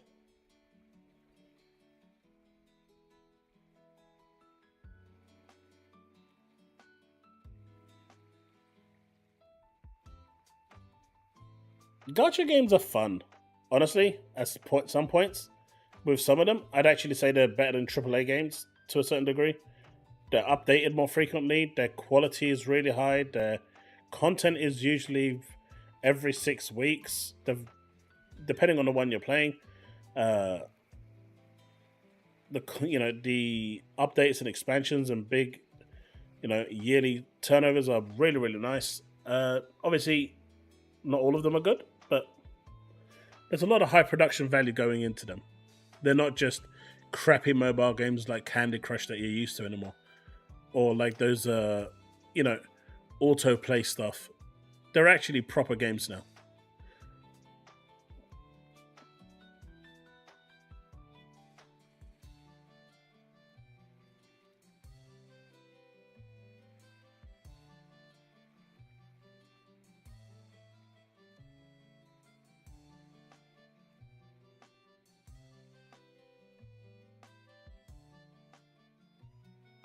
I did read that, I don't know if you guys have heard of a game called Snowbreak.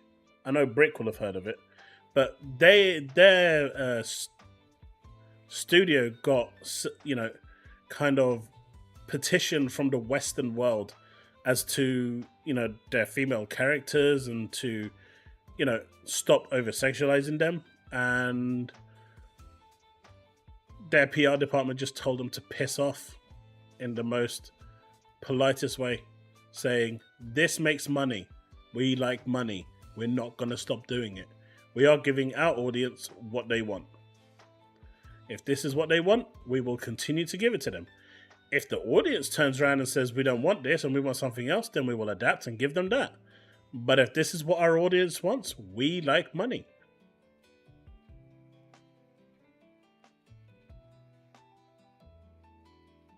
And that shut them up real quick, real fast.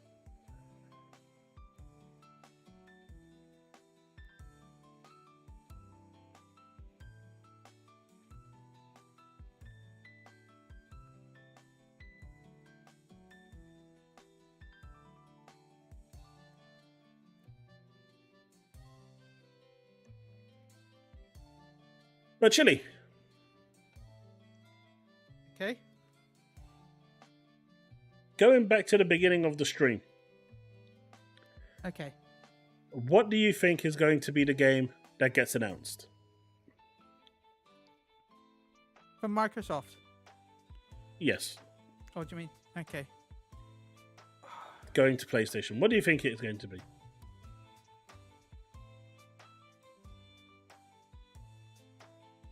And then I'm going to have a take. Talked about, I really do think it's going to be. It could be Redfall. I was hoping it was for Forza Horizon. Not going to lie, that was the game I was hoping for. Not just because we haven't had many arcade games for a long time, and I wanted a new good arcade game. Have you got Lollipop Chainsaw? Oh, Racer. Arcade. Okay. That's not a racer. I mean, if you squint.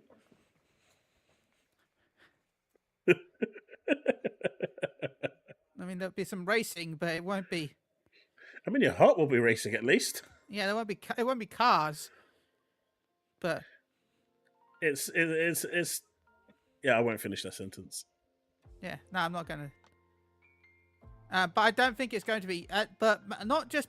Okay, I think it'll still have a gear stick. Is all I'm saying.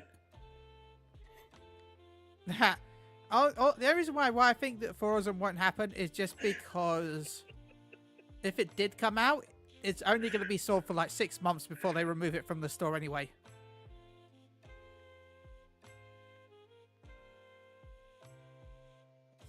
Right. Because they remove those games like 2 years after they come out. So. Alright, Devin, yes, you can PvP in 14. There's a completely separate mode for it.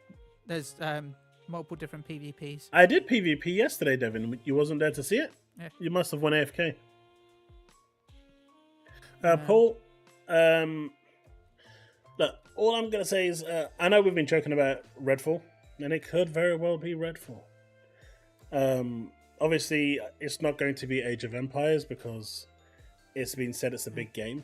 So I'm just going by order of elimination now, right? Microsoft has a 1-year criteria to put the games on there. They've stated that 1-year criteria. They've made no announcement to ever go back on it just yet. So as of right now, that is still in play. So Hellblade 2 would be out as well. Sorry. I mean, they might be. No, they said they're removing Horizon 5 for a long while. It's based on licensing. So it depends on when the licensing runs out. I mean, yeah, once the licensing goes, I mean, obviously they can renew the license. Yeah, but and it looks like it depends if they've got no plans for a Forza Horizon 6 and they just want to graphically improve Forza Horizon 5 to the next level, then they could. But chances are by the next X, I think they might do. My view on what they're doing with Forza Horizon is a generation at a time. A generational game. Yeah, it's possible. Because there's enough live service content on there with the vehicles, the additional maps, and everything else that they add to it, the events and whatnot, that it can survive a whole generation and get fresher and fresher with each update. So I can see it being generational. PS5 Blow says Xbox should get Concord then if PlayStation gets Redfall. No, no, you don't deserve Concord. No one deserves Concord except for PlayStation. Because they've got Factions 2 cancelled. We'll take that bullet because of... And Spider-Man Online. Spider-Man Online got cancelled for Concord. Spider-Man Online. I could have been swinging around as a cool-ass custom Spider-Man. But no, I have Concord instead. Thanks, Sony. It wasn't Sony. Thanks, Bungie. It was Bungie.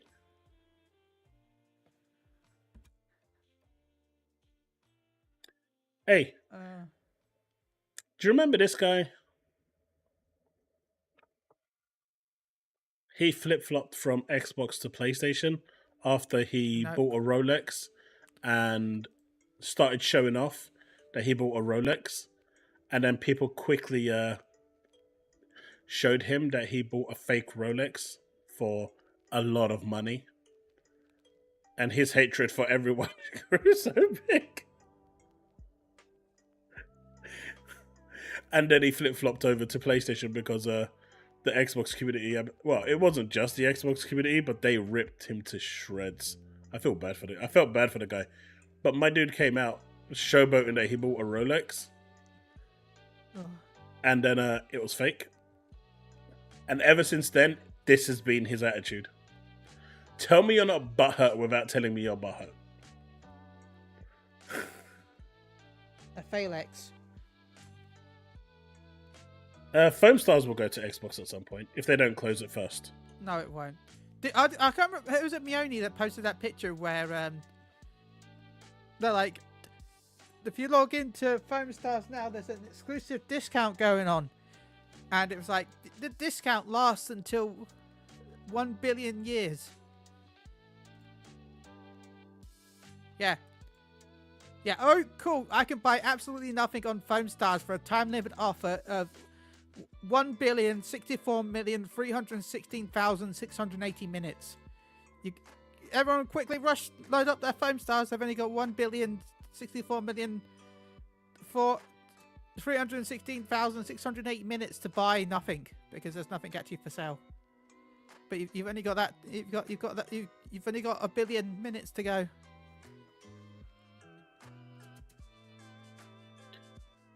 But here's a bigger question I want to ask, right? Now again, I know this is going to be a really controversial question. So feel free to chime in, Chille. Okay. But in the grand scheme of things, regardless of what goes over to whatever platform, what does it matter? Why is it okay to go to PC? Not Game Pass PC. Because Steam is still another platform. It's another launcher. It's a rival, whatever you want to call it. Why is it okay to go to Steam, but not, say, Switch or PlayStation?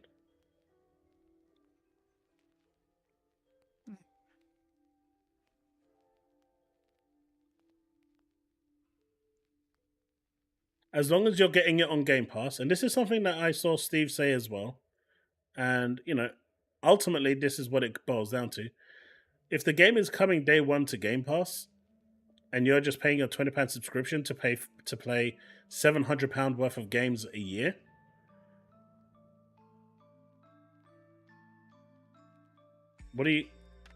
why are you losing out? I'll make my stance perfectly clear, though. I don't want tentpole titles going over. That's my personal position. And I guess I'm kind of contradicting myself to a certain degree. But that's the question I have to chat. Why does it matter? PC is competing with Xbox because it's stealing their customers. Yeah. Right? Especially nowadays when all the games are coming to PC. The moment it goes day and date to PC, there's no reason to have an Xbox. Because you can have it on your PC. If the games weren't going day and date, people would be going and buying an Xbox. The reason why Xbox hasn't sold as many consoles this time as the Xbox One is because, unlike the Xbox One, which introduced Game Pass 2/3 of the way through its life cycle, Xbox Series has had it from day one. And it's always been available on PC. So that's going to cannibalize your hardware sales. No matter how much you want to try and sugarcoat that, it is going to cannibalize it.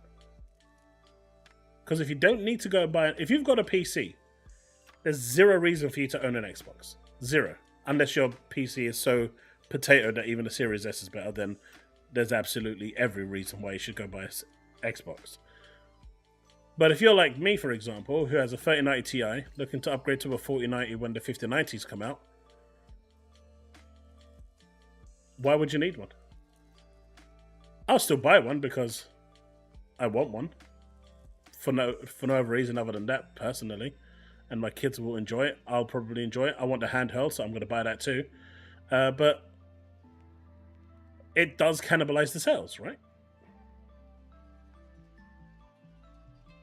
John Gray says, I don't care where it goes. Steve says, thing.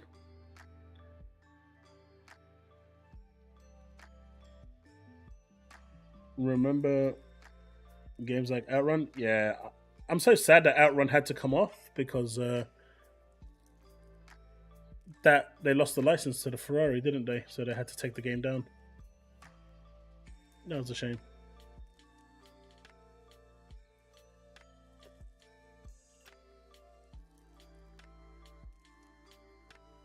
Won't they though? PC players will go and buy a console just to play GTA 6. And that's one exclusive.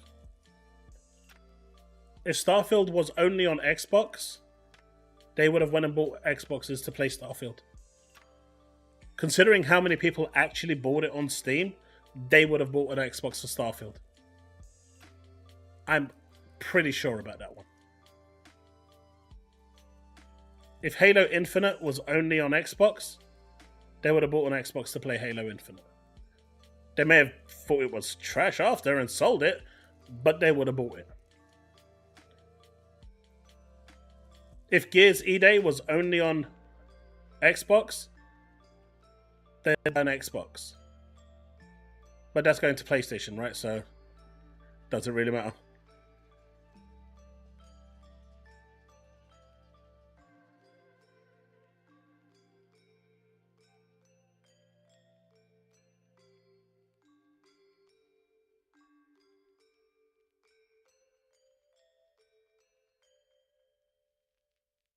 No, Devin, it's not confirmed at all. There is no confirmation of Gears. I am totally teasing a certain someone. I'm totally teasing someone in chat with that one. Is it me? I was waiting. I was teasing someone. No. There was someone else who was about to blow a head gasket. Yeah. I totally threw that nugget in there for Steve. Steve, I support you and cheer you on. Go subscribe to that. Yeah, I totally threw that nugget in there just for him. But no, it's like even in the older generation, like you saw the streamers playing the games, and people streaming generally promote the game. But if they're turning around and telling you the best place to play Xbox games is on your PC, those people that are watching Hellblade 2 running at 60 FPS on PC, they're going to be a little... So, PC did cannibalize it. It did. There's just no two ways about it.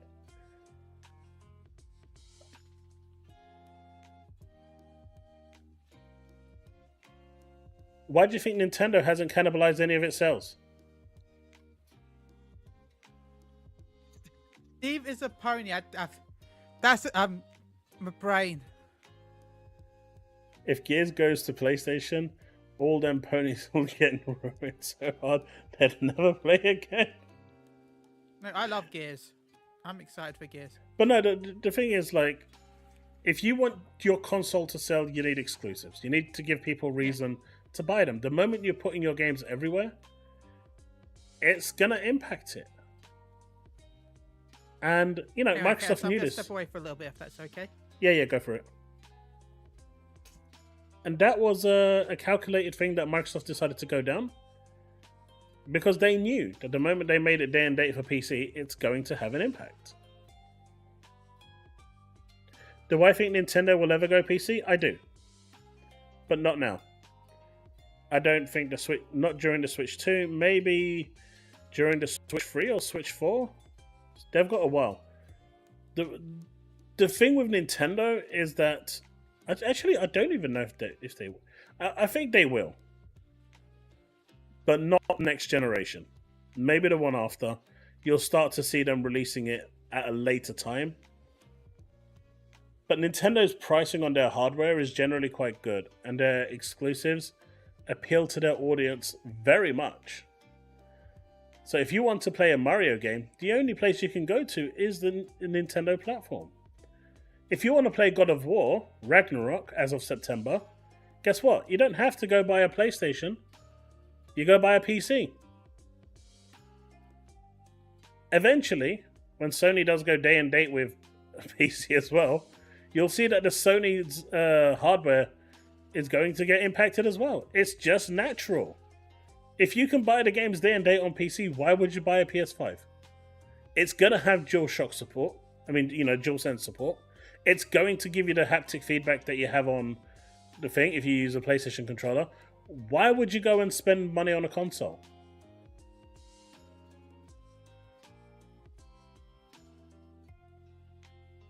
Already played Nintendo on PC? You should tell that to Harmon.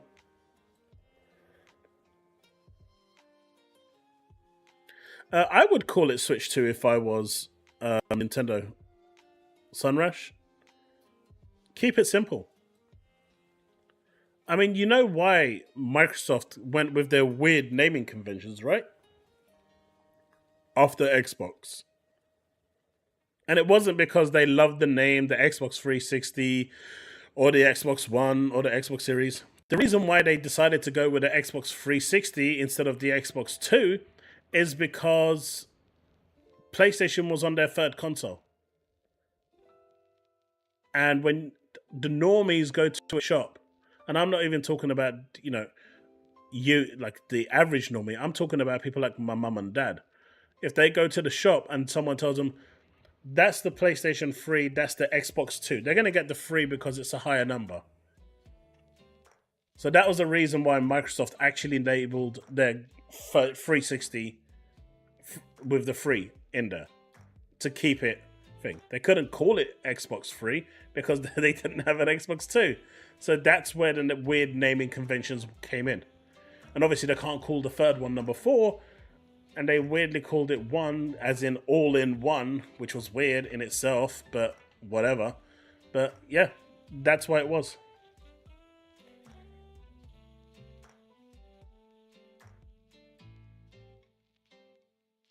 Hey, my mum actually, bless her. I remember, we had a couple of rough years. We had a rough year before the Dreamcast came out, and she, she couldn't afford to get me a birthday present because my birthday's in November, and because it was so close to Christmas, she couldn't afford to get me a birthday present or a Christmas present. We were just going through rough times, and like everyone during that era, it was just rough. So we had some bad times. I was understanding. I was okay about it. I still remember it like yesterday. I made sure that she got my younger brother something. I told her I was totally okay with that, so she got him something small. But the next year, she actually, for the whole year, she was chipping away. And remember that video game store that I keep mentioning? It used to be called Visual Images. She actually went there with her broken English back then, and arranged it with the owner, and was basically just putting a deposit down for my Dreamcast with Sonic Adventure and V-Rally for the Japanese version, not the global one. But she actually, because she skipped my birthday and Christmas from the previous year without me knowing, she surprised me the next year. And again, she didn't give me a birthday present at the time, but she said she'll have me something special for me for Christmas. And she surprised me with the orange box Dreamcast. I'll never forget that.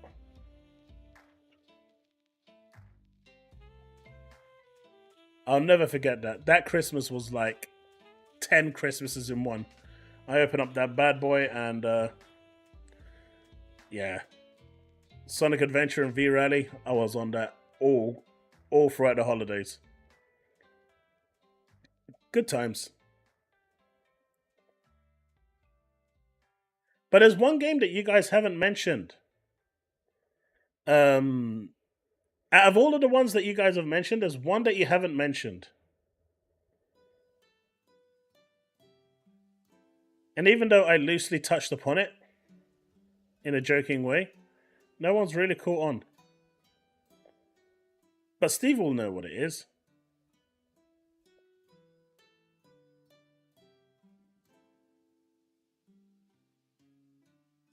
I'm surprised no one's actually mentioned that game.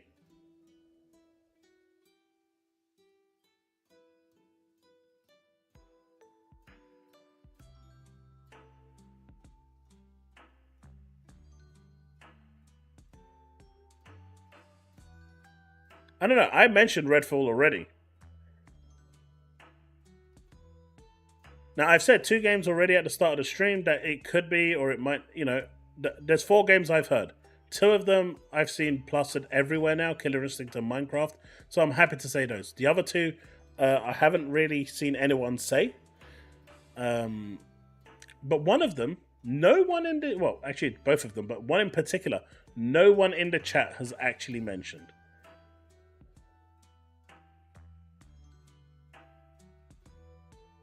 Bullet's got it in 1. Killer Instinct was mentioned in chat, and I mentioned Killer Instinct.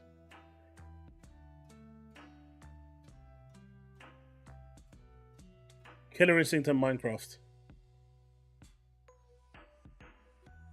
But no one's mentioned a Gears collection. Oh shit. Wait, what? Mm-hmm. Gears of 1 to 3 on PlayStation. And Oh, what a time he comes back. That was like sonar radar, man. Holy shit. That was like PlayStation alert immediately. Get to the Batcave quick. No.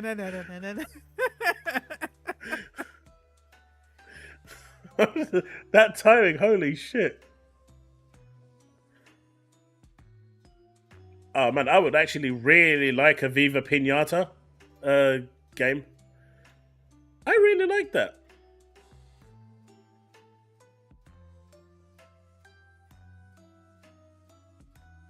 Half-Life 3. Half-Life 3 is confirmed, man. Just like all those flying cars outside that you can see.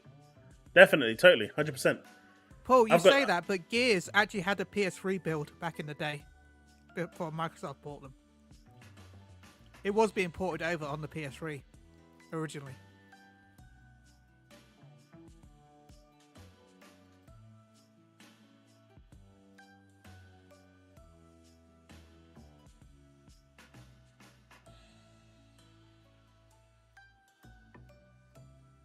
E-Day is 2026. E-Day is way too far out. I know someone doesn't like me saying that, but you'll see. I do hope if it is coming out, that it's a cross-play between PlayStation and Xbox. I don't know if it's coming. I'm not going to confirm or deny it. I'm just saying that no one here has actually mentioned throughout the whole of this stream Gears Collection. I'm just saying that if it is a thing, that I hope it is cross-play. I think it's Redfall, though. I'm just gonna keep saying it's Redfall.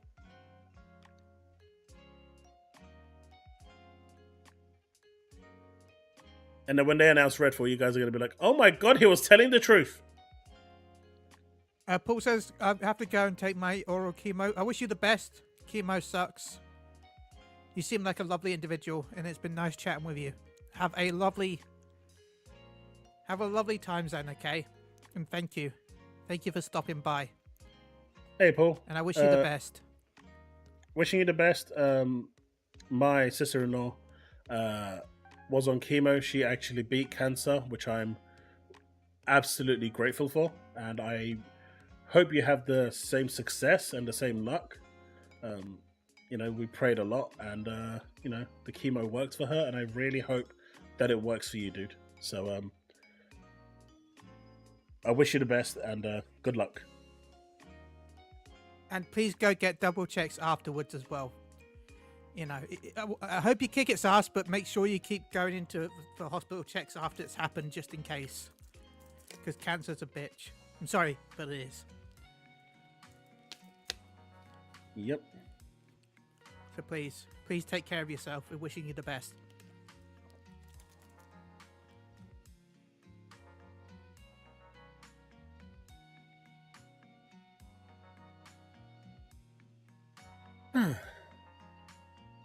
Yeah.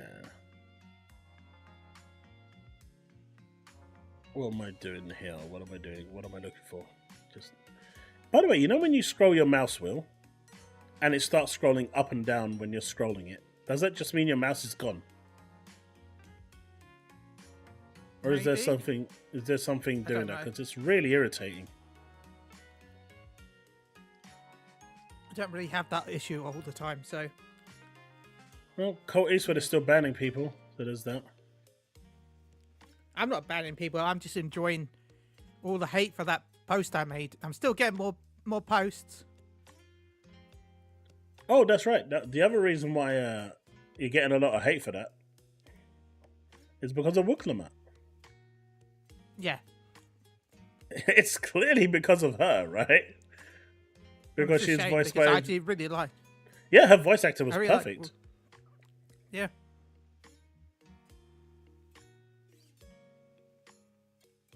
Might be dirty. It means you aren't flicking right. I flick amazingly. I put so much precision into that flicking that you have no idea.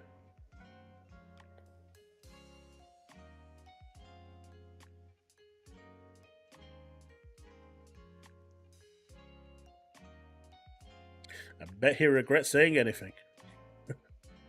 I've said worse. See, this was something that I heard the other day, and what I was telling about people hating on games. I know this dude is just talking about FPS games, but just hear this out. There's something weird that has happened in the gaming community.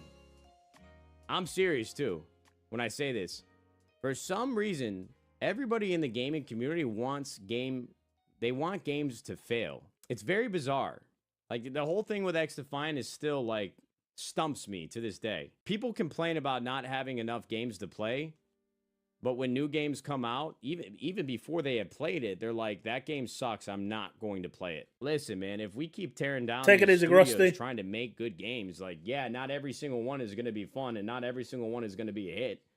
But if we're sitting here, like, preying on its downfall before the game even comes out, what do you think's going to happen? Nobody's going to be investing in gaming and making new games. And you're not going to have shit to fucking play. You're going to be sitting here playing MW2 Remastered Edition. You're going to be sitting here trying to play fucking the same old games for the 1,000th time because these billionaires and fucking multi-million, billion-dollar publishers, they're not going to greenlight any new games, any new concepts, any new IP. I mean, I try to put myself in the shoes of myself when I was like 16 years old, but I can't. I was excited for new games when they came out. The problem is now we have too many options. We've seen too many different games. We've seen too many different ways to interact with games. Like, back in the day, bro, in 2007, when Halo 3, Gears of War 1, and Call of Duty Modern Warfare dropped the same fucking year, bro, we were lined up. That was prime gaming, man. Can you imagine that happening now? Gears, Halo. Oh, man. That was prime time gaming. Outside of GameStops, whether it was in a mall or attached to a fucking Hollywood video, sitting there waiting, camped out, drinking fucking Mountain Dew, waiting for these new games for the midnight release. Everybody was so excited about it. Now when new games come out, we're fucking sitting around a goddamn fire witch artifact, like doing a satanic ritual for the game to fail miserably. I don't really get it.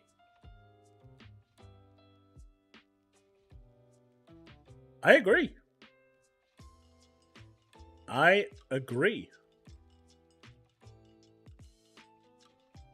totally agree. And you know, if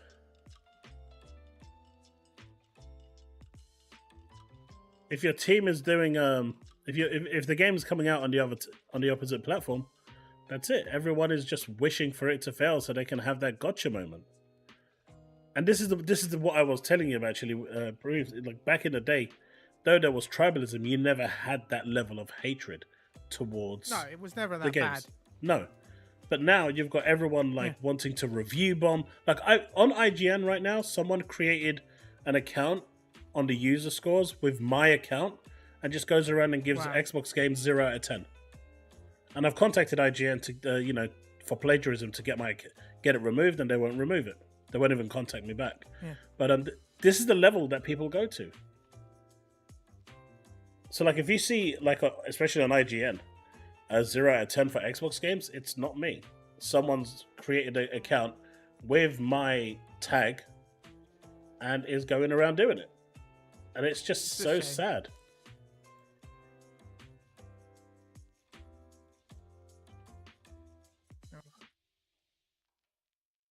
Steve, you're right. That's actually a very good point.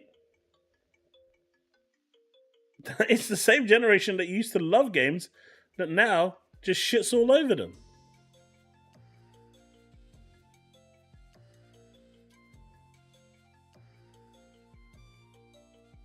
Look, I told you that in secret and confidence, okay? You don't need to come out here and expose me.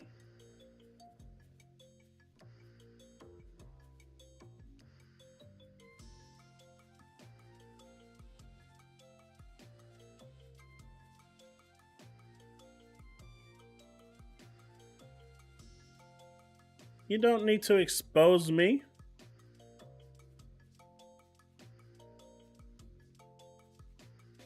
But yeah, like, I don't know. I feel like things have gone so south with the tribalistic ways. It's gotten so bad. And I think what people have generally forgotten to do, and this is going to be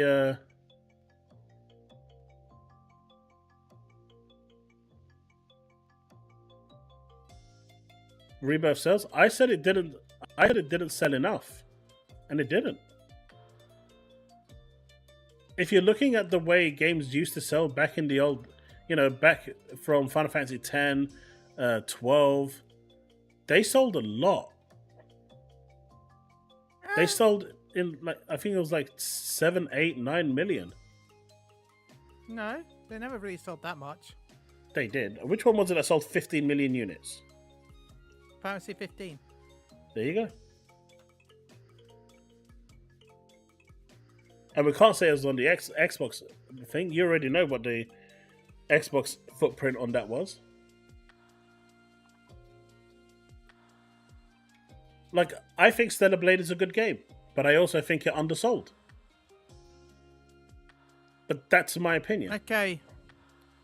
13 sold 7.7.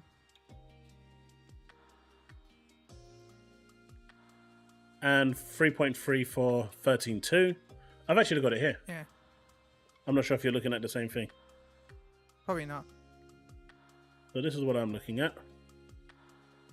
So if we're looking at it, Final Fantasy 1, 2.13 million, which saved Square Enix, for those that don't know. Final Fantasy 2, deservedly. Still one of my favourite games. Deservedly at 1.37 million, the lowest. Final Fantasy 3 at 3.6 million, 3.5. And this is back in the day, when games weren't a thing. So these numbers are really good for their times. Then Final Fantasy 7 came out with 14 million. Final Fantasy 8 with almost 10 million. I told you Final Fantasy 9 was just trash. Final Fantasy 10 and 10 Final Fantasy 9 came out at the same time as the PS2.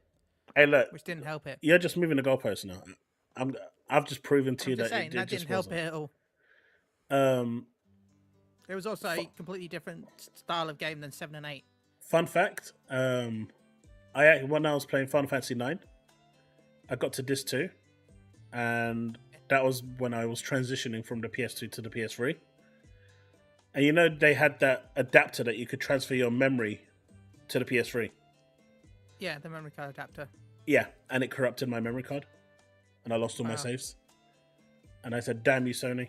Damn you, Final Fantasy 9. Never again. So you can see where my grudge comes from. Final Fantasy 10, 10.2, 20 million. Online, 1.77 million. That seems a little low. That seems a bit low, yeah. Yeah, way low.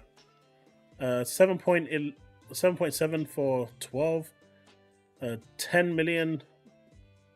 Well, 11 million for 10 and 13 and 13.2. 13 I just free realised isn't they skipped the other really bad Final Fantasy game there. Final Fantasy 14, 1.45 million. I can't argue. I can't argue. Which one do you think's worse, 13, 3, or 2?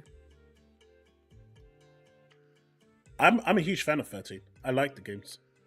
13 free. I'd never finished 13 free, so I'll go with that one for now. I really is. Okay, the principle of 13 free was good. I just don't like being rushed. Yeah, that was one of the reasons why I didn't get to finish it. Yeah. But obviously these numbers are a little old because Final Fantasy 15 has got 15 million now. 14 definitely has a little bit more than 1.4. Yeah. But you're looking at Final Fantasy 7 Remake at 7 million, and which was still respectable. Yeah, 7 million, but that's 7 million over the PS4 and PS5. But it's still respectable. But then 3 million for 16, I just thought was low. I expected more. Yeah. I know it was only available for the thing, but you've got 62 million consoles out there. Well, 55 if you're not counting the shipped ones. And only 3 million bought it. That's a low uptake. I'm basing it on the number of consoles available, right? Yeah. Which is 55 million, right? Because you said that there was 60 shipped, but 55 million sold. 62 is shipped. Let's just say 56 to get it in between. Hit the middle point. That's fair. So, but still, that's a low thing. And when Stellar Blade, which I think is a good game, sells 1 million, I think that's not enough, considering all the uproar. And Rebirth sold less than 3 million. I mean, it's going to sell less than 3 million because only the people... Sorry. It sold less than 3 million. So even the people that bought Remake didn't upgrade. I mean, yeah. So I expect these two to do better. I expected Rebirth to do worse than Remake.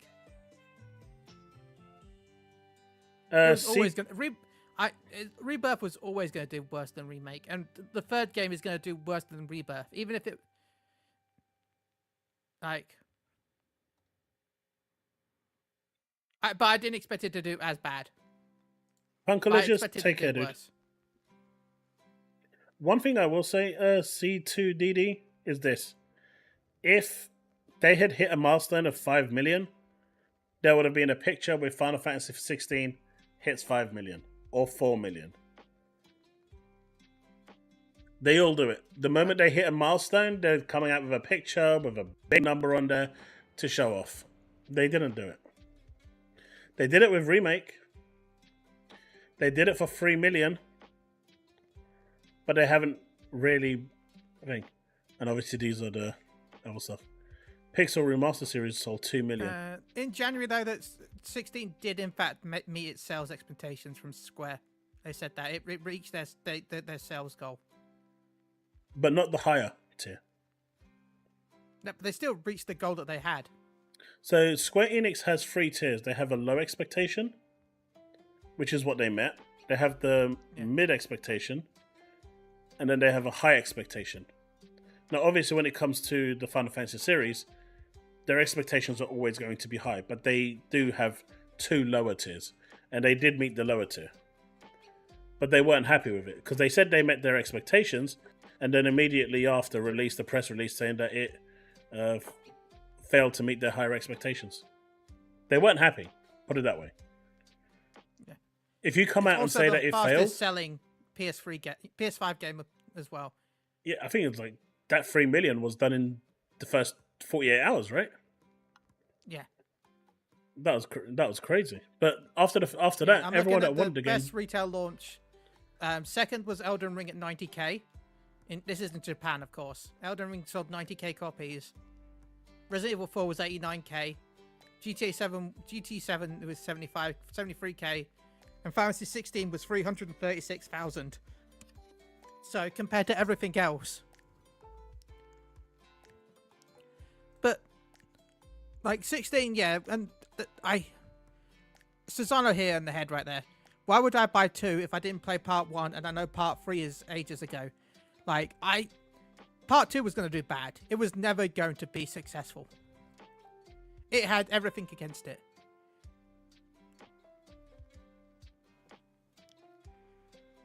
So I don't know. It was. Why would you even part 3 is going to have trouble because people aren't going to be playing part 1 and part 2. So, and then when part 3 comes out, they're not going to buy part 3 because they're worried that they haven't played the first 2, and they won't know what's going on. So, it's that's the issue of releasing a game in multiple parts. It is.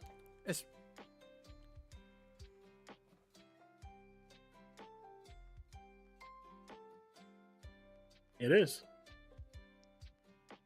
And Arthur says, for Stellar Blade, you got to take into account whatever Sony gave them for exclusivity rights, and they're talking about a sequel, so 1 million was enough to make profit. No, you're missing the point again. I'm not saying that the game financially wasn't a success. People often mistaken what I'm saying to say that the game financially bombed. I'm not saying that. That game didn't cost them that much to make. So, you know, the 1 million sales made them their money and then some. And they were overly joyed with that. What I'm saying is, you have 55 million consoles out there, and you only sold 1 million. The uptake from PlayStation gamers is not there. They don't buy games.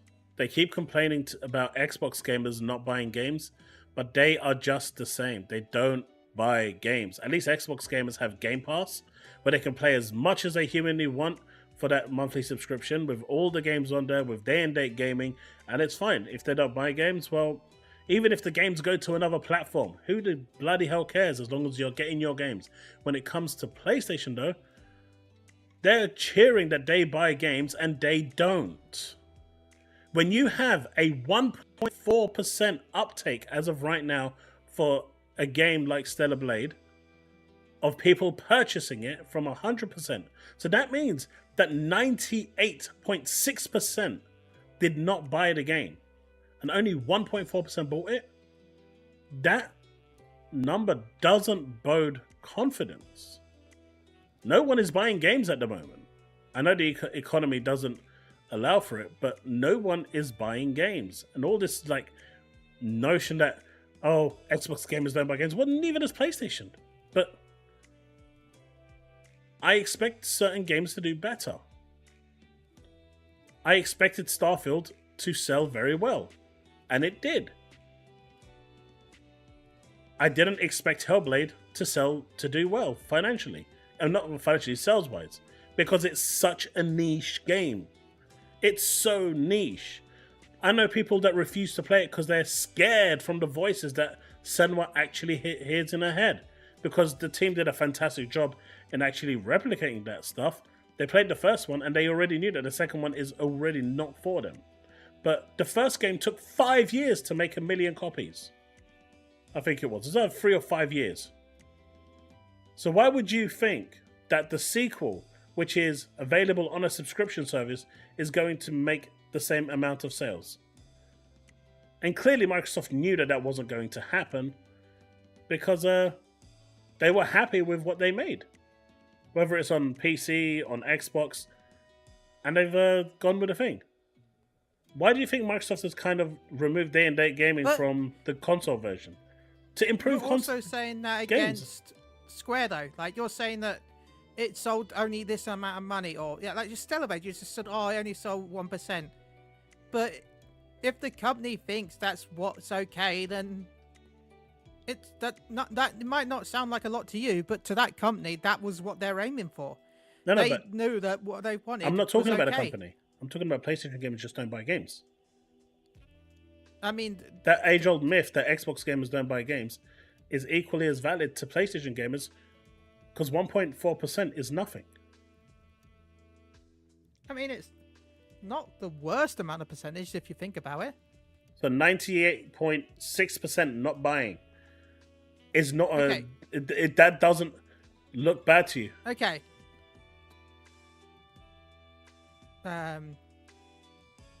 Let's go with, I guess, the best-selling one. Final Fantasy. Well, that's both of them combined. But let's just say Final Fantasy X sold 10 million. Fair, right? Let's just. I think it sold more than that. But let's just split into two. It sold 10.4 million.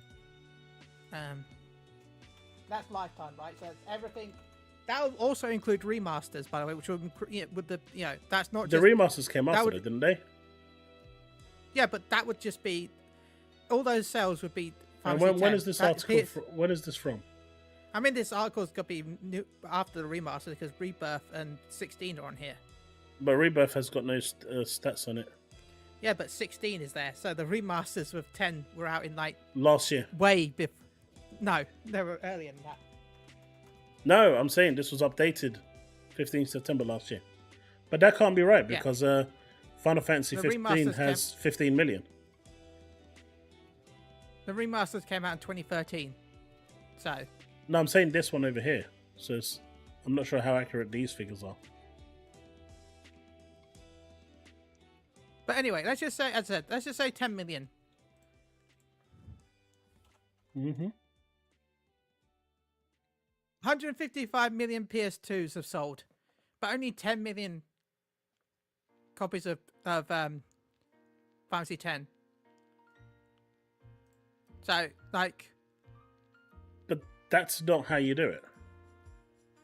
That's what you're saying right now, with 55 million sold, 1 million sold. Yeah, because how many consoles were out there for Stellar Blade? What was the market? I mean, Stellar Blade was recent, so it'd probably be close to 50 million. Right. 52. Nice. When end of last year, Sony were already at 52, 53 million. And Stellar Blade was out this year. So it's closer to 53 million. Yeah, let's say 53, 54. What was the console occupation that 20 for million PS2? is the that 20 million is the lifetime sales of 10. Oh yeah, but what you need to do is at the time of release of Final Fantasy X, then you check what the number of consoles sold at that time, and then you compare it. Talking about a lifetime when the game's been on mobile, that's not the same thing.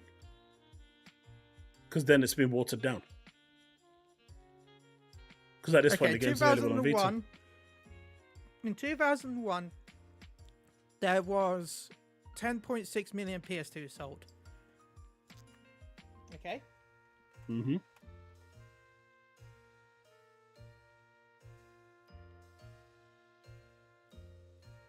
I don't want.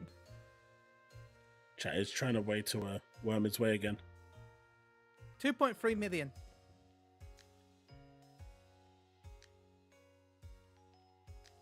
So yeah, 50% of all PS2 owners owned Fantasy X, right? How much? 2.4 million in Japan in 2001. That's just Japan. Yeah, just Japan. That's crazy. And then in 2002, it was 5.7 million worldwide.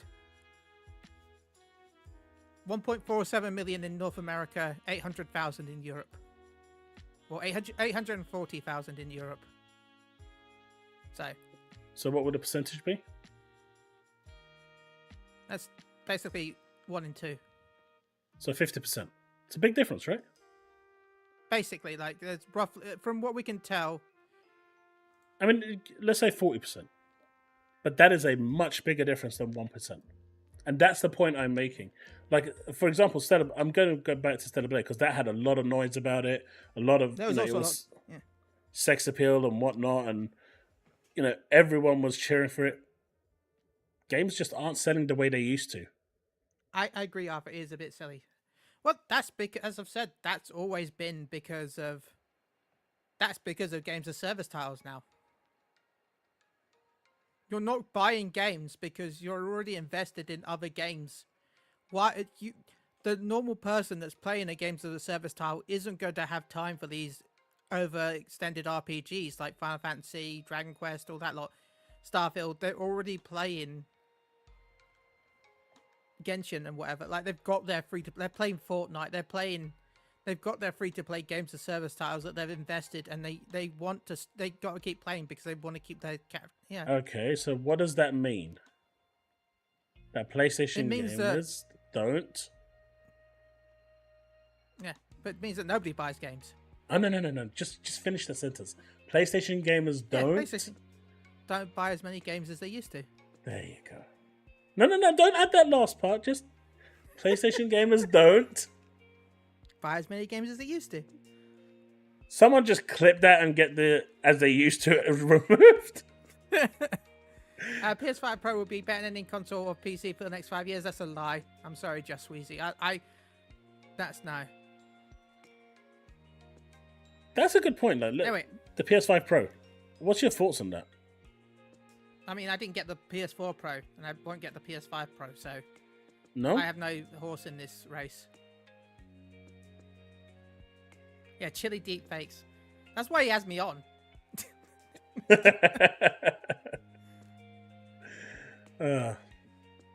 Well, chat, if there's anything you want us to react to as one video, I'll try to keep it to one video at the end of the stream.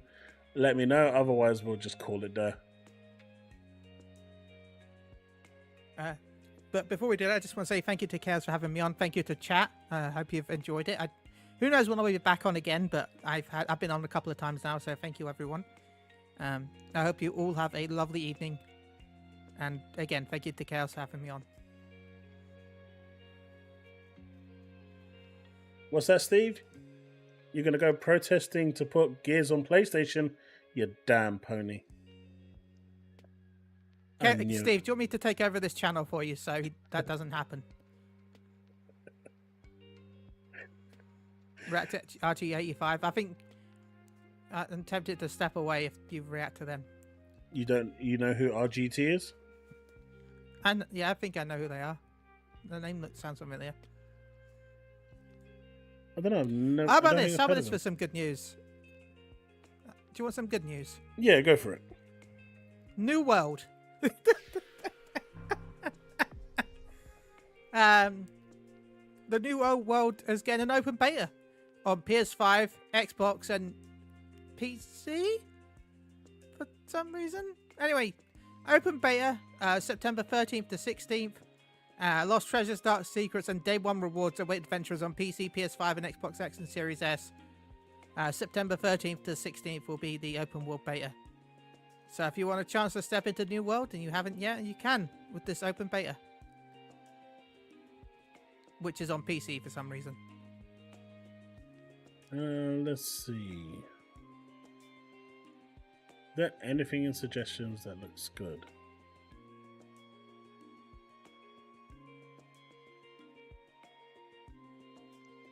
John, I buy games and don't play them. Continue play Assassin's Creed. My backlogs is 90+ game. Yeah, there's a lot game. I'm not interested in the Tango one. Xbox can't talk about it, was debunked, so that's old news. Not even worth reacting to that one. Let's see if there's anything in here.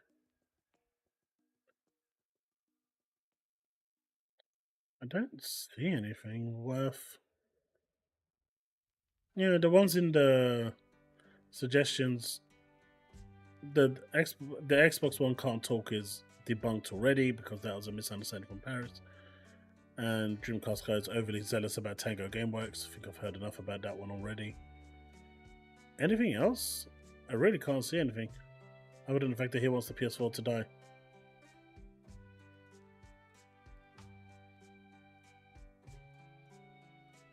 Let me see. Let's see. You said RGT. I don't know who this is. If it's trash, we'll just stop halfway through and done. I wouldn't say he's the worst, but folks, I've not watched any of his videos. I've not watched any of his videos. I've actually talk every Tuesday and Thursday. I think I've watched some of his videos. But if you want Fantasy Talk, I've got my own podcast where I talk about Final Fantasy. Sorry. He does. He just never invites me. I mean, we've had a bit of a delay recently because we haven't had an episode for a while. It's because I'm we had a guest for Xbox. No, it's just that we had a guest that was planned and we had to delay because of that. But we're hoping to get them back on, and then we got a guest planned for the next episode, and then after that, sure, I don't like Chille anymore. Okay, why don't you like me anymore, Steve? I'm confused. Because I like Final Fantasy. Yeah, the only video I'm seeing here is what the F is Xbox thinking, but that's 3 hours and that goes against my policy to think. But there's one here. The start PlayStation 5 is the worst PlayStation console ever. How does that sound, chat? Not wrong. You do? Yeah, I do a fine. You don't like me because I do a Final Fantasy podcast.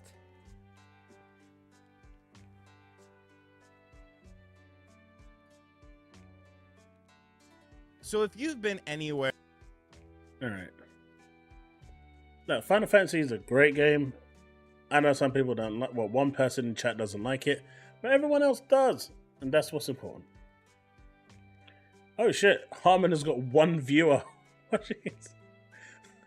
Oh no, is it him? It's only him watching it.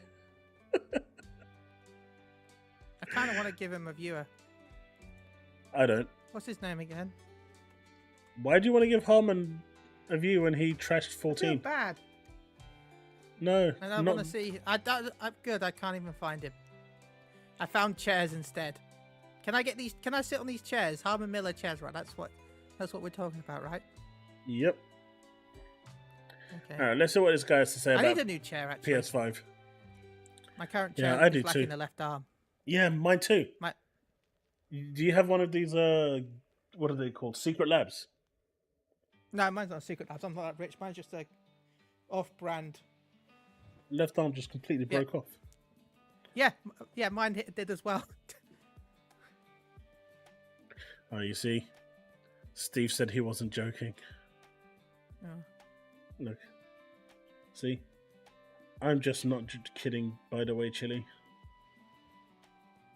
Fine, I'll make a Gears of War podcast for you, Steve. Okay? Oh, he'll be there. He'll be there throughout the whole thing. Even if it's a 10-hour podcast, he'll be there. One of the only things I've ever backed on Kickstarter was over a decade ago, where some friends made a Gears of War indie-developed movie. They made their own Gears of War style movie, and that's one of the only things I've ever kickstarted. I backed that. Apart from that, the only other stuff I've backed is Ashen stuff, because I'm a sucker for Ashens. I love Ashens. Let's react to Ashen videos. Do you even know Ashens? Please tell me you know who Ashens is. I do. Oh, thank God. Yeah, I backed his movie just so I could... I backed the previous movie so I could get figures based on him. And I backed the new horror movie just so I can get the horror figures, even though I hate horror. Alright, let's make a start. Yeah, So if you've been anywhere on the internet recently, you have probably seen a conversation that has been waging on various places, whether it's the YouTube sphere, the Twitters, the Reddits. Everyone seems to be talking about this and having a conversation. Is the PlayStation 5 the worst launch and, subsequent first few years for a PlayStation console? Now, when talking about this, I feel like there are different directions you could go into. We actually talked about this a little bit on the Spawncast on Saturday night, but the more I thought about that conversation, the more I realized that it is a bit more nuanced than I really wanted to give it credit for. So I kind of wanted to elaborate in this video on why this is even a conversation, because I think that's really the important thing here.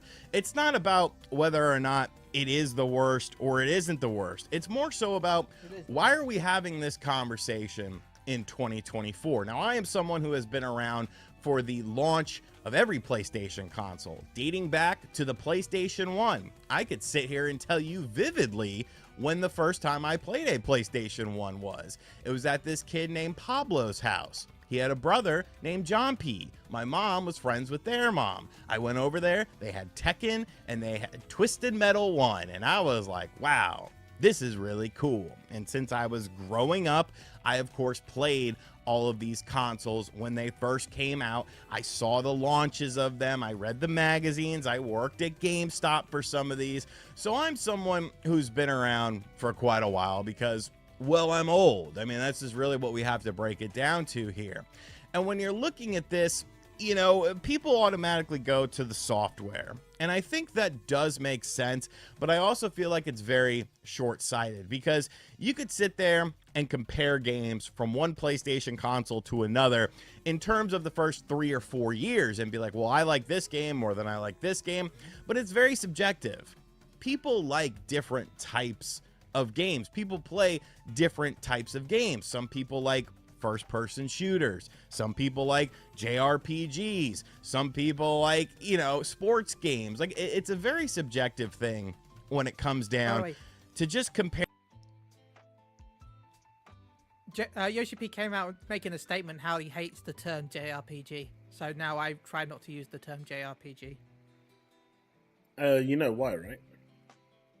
Yeah, because it feels like games get judged differently just because they're made in Japan, even though they're just RPGs. Yeah. And he really hates that. Well, they were judged differently. Well, Back before Twitch became... What was that program? Was it Justin TV?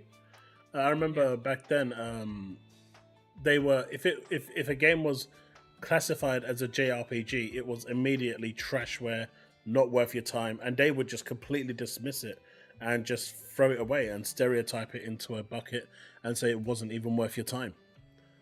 And that continued for quite some time.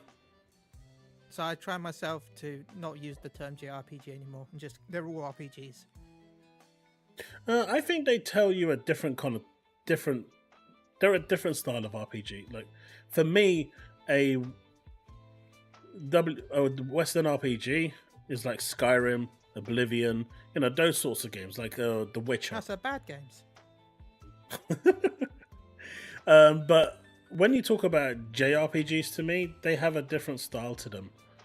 They have like the overly sized weapons, the funky looking characters. It's totally kind of aimed at a certain kind of audience. They are different to me. So if I'm talking about a game, I will still use them because I think they are still it's still a easy way to describe a game. But that's me personally. Because there is a difference between JRPGs and Western RPGs.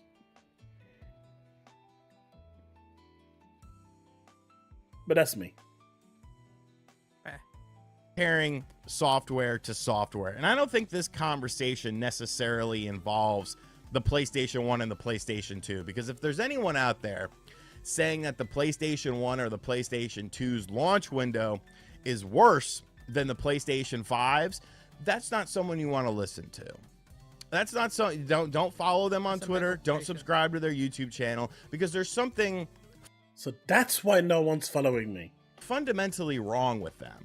And I'm not trying to be mean here, but I am being mean. There is something wrong with you if you think that. Please seek help, talk to someone, do something. Jesus. But I kind of identified two main factors here as to why this is a conversation. And I think that this kind of shines a different light because there's really no right or wrong answer. It just comes down to what you prefer and what you are enjoying, and really to some degree, you know, how old you are, how many of these generations you've been around. But why is this even a conversation? I think is he going to get to the point? Because of two specific reasons. The first reason being the fact that we saw a lot of cross-generational games from the PlayStation 5 to the PlayStation 4, taking into account the PS3, the PS4, and the PS5, because I feel like that's what the conversation is kind of surrounding. Many people will say, oh, you know, the PS3 was the worst console because of the fact that it got out of the gate very slowly. It had, you know, issues with terms of developing games for it and stuff like that. And you could definitely say that. But when you look at the PlayStation 5, a lot of these games, first-party games, were also cross-generational stuff. You know, your Horizon, your God of War Ragnarok, your Gran Turismo 7. That's not necessarily something you saw with the previous consoles.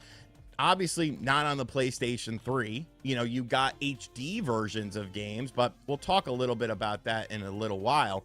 And then with the PlayStation 4, like, yeah, you had, you know, The Last of Us got re-released on there. But, you know, beyond that, they were doing games within established IPs. They were doing new sort of stuff. There wasn't a whole bunch of PlayStation 4 games that you could play on your PlayStation 3. And because of that, I feel like just the cross-generational stuff, which from a business perspective does obviously make sense, from a gamer perspective, it kind of does dampen the experiences for you, because it's kind of like, well, why did I buy a PlayStation 5? Did I really need this if I want to play God of War? Did I really need this if I wanted to play Spider-Man? Did I really need this if I wanted to play Gran Turismo 7? Like, yeah, you know, there are some differences in terms of it, but it's still pretty much the same experience that you would get on the PlayStation 4. One thing I like about new console generations is the fact that we kind of, you know, break the seal. Like, yeah, there have been some very successful games that have been cross-generational. Stuff like, you know, Twilight Princess and Breath of the Wild and stuff like that. But it's not the standard. You know, the new Mario game isn't launching on both Nintendo consoles. It's launching on the new one. So I feel like for a lot of people, that kind of dampened the experience that the PlayStation 4, or the PlayStation 5, I should say, offered you straight out of the gate. So essentially, so far, 6 minutes is cross-generation is bad. This video is really bad. I can tell you now, the next 5 minutes are going to be the same sentence. It really feels like it, doesn't it? That's what his videos are like. Like, he's not bad, as he just likes to take a long time to talk about the stuff that he talks about. And yeah, it's the same thing as Harmon. Steve, he's essentially saying that cross-generational games is the root of why this Gen 9 has ultimately failed. And he's not 100% wrong. Oh, no, he's not. But I've just said the whole video. It's just he's taking too long. Yeah. We can say in 10 seconds what he just said in 6. So, I mean, to a certain degree, he's not wrong because it's given people less incentives to upgrade to the next generation. When the PS2 finished, or when the Xbox OG finished, if you wanted to play Ghost Recon Advanced Warfighter, for example, you needed to upgrade your console. You couldn't play the next games. If you wanted to play the next Halo, you couldn't play it. You had to upgrade your console. In today's day and age, you don't need to leave the Xbox One or the PS4. And especially now that they're offering cloud services as well, so you can play those next generation games on your console through the cloud, gives you even less incentive to pick them up.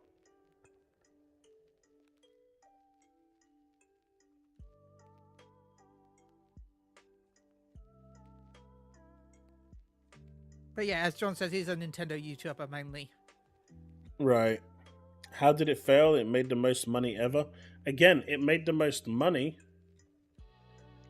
But as a console owner, my Series X games that were releasing back on the Xbox One were being limited because of the Xbox One. I paid £500 for a console that is being limited in terms of capability because of a machine that's probably worth $100. You wouldn't go and buy a Ferrari with a 50cc engine in there, would you? You would expect a Ferrari engine in there. That's the point. And sure, it's making the company a lot of money, but what is it making you? You are getting a worse experience because of this cross-generational support.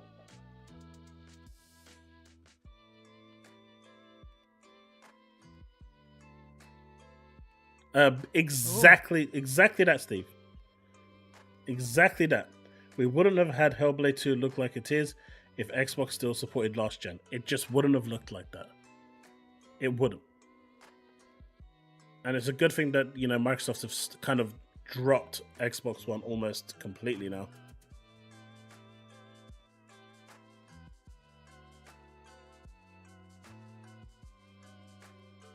Dude, you're asking me to go back that many years? I can't tell you. How many? Which one? Name 5 PS4 exclusives. You're a pony. You should be able to answer this. Name 5 PS4 exclusives from the first 3.5 years better than the best PS5 exclusives. Wasn't Metal Gear Solid 4 on within the first 3.5 years? That trumps almost everything that Sony's released this year. And that's just one. I'll go to Killzone Shadowfall, but that was bad.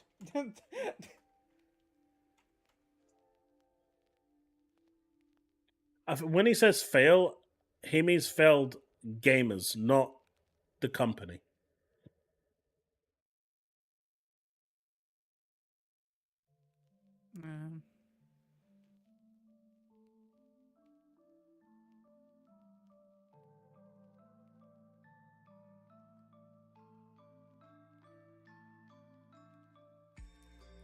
When was it? The first 4 years, right? Yeah. Well, okay, 2013. I don't care about that, okay. I mean, GTA 5.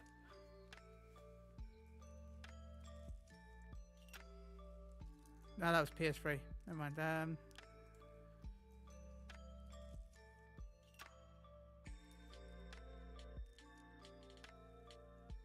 Come on, you're the pony. Okay. You're supposed to.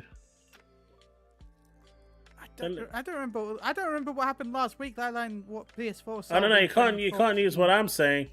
That's my excuse. Go find your own excuse. Also, I looked at 2013, and that's bad because I forgot the PS4 was 2013, but it was like the last Infamous. Oh my god, yes, that's one game. 2014, Infamous Second Son. I'll take that over any PS5 game. Drive Club. It launched badly, but it ended up being a really good game. Yeah, give me Infamous.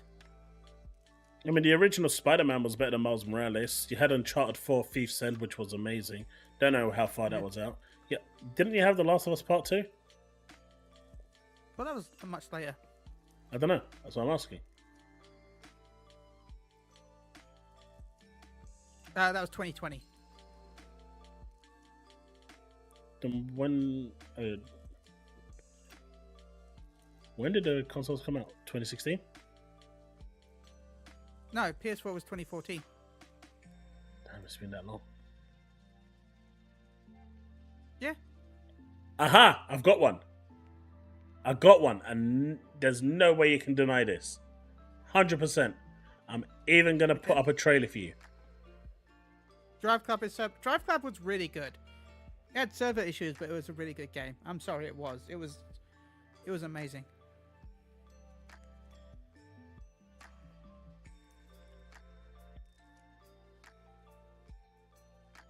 This was so good, it has one of the best reviews out there, done in 3 minutes.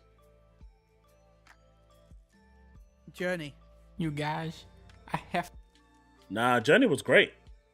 Journey was fantastic. If you've played Journey, you'll know it was great. Yeah, I was in the tests for it. It was amazing. Oh, nice. I really love Journey. But no, this is the game, chat. This oh my ain't God. beating it. I bought Knack. I liked it. I have to admit Knack something. was great. I don't actually like Knack. It's just become this running gag, you know, with the original joke being the PlayStation 4 launch. Pretty much all these games were also on PS3 and just as playable, except for Knack, a game so technologically advanced it would annihilate the PS3's puny hardware limitations. I want to talk about development of Knack and why this game had to be next generation. Fuck, the game is a fucking disaster. Oh, it's a 3D platformer with de-emphasized jumping. So Crash Bandicoot, for example, we'd lay out levels and 50 jumps in a row you had to make or you couldn't get through the level, and that's clearly not something that anybody can do. So that was Paul Tassi. Yeah, we have platforming, but we've de-emphasized jumps within that context. Do you know what that means? That means when Knack walks over to a gap, it turns into a cutscene of him jumping over it. Welcome to the game, Knack. Even this guy, whose sole job it is to promote the game and make it sound good, is lost for words when asked to describe what's special about Knack. Certainly, I think it's, you know, I mean, some people say that, you know, is it necessarily, so you'll see, and also, yeah, I mean, that and and I've seen people on the demo, you know, some people use it. He's such a garbage mascot. You look at Mario and Sonic, their design is so simple. I didn't know Harmon was doing interviews for Knack before he started doing YouTube. This is I didn't know that was RGT right there. Look, it's like Spore was unplayable. Knack was actually I had Knack. I like Knack. recognizable and iconic that even if a 4-year-old drew them, you would know who they are. Knack, on the other hand, is 2,000 little rocks that sort of shape into some fucking weirdo troll. Good luck drawing that shit, kid. The gameplay consists of walking into an empty area, hitting a guy once, and then walking into another empty area and doing it again and again until the game is over. There's even a part in the new one where they make fun of Knack for only having 2 moves. It's hard to believe you saved the world. All you know are 3 punches and a kick. He can jump, too. This game is a joke, and apparently Sony was not in on the joke. Knack 2, on the other hand, is a masterpiece. Oh, look at the graphics on that. Look at the graphics on that game. Knack is back. You can play as Ice Knack. Ice Knack, ladies and gentlemen. Ice is nice. It's like the gameplay of Knack, but with the storyline of Transformers. Is Knack 2, so... Knack has to fight the High Goblin, okay? So he can make a robot to fight a laser, okay? I'm just really curious though about Knack 2. Knack even has a new move, dynamic combat, couch co-op, family fun. Huh. Interesting. Doesn't look like Bayonetta has family fun. Probably because this woman is a fucking whore. Look at how good I am at Knack 2. That's how you know it's good gameplay. You got this, Knack. Show us how it's done. Good job, Knack. Keep it going. That's it. Keep going. You've almost got it. Hey, he's joking, but them rifle simulators would love to have one-handed mode. That's Knack for you. I give Damn Knack straight. 2 my first ever 10 out of 5, and that's just for the graphics alone, okay? Don't even get me started on the storyline. That was brilliant. I love Donkey. One of my favorite reviews. Anyway, I'm getting knackered, so... Yeah, let's finish the stream here. And, I enjoyed Knack. I'm not joking when I say I actually enjoyed Knack. I actually had fun with it. Order was great. Infamous was great. Uncharted was great. Bloodborne. Rebirth. Yeah, PS4 had such good years. It did. Man. It did. It had Knack. You can't Knack take too. I know. When one just wasn't enough, they had to introduce a sequel. Can we get Knack 3? That will save the PS5. I think I've actually got Knack for the PS3 and Knack 2 for the PS4. I remember... They're both for the PS4. Are they both for the PS4? I think I've got them. Yeah. Somewhere. Because unless they got stolen in that box. I don't know. But anyway, chat, that is going to be it for tonight. I appreciate Chille for being here. Gamescom will be on Tuesday. Apparently it's at 7 p.m. UK time, so 15 minutes after I started, well, around the same time I started today. But it's going to be like an hour earlier start. I'm going to have a placeholder out for next week, Tuesday, from 6:30, 6:45-ish, so we can get going.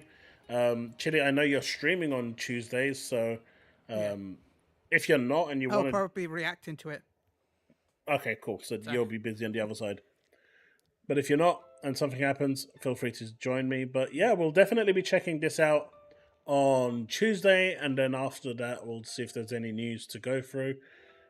But yeah, that's it. I appreciate everyone for being here. Thank you so much for the super chats and the memberships. It means a lot. And I will see you all next time. Like I said, I'm going to be streaming tomorrow. I don't know what I'm going to be streaming exactly. I haven't quite figured out yet. I'm going to stream something though, and hopefully you'll come check me out over at Twitch. Right, that's it. Chille, if you want to plug yourself in, and we can call it a day. Okay. Well, I'm Chille. I'm one half of Mugglegram Radio. We do a lot of Final Fantasy stuff over on twitch.tv/Mugglegram Radio. I do have a YouTube channel as well, which I'm not. Just Mugglegram Radio on YouTube. And also, episode 100 of Soundbites is live. I'm very happy with how that went. I baked my own cake to celebrate episode 100. And I guess as people have asked for it, you know what? I'll end with it. Yeah, thank you to everyone that's followed us on Twitch. Thank you everyone that's followed on YouTube. Thank you for all the support. Thank you to Chaos. And we'll end it with a Nay. Good night, everyone. Good night, everyone. Good night, folks. Have a good one.